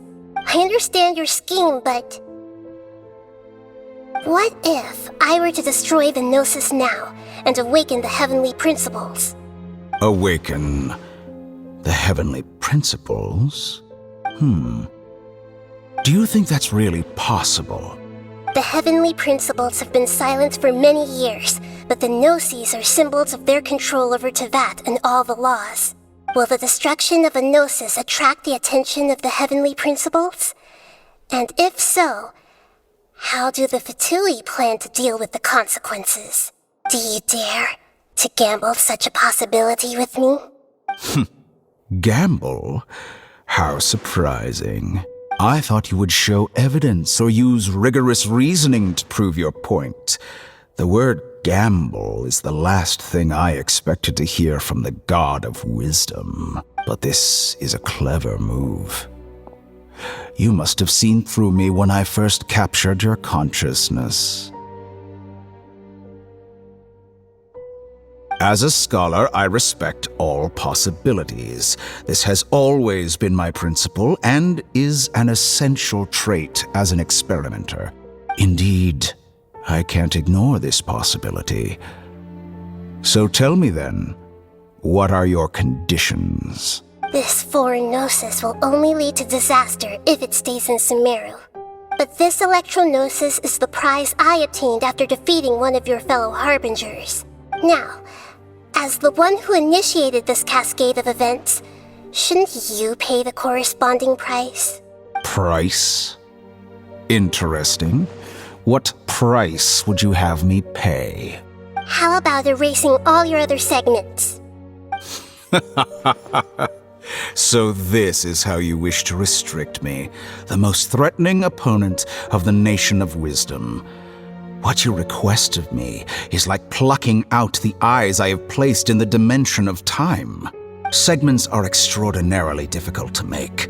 They require extremely rare resources and enormous amounts of time and effort, requiring me to destroy them all here and now.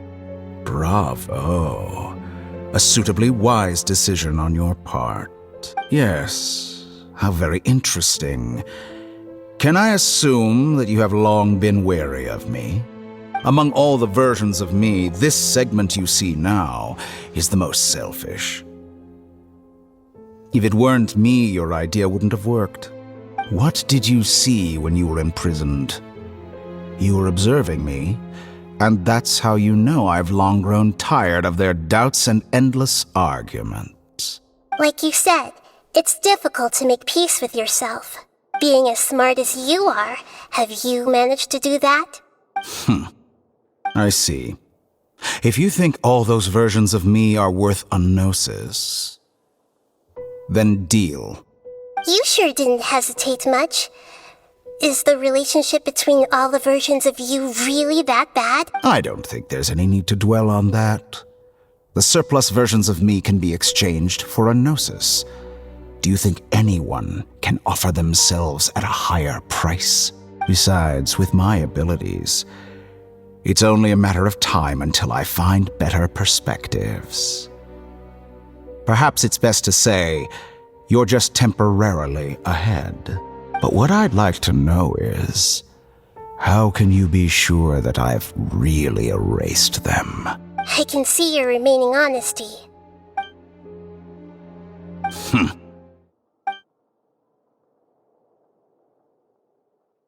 What a ridiculous decision! You can't be serious!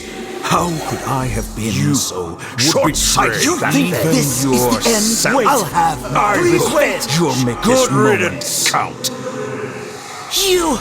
You will regret this! Well, have you confirmed that it's complete? Here, take it. The future of Sumeru City will be in my hands alone. I will shut down the Akasha and let curiosity and the thirst for knowledge drive the realm of academics once again. There won't be any further gaps for you to exploit. It truly pains me that my academic achievements have never been appreciated in my homeland. Of course, I have no interest in being rejected by this city for a third time. Another chess piece. And where is your dendronosis? Don't be greedy, Harbinger of Snezhnaya. No, this is a different transaction. If you intend to turn off the Akasha anyway, then there's no further use for the Gnosis of Sumeru, is there? Besides, isn't it the Archon's duty to deliver what's desired of the Seeker? Oh, judging from your expression, you don't seem to find the idea very agreeable. Then let's think of it this way. Since you're the god of wisdom, how about I exchange some knowledge with you? People exchanging knowledge with the god of wisdom is the stuff of legends. Yet here you wish to exchange knowledge for the god of wisdom's property. Arrogant as that is, it has piqued my interest. Let me ask you, have you in all your mighty knowledge ever heard the rumor that the skies of Teyvat are fake? Huh? That's the secret hidden by Irminsul concerning the truth of this world. Once I finish telling you about this, it will be time for me to say goodbye. With negotiations, we've all gotten what we wanted. I'm very glad I got to meet you like this. Your arrogance may know no bounds, and convictions may mean nothing to you. But I'll still listen to what you have to say.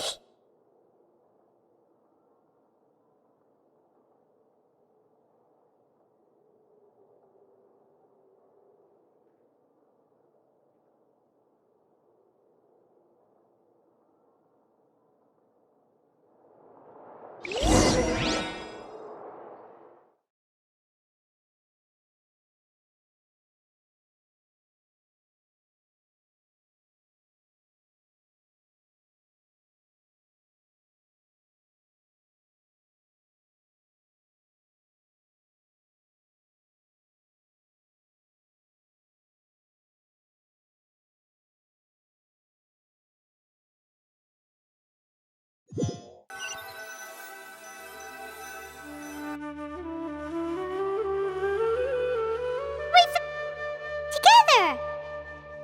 Okay, wake her up.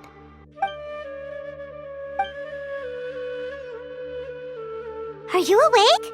Kali says it's time for breakfast. Come on, get up! Good morning! How are you feeling today? Good to hear. It looks like we've recovered pretty well. Not even Tighnari could stop us from going out now, right?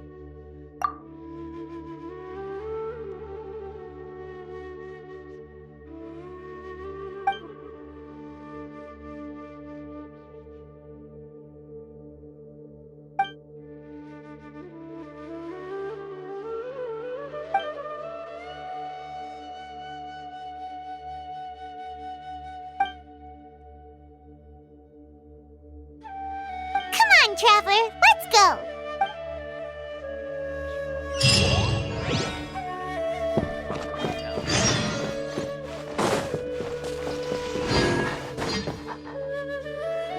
Good morning! Looks like you're awake. Yep. I prepared some breakfast today. Please have a taste. I hope you'll like it. It's nice to have you here so we can eat something yummy. Well, now that I've recovered from Alizar, I'm feeling better than ever. I can even prepare 4 or 5 meals a day now. And Paimon bets they're all delicious. Oh, by the way, someone brought a letter for you after you went to sleep last night. Nope, Paimon wanted to read the letter with you after you woke up, so Paimon didn't open it. All right, let's read it now. Oh, it's from Nilu. We're going to hold a feast at the Grand Bazaar and celebrate Cyno's reinstatement as the General Mahamatra. As heroes of Sumeru, please be sure to attend. I'll wait for you. The date of the banquet is written on the back. It's in 2 days. Oh, I've also heard that you've become heroes here as well. That's amazing. Everyone's aware of your abilities. There's no need to be modest. Anyway, let's go to the Grand Bazaar to have a look. Oh, before you leave, be sure to inform Master Tighnari.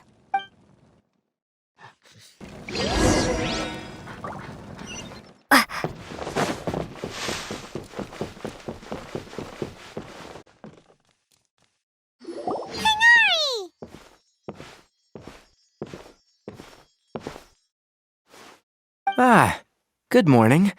How do you feel today? We feel much better. How about you? I'm recovering well, thanks for asking. But from the looks of it, you seem to be already busy with work again. It's fine. I'm not that busy, really. The Elazar patients have recovered, as well as Hypatia. For now, I only need to tend to my Forest Watcher duties. It seems once Irminsul started getting better, everything else started to recover too. Yes, but there are still some residual effects. The withering is one example. Though it won't spread anymore, the existing zones won't just disappear. We forest rangers will still need to do the work. By the way, we have some good news. Cyno got his position back. This news is hardly new. He had already mentioned it to me before. Huh? You mean he was already here? Why didn't he come to say hi to us? He visited once, but he was afraid of disturbing you while you were resting. He just asked me a few questions and left. Then you probably already know all about the celebration feast. Celebration feast? No, I haven't heard anything about that. Huh? But didn't Nilu say in her letter that they would celebrate Cyno? He didn't tell you? Perhaps. Or, alternatively, he doesn't know about it either. Come to think of it, Cyno doesn't seem like the type who'd enjoy a celebration feast. You and Kale are both Cyno's close friends. Why don't you come to the feast with us? Kale has taken over some of my tasks these days. I don't think she'll have time for it, not to mention me. You see, some VIPs have come to the forest recently. Huh? VIPs? Very important Paimons? Well, technically speaking, they are former VIPs. The sages involved in recent incidents have begun their training in the Avidia Forest, and the people they had previously imprisoned have all been released. Huh? Yes, he's a little weak, but he isn't injured and his condition is stable. Lesser Lord Kusanali, in her boundless mercy, has decided to spare Azar and the other wrongdoers. Supposedly, they were ashamed of their shallow ideologies, and have decided to dedicate the rest of their lives to cultivating wisdom in the Avidia Forest. When they learned that Lesser Lord Kusanali had defeated the Balladeer and saved Irminsul, they were shocked at first, but also became happy, feeling that the sacred light guiding them on the path of discovering wisdom had begun to shine once again. As a result, work has increased for the forest rangers. That sounds really exhausting. There's nothing we can do, really. But that's another topic. Back to the matter at hand. Are you two planning to head out? Ah, right! We're here to request permission to head out. Would that be okay? You've recovered well. You may go. But be careful. Yay! Will do!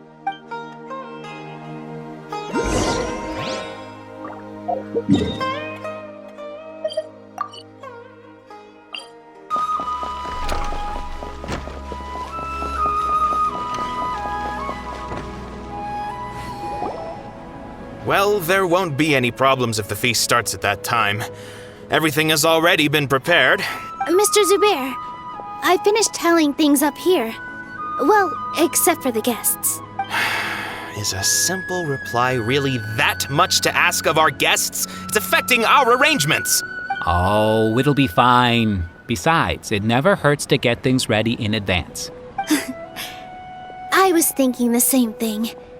The feast will be held sooner or later, right? Hey, Nilu! Traveler, Paimon! We got your letter, so here we are! You're the best. The other guests haven't even replied yet. Huh? Are we the only ones that have arrived? Yeah, I had someone deliver letters to all of our guests. But maybe everyone is still busy with other things.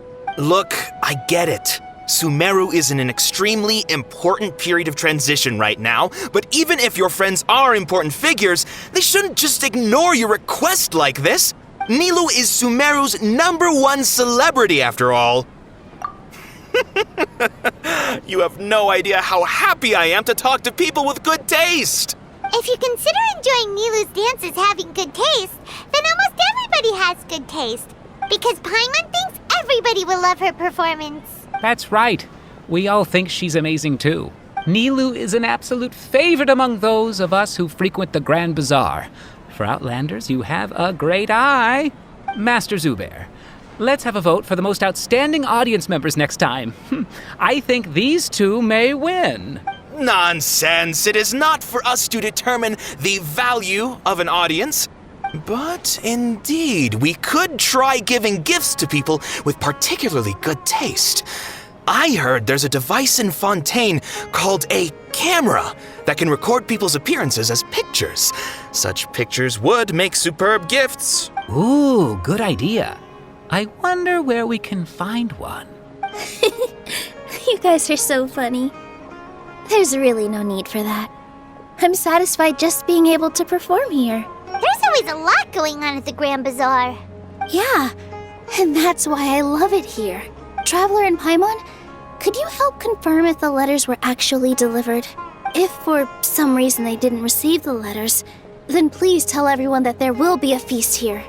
Yeah, we can also check out how everything in Sumeru is going now. When I wrote the letters, I heard that Dia was in Port Ormos, and Alhaitham was at the Academia. As for Sino, we've only heard that he appears at the Academia from time to time. I'm not too sure about Rahman's whereabouts. My guess is that he's with Dia. As for Dunyarzad, I just hope she's feeling better. I sent her a letter, but I was afraid of disturbing her. If you have time, please ask about her for me. Okay, got it. Let's go, Traveler.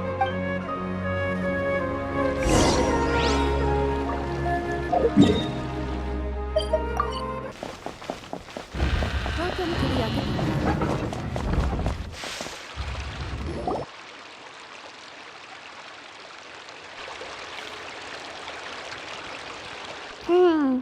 We haven't seen Alhaitham anywhere. Let's ask that person over there.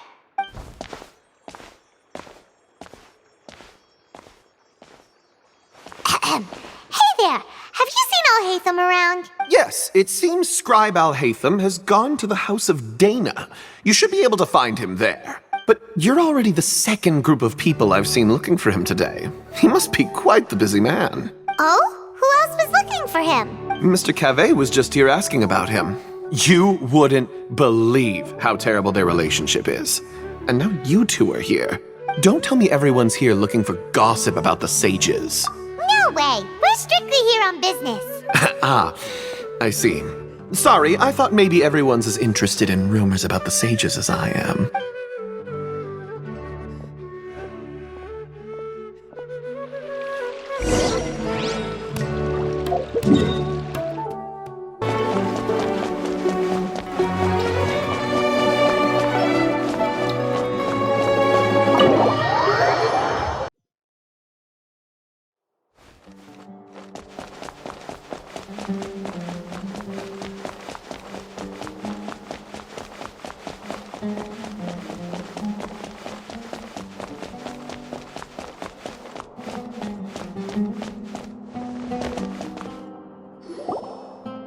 Alhaitham should be around here somewhere, right? Oh, he's over there! But it looks like he might not have time for us. Just put down that worthless book and tell me what happened in the Academia. This is not just some worthless book. Do you have any idea how difficult it is to find a physical book like this in Sumeru? It doesn't matter. It's probably just another thing that you used your authority to get your hands on anyway. Just put it aside. Listen, I came back today only to hear that the sages have disappeared. Oh, you sound surprised.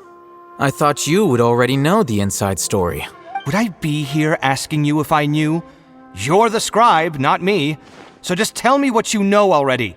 Well, I almost became a sage. Huh? Oh, don't sound too surprised now. You're the renowned Kaveh, light of the Ksharawar. Besides, as a master builder and craftsman, chances are you'll be appointed as a sage too.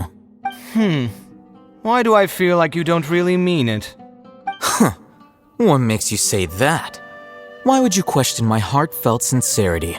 Maybe it's because you've never said anything good about me before. Yeah, well, I share a similar sentiment, and anyone who knows you as well as I do would surely do the same. Ugh, you... See? This is why I hate discussing anything with you. Your ridiculous and arrogant attitude always gets in the way. It seems that you really can't stand my personality. Ha! What was your first clue? Well, then you might as well move out of my house. Are you threatening me? Stooping to a new low, I see. Ugh, and don't change the subject. You, a sage? What a joke. The academia might as well just close tomorrow. Are they having a fight? Forget what's going on with the academia. Haven't you been busy with your construction project? Tell me, when are you going to build yourself a mansion? Don't get me started. I get angry just thinking about it. So, what great building did our master architect work on this time? Like I need to tell you. Keep your nose out of my business. No, I think we deserve to know. Where were you when SUMERU needed you most? I was in the desert for a large project, but considering Haravatat's utter ignorance of architectural and aesthetic matters, you probably wouldn't understand. Which is truly unfortunate. I can only pity the man who doesn't understand the first thing about beauty and romance. Unlike a true... hold on, wait a second. What do you mean by when SUMERU needed me most? Well, while you were out fiddling around in the desert, many people came together to save SUMERU from a crisis. Ha! And you think I'd believe that? Look, all you really need to know is that Azar and all his accomplices have all been overthrown. Huh? What nonsense are you talking about? It's no skin off my nose if you don't believe me. It's not like my Darshan was the one trying to apply for funding from the Grand Sage. Yours, though, on the other hand... You know what? I'll ask around. I'm sure someone knows what's going on here. You're dead if I find out you're lying to me.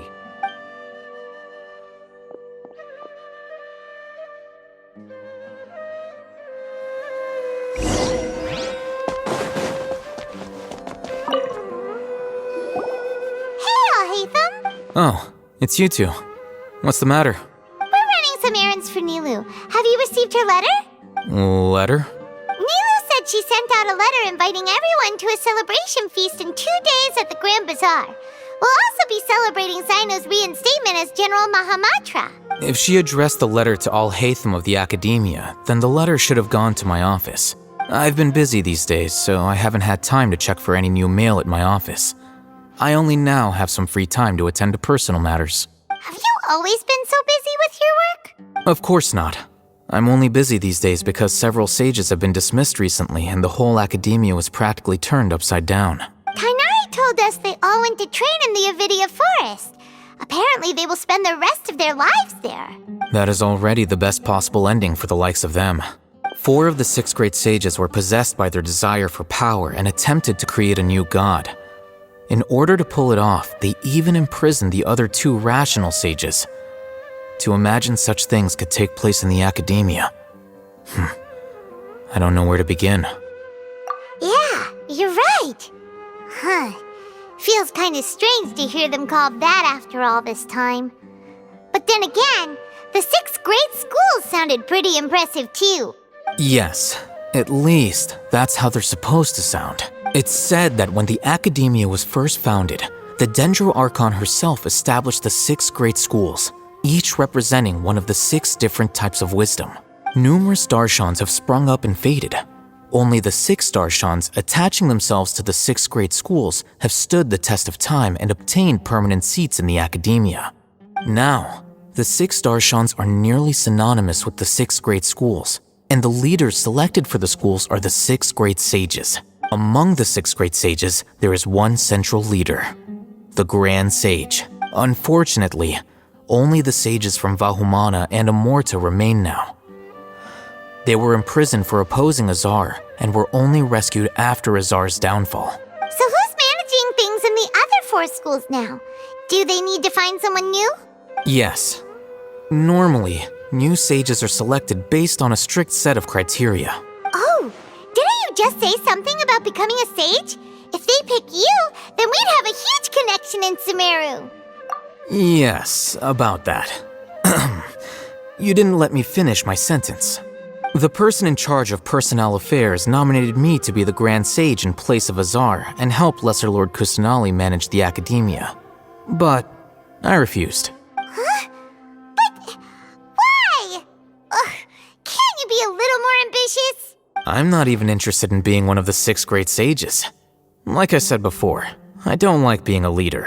Oh, all right. So are you busy these days trying to find others to take the job? That's not my job either. I'm only responsible for handling important affairs within the academia before the new sages take office. And the first thing I'll do is reject Kasharawar's application for funding. By the way, who was that other person just now? Is he your friend? Do we look like friends? Paimon doesn't know. That's why Paimon's asking. His name is Kaveh, my roommate. You could say he's the representative for Ksharawar scholars. Which is exactly why he always has so many problems. So everything that's happened recently must be a huge change for the people of Sumeru. Such is the work of the Academia Scribe. Well, anyway, no matter how busy you are, since you are our planner, remember to attend the celebration feast in 2 days. Alright, I'll see you there.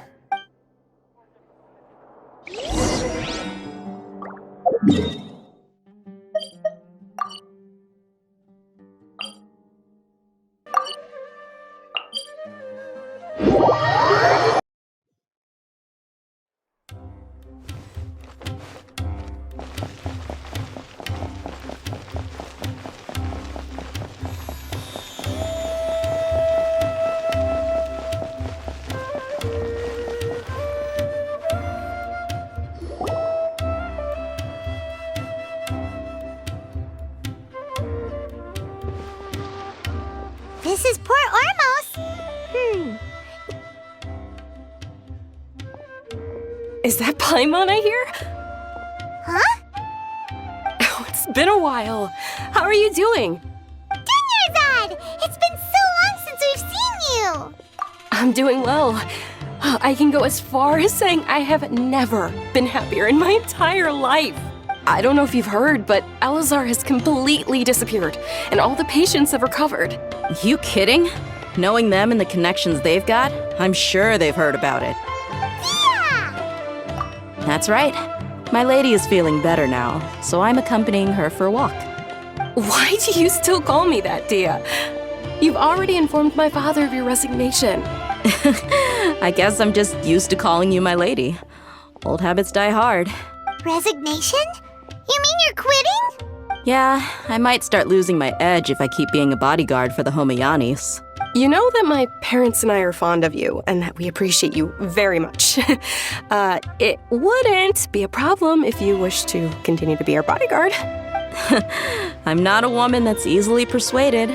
You should know that by now, my lady. When I took this job, I had already decided that I'd quit as soon as you'd recovered. It's time for me to get back out there and chase that horizon. So what are you gonna do now if you're not gonna be a bodyguard anymore? I want to take a risky job and put my body to the test again. Huh? But we literally just finished one of the most dangerous jobs ever. Are you getting bored already? I know. If I hadn't joined in that plan with you, I wouldn't have come up with this idea.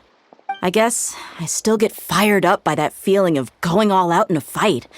It made me realize that I'm still a mercenary through and through. Life is short, and I'm happy that I got to be a part of that operation. But the whole thing also made me realize that there are still many problems in Sumeru. And as a desert dweller, I'm still not completely ready to settle down on this side of the wall. Well, I remember a friend had someone bring you a message. You mean I'll hate them? I didn't expect him to still remember that. I thought he was joking. We just came from talking with Alhaitham at the Academia. Did he tell you that he suggested that I come work at the Academia? What? I heard that Azar and his cronies fell from power, and Alhaitham told me that now was a good time to find a job in the Academia, but only if I wanted to. Whoa. Paimon can't see you being anything other than a mercenary. Me neither. But I think Dia would look great dressed up as a scholar. Ugh, forget about it. I wouldn't last 10 seconds in there. Alhaitham probably just liked the way I worked and knew I'm good in a fight. So he suggested I find some work in the Academia. But you know, if you take him up on the offer, Sino might actually agree and let you become a Matra. Because you're super amazing. The Matra have all the talent they need as long as they have Sino. I prefer to be free to live however I choose. In fact, I chose this job from the very start because I knew it'd be right up my alley. Even if being a mercenary means facing all kinds of danger. A lion has to return to the wild sooner or later. If anything, being your bodyguard has been unfamiliar territory for me. I don't want to see you go, but I'll respect your decision. I'm glad to hear you say that. Come on, no need for the sad face. It's not like we'll never meet again. Once the whole Dendro Archon thing is settled, everything in Sumeru will take a turn for the better. That makes me happy too. But a peaceful society will probably mean less demand for mercenaries like me. Before long, we'll be a dying breed. So I'd better get to work while I still can. Huh? But wait a second! You make it sound like you're leaving now! Well, no, not yet at least. I promised my lady I'd stick around until next week. So, have you been in Port Ormos this entire time?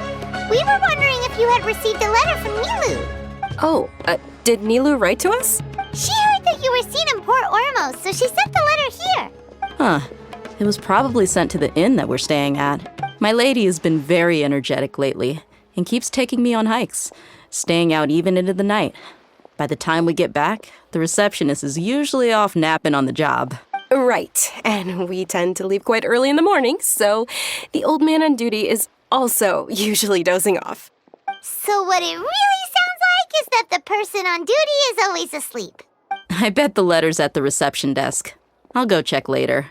No wonder there wasn't a reply. You never received the letter. Good thing Nilu asked us to come and check on that. Sorry to make you two come all the way out here. It must be something important for Nilu to specifically write to us like that. Yes, she said they were preparing a victory feast in the Grand Bazaar, and will also be celebrating Sino's reinstatement as General Mahamatra. She was hoping you could come. Great! I'll be sure to attend. Count me in too. But is there some sort of dress code or anything for the feast? Can I just show up looking like this? Since it's being organized by Nilu, I don't think she'll be too picky about that. If anything, I think she wants to see us as our most natural selves. All right, then this is how I'll show up. The feast will be held in 2 days, so don't forget. Sure. Thank you so much for letting us know. We'll see you there. Oh, by the way, do you happen to know where Sino and Raman are? The General Mahamatra always comes and goes without a trace. Normally no one knows his whereabouts. Oh. But last time we met, he mentioned that he had something to do in Aru village. You can try your luck there. As for Raman, your guess is as good as mine. I only remember he said that he had something to discuss with Sino. You can ask Sino when you meet him. Don't mention it. You'd better get going. All right, on to our next stop.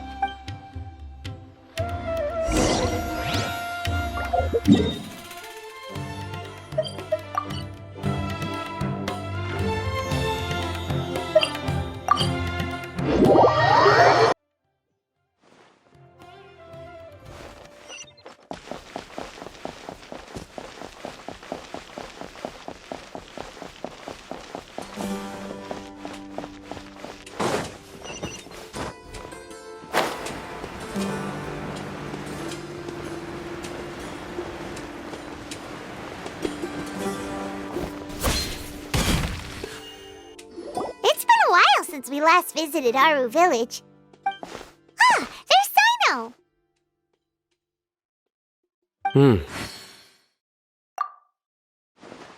What brings you here? We recovered well, and Tighnari agreed to let us leave, so now we're out and about again. It seems Jnagarbhaville's medical treatment is still as good as ever. And Tighnari is recovering well, too. That's good to hear. Yeah, you're the one who brought us to him when we lost consciousness, right? Thanks for that. You're welcome. Tighnari has excellent medical skills, and Kale is quite attentive. It was the best place for you. But why are you just standing here like a dead tree? I'm meeting some people. Oh, you mean Candace? I've already talked with Candace and the village chief. They're still at the usual place. You can go there if you'd like to see them. But you know one of the people I'm meeting as well. Oh, by King Deshret's blessing, my friend suddenly appears in the desert. Don't tell me you've run into trouble and need us to help now. Roman! And, Sataria? Oh, you know me? Oh, well, you're pretty famous in the academia. Don't worry, these are our friends. No need to be so guarded. I see. I'm doing well. Many good things have happened recently. Same here. Really, I feel that my whole life has started to shine after suddenly finding a new direction. Oh, tell us everything. Yeah, you go ahead. Alright, well, I suppose I should start by saying I've decided to leave the academia. What? It's not that I've given up on being a scholar. Instead, you could say I've found a new identity. I will no longer pursue research like a typical scholar, but I have not completely given up on my relationship to knowledge either. I can see what you're saying now. What do you mean? I plan to leave the academia and return to teach here in the desert. Wow, so you want to become a teacher?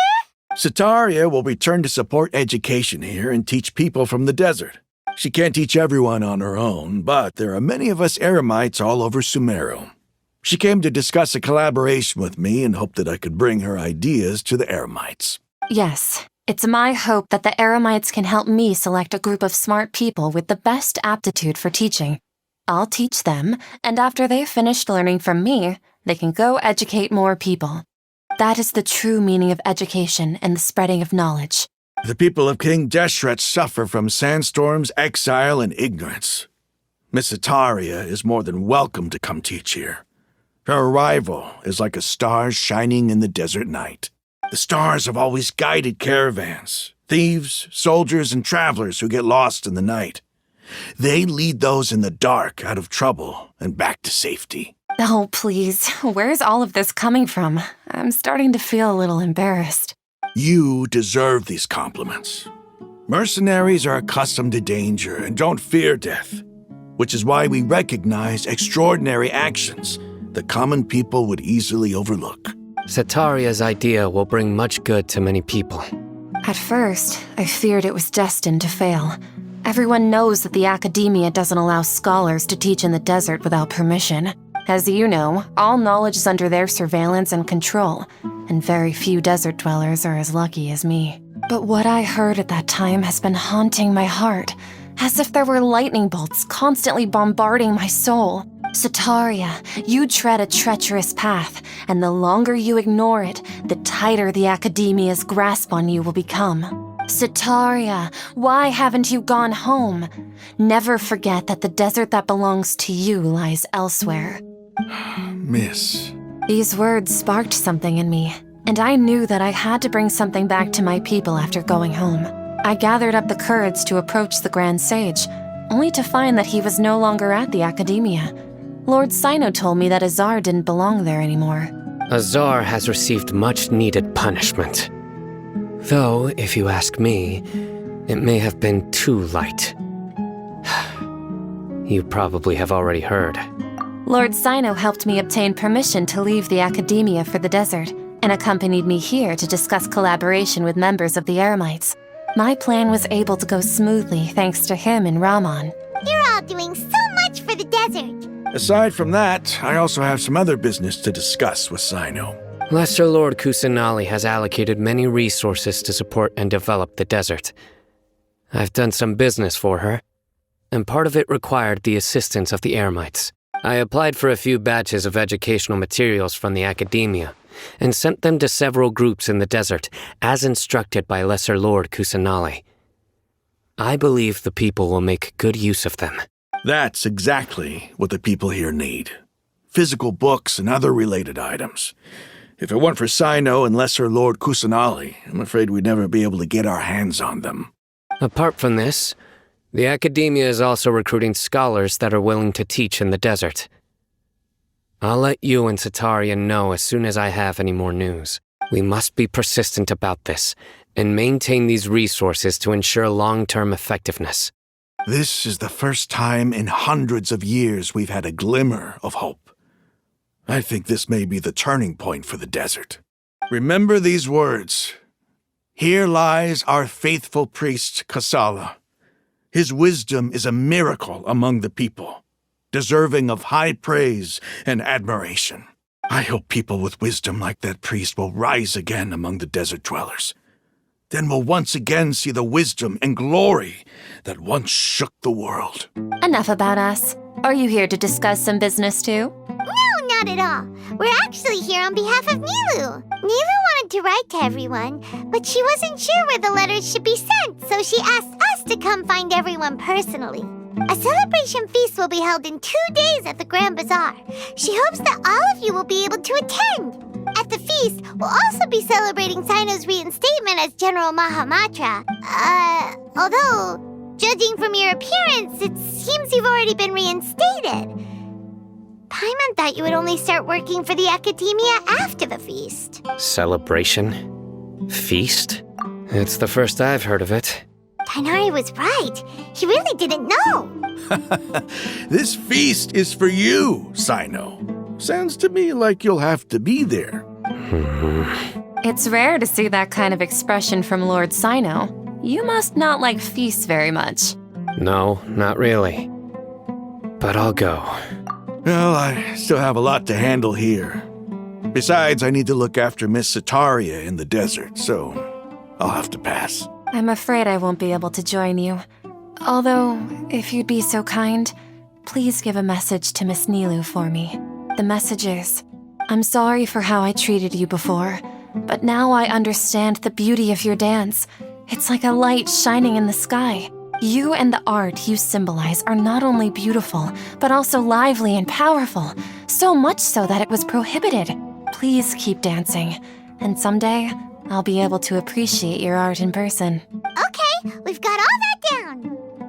Our job here is complete as well. Oh, Sino, remember, party's in 2 days. Make sure you're there. Got it.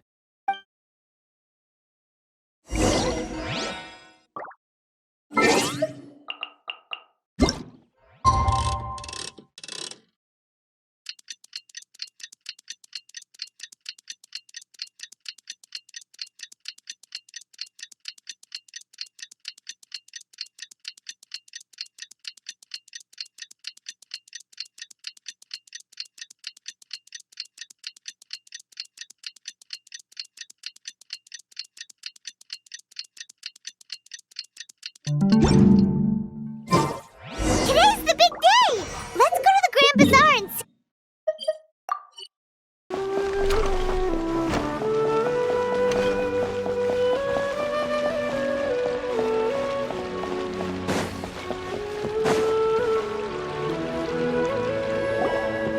Everybody's already here. Looks like we're the last ones to arrive. You're here. Ah, there you are. Well, look who finally decided to show up. You look like you came here immediately after finishing up some work. I'm very happy to see you here. But we're not late, are we? It's just that everyone else arrived ahead of time. I propose that the last one who arrived be put in charge of today's speeches. Nah, there won't be any speeches today. Oh, really? Well, even better. Come join us over here. Let's share some great food and drinks, and chat about all sorts of fun things. Everything looks quite good. Wow, Paimon can't wait! Traveler, just look at all the delicious food here.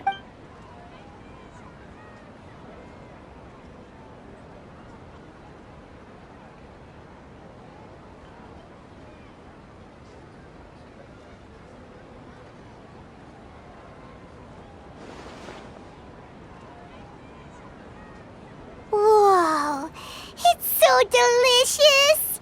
Oh, this grilled meat tastes amazing!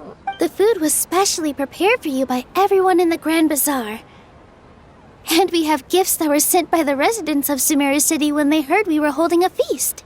Everyone that came said that you saved Sumeru and wanted me to thank you all on their behalf. Feels kinda nice to be seen as a hero. I could get used to this. Being a bodyguard is also a hero's job. You've always been amazing, Dia. My lady sure has a way with words. Thanks. I'm glad to hear it. And I'm happy to meet everyone that participated in the great plan. Don't mention it. Come to think of it, we've really done something impressive together. It's unbelievable. We owe it to our abilities. And luck. Really? Why do I remember everybody thinking that luck was against us and feeling like we hardly had a chance of succeeding? That's how I remember it too. It's luck that brought us together, and it was luck that let us form a team. Then, it took even more luck for us to formulate a plan and implement it successfully. Moreover, judging from the results, everything worked out well. Yeah, everyone gave it their all when it mattered most. It was almost like a performance. We took the stage and put on our best show. Everyone played their part. And thanks to everyone's efforts, the performance was a great success. So, would you say we're good actors too? It's such a blessing that Lesser Lord Kusanali was able to return to power at the Academia. Yes! Even after being abandoned and neglected so many times, she's finally returned. Uh-huh. Lesser Lord Kusanali once used all her power in a great disaster, which resulted in her losing all her wisdom and memories of the past. The Academia basically abandoned her because of it. This should be something everybody should remember. Huh? You look surprised. I didn't say anything wrong, did I? No, everything you said is correct. That's good.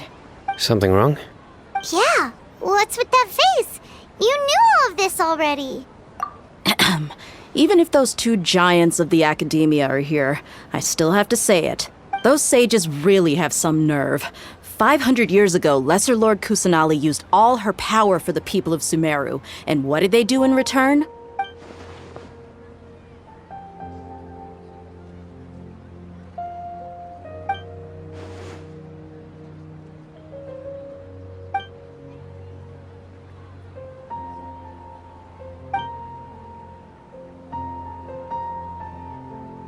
If you bite the hand that feeds you, don't act surprised when it turns into a knuckle sandwich, right, Sino?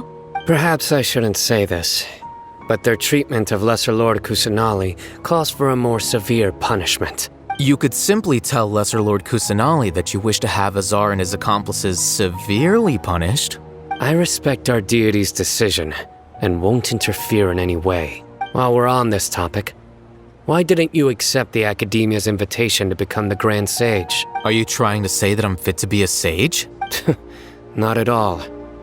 But every person handling the selection process has said that you are the most suitable candidate to lead the Academia right now. Why? Because he dethroned Azar from power? Could you try to put it another way? This is a good thing, yet you're making it sound like I overthrew Azar for my own personal gain. But seriously, though, I always wondered if you had some personal motives behind it. I did have my own motive, but it had nothing to do with being a sage. If the rules of our nation were suddenly cast by the wayside, then it wouldn't be long until chaos ensued. I had no intention of letting their dreams disrupt my life. By that, you mean your life working as the Academia's scribe? Precisely. Wait, is that all? So, that's the only reason why you joined us and came up with all those plans? It's reason enough. You've certainly got quite the personality. You flatter me. All right then. How about you? You've already resumed work as the General Mahamatra, right? That's right. Will you be happy with that life? It's not about being happy. There are merely a lot of things that I must do. Even so, keep your spirits up and try to be happy, okay? And try to smile more every day, just like I'm doing now. Thank you. I'll keep that in mind.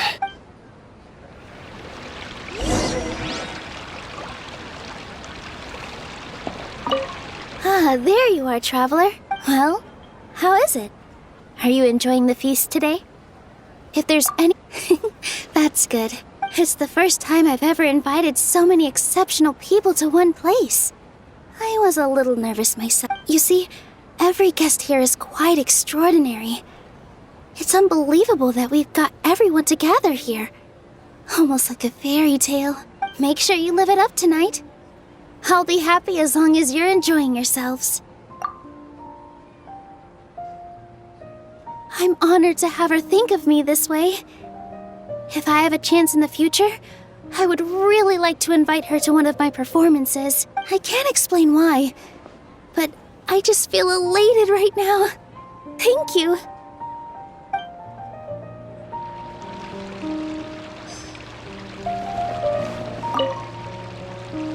I seldom participate in such lively gatherings, but the atmosphere here is quite good.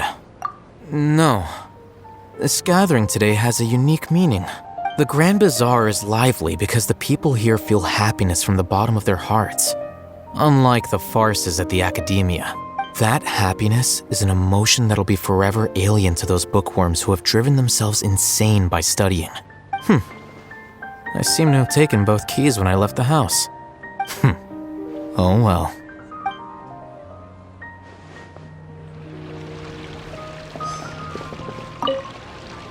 My lady, the grilled meat over there is delicious. Have you tried it? Yes, I also tried some fruit just now. Oh, they're very sweet. What an amazing place to relax. No wonder everybody likes to rest at the Grand Bazaar. You said it. Oh, look who else is here. Hello. Oh, I'm so happy Nilou invited everybody. Oh, now I have the chance to meet all the heroes. Hey, less of that polite chit-chat and more eating and drinking. The feast is about having fun, not stuffy formalities.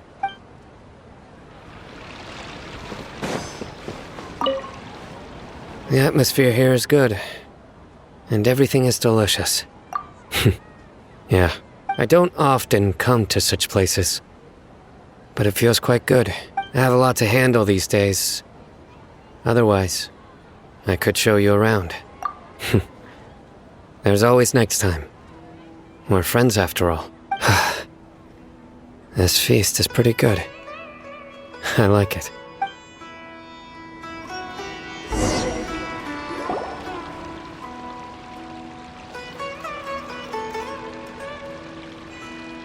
Hey, what's wrong? Your head is starting to droop. Hey, you can't just fall asleep here. Paimon will go find something delicious for you to eat. You'll wake up once you've put something yummy in your tummy. Of course, just wait here for Paimon.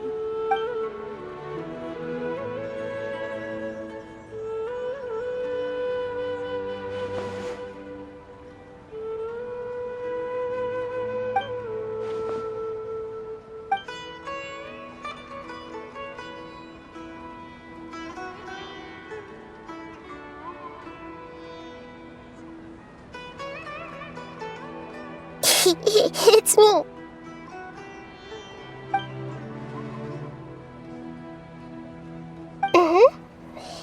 You may blame me for being a bit too self-indulgent. I was thinking about talking with you, and the next thing I knew, I had made a connection with you. The connection between us is amazing. It's like flora and the fence it grows upon. I heard there's an amazing celebration feast today at the Grand Bazaar. I wanted to have a look for myself, so I snuck in.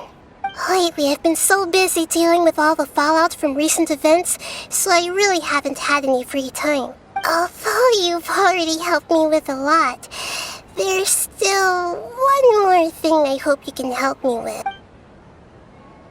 Please say thank you to everyone for me.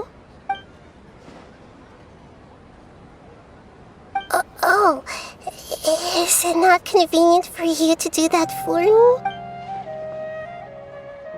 But if I just show up all of a sudden, people will become all quiet and stiff, won't they? What if I end up scaring them and ruining this wonderful feast? That'd be the last thing I want.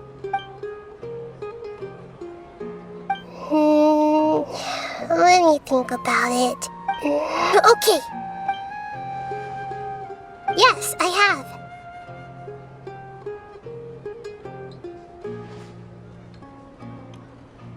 You said I should go thank everyone as myself, right? So, I've decided to borrow your body for the time being. Please don't blame me. The flora also climbs up to the fence to get closer to the sky.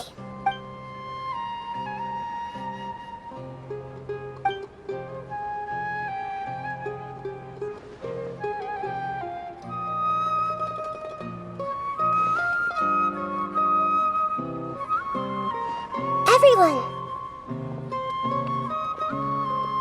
Are you awake now? Paimon was just about to bring you the food. It's me. Huh? That voice.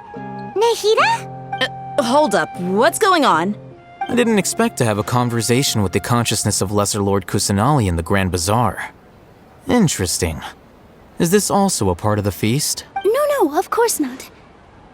Are you Lesser Lord Kusanali? Hello, Nilu. You know who I am? Yes, I already know every one of you. Nilu, Alhaitham, Sino, Dia, Paimon, and Dunyarzad. Lesser Lord Kusanali? I took the liberty of occupying the traveler's body so that I could thank all of you in person. Thank you so much for rescuing me, even if that meant placing your own safety in peril and taking the risk of becoming enemies with the academia, the sages, the doctor, the balladeer, and even the entirety of Sumeru.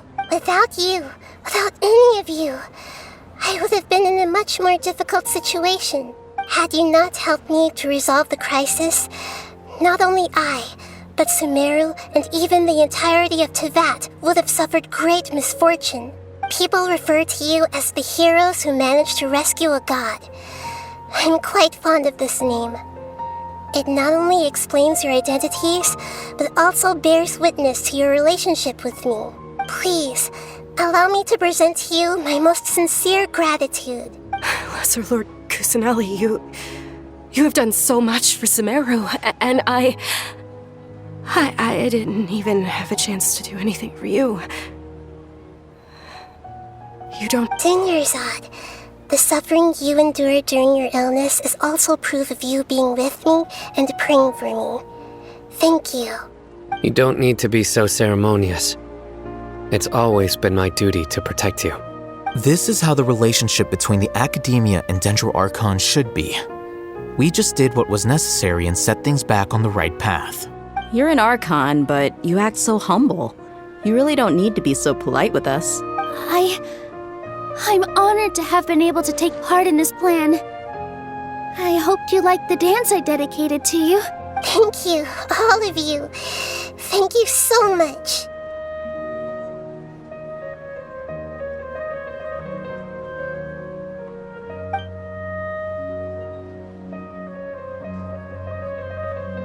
Yeah.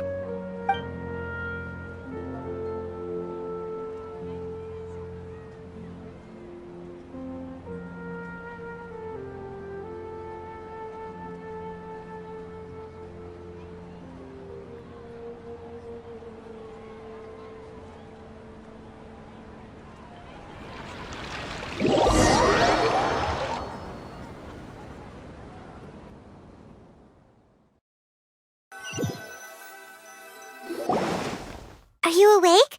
Did you rest well? After Nahida left, you ate a lot of food.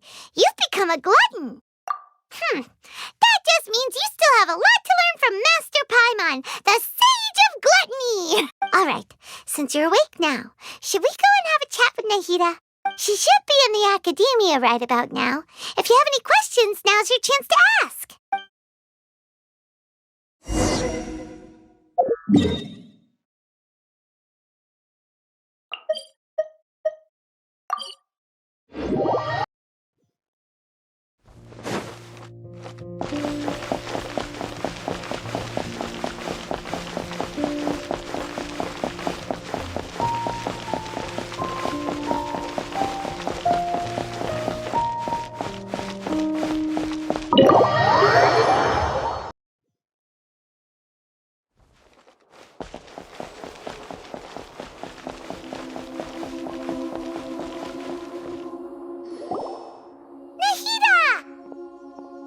Hello, Traveler and Paimon. What a fantastic night. I'm still immersed in all the happiness and joy, like a candle floating on water. So are we, and that's why we're here to talk with you. Is there anything you want to know? After recent events, the Akasha can no longer function as it used to. I've given it some thought, and have decided to shut it down permanently. But this is definitely not a bad thing. Even from the beginning, I've been planning to shut it down. The Akasha's centralized administration of knowledge has always restrained people's curiosity and curtailed the number of paths available to them. I don't think this is good for Sumeru. Although people may initially feel a little uncomfortable with the loss of the Akasha, they will soon understand that this life is more suitable for them. And as for the future of Sumeru, I'm preparing to regain control of the academia. The former sages have received their punishment, but the new sages have yet to be selected. I will oversee the process personally. I hope that the new 6 great sages will be more focused on academics. Sumeru needs such leaders more than ever. The other big issue is the people of King Deshret. All the residents of the desert, in fact. They have been mistreated for far too long. I've already taken some measures to address this. It will take some time to rebuild everything, but no matter if it's culture, friendship, or trust, we will rebuild it. You mean, what happened after the doctor put you to sleep? You guessed correctly. The top-ranked Fatui Harbingers, up to number 3, possess power comparable to that of gods. I was no match for him in that kind of situation.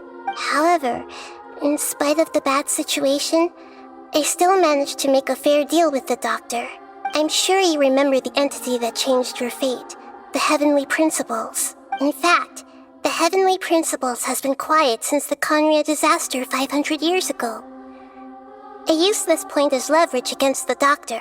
I told him that the Heavenly Principles may be awakened if I destroyed the Gnosis.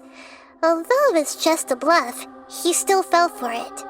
I assumed that the Heavenly Principles wouldn't just stand by and let such extensive damage to its laws take place.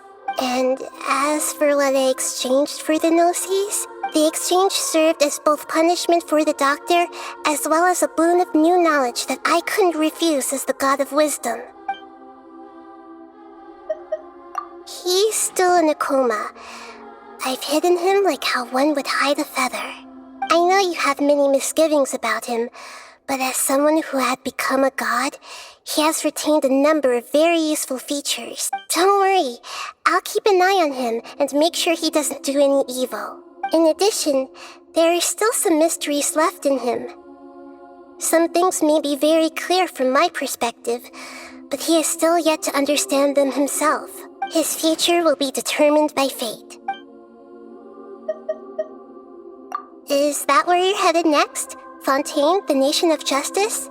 As far as I know, that nation operates on a judicial system. Does their Archon personally judge people? No, there's a Chief Justice in Fontaine. Generally speaking, the Hydra Archon, Focalor, won't preside over individual trials. However, even then, Focalor will still make herself present at just about every trial. It seems that she just likes to immerse herself in that sort of atmosphere. As Archon, she still reserves the right to influence the final verdict. Anyway, let's just say she's got, a very unique personality. Are you sure? Isn't there something else you haven't asked about yet? Huh? You mean... About your brother. While you were resting at Jnagarbhaville, I took some time to perform an Irminsul search for information on your brother. Yeah! Isn't Irminsul a repository for all the information and memories of Teyvat? So there shouldn't be anything on her or her brother. This is true in your case. Irminsul indeed does not have any information on you. However, there must be something different about your brother. Because, as it turns out, the world has recorded information on him after all. What? There's only one possible explanation. He belongs to this world.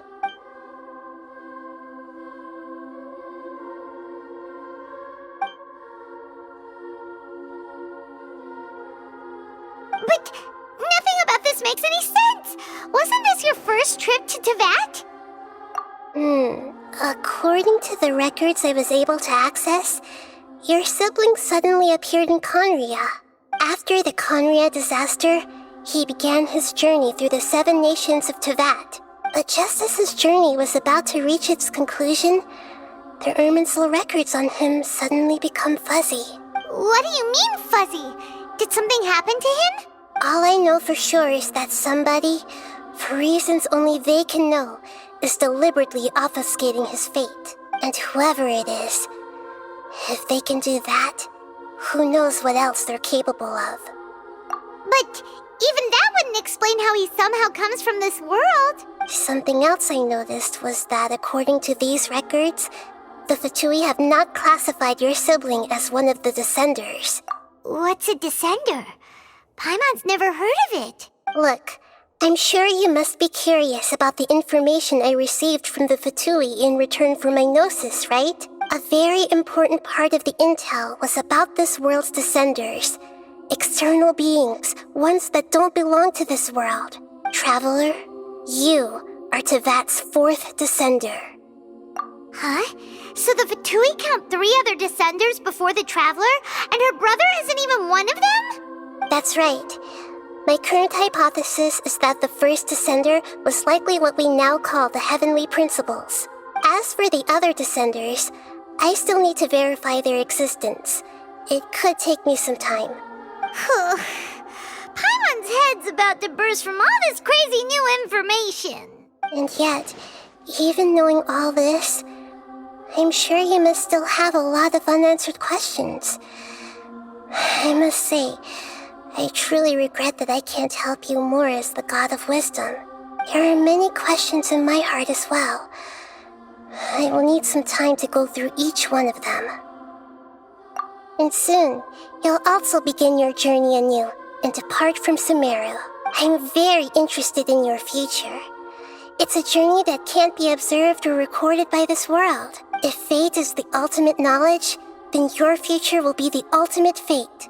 Paimon's sure glad we got to meet you, Nahida. The pleasure is all mine.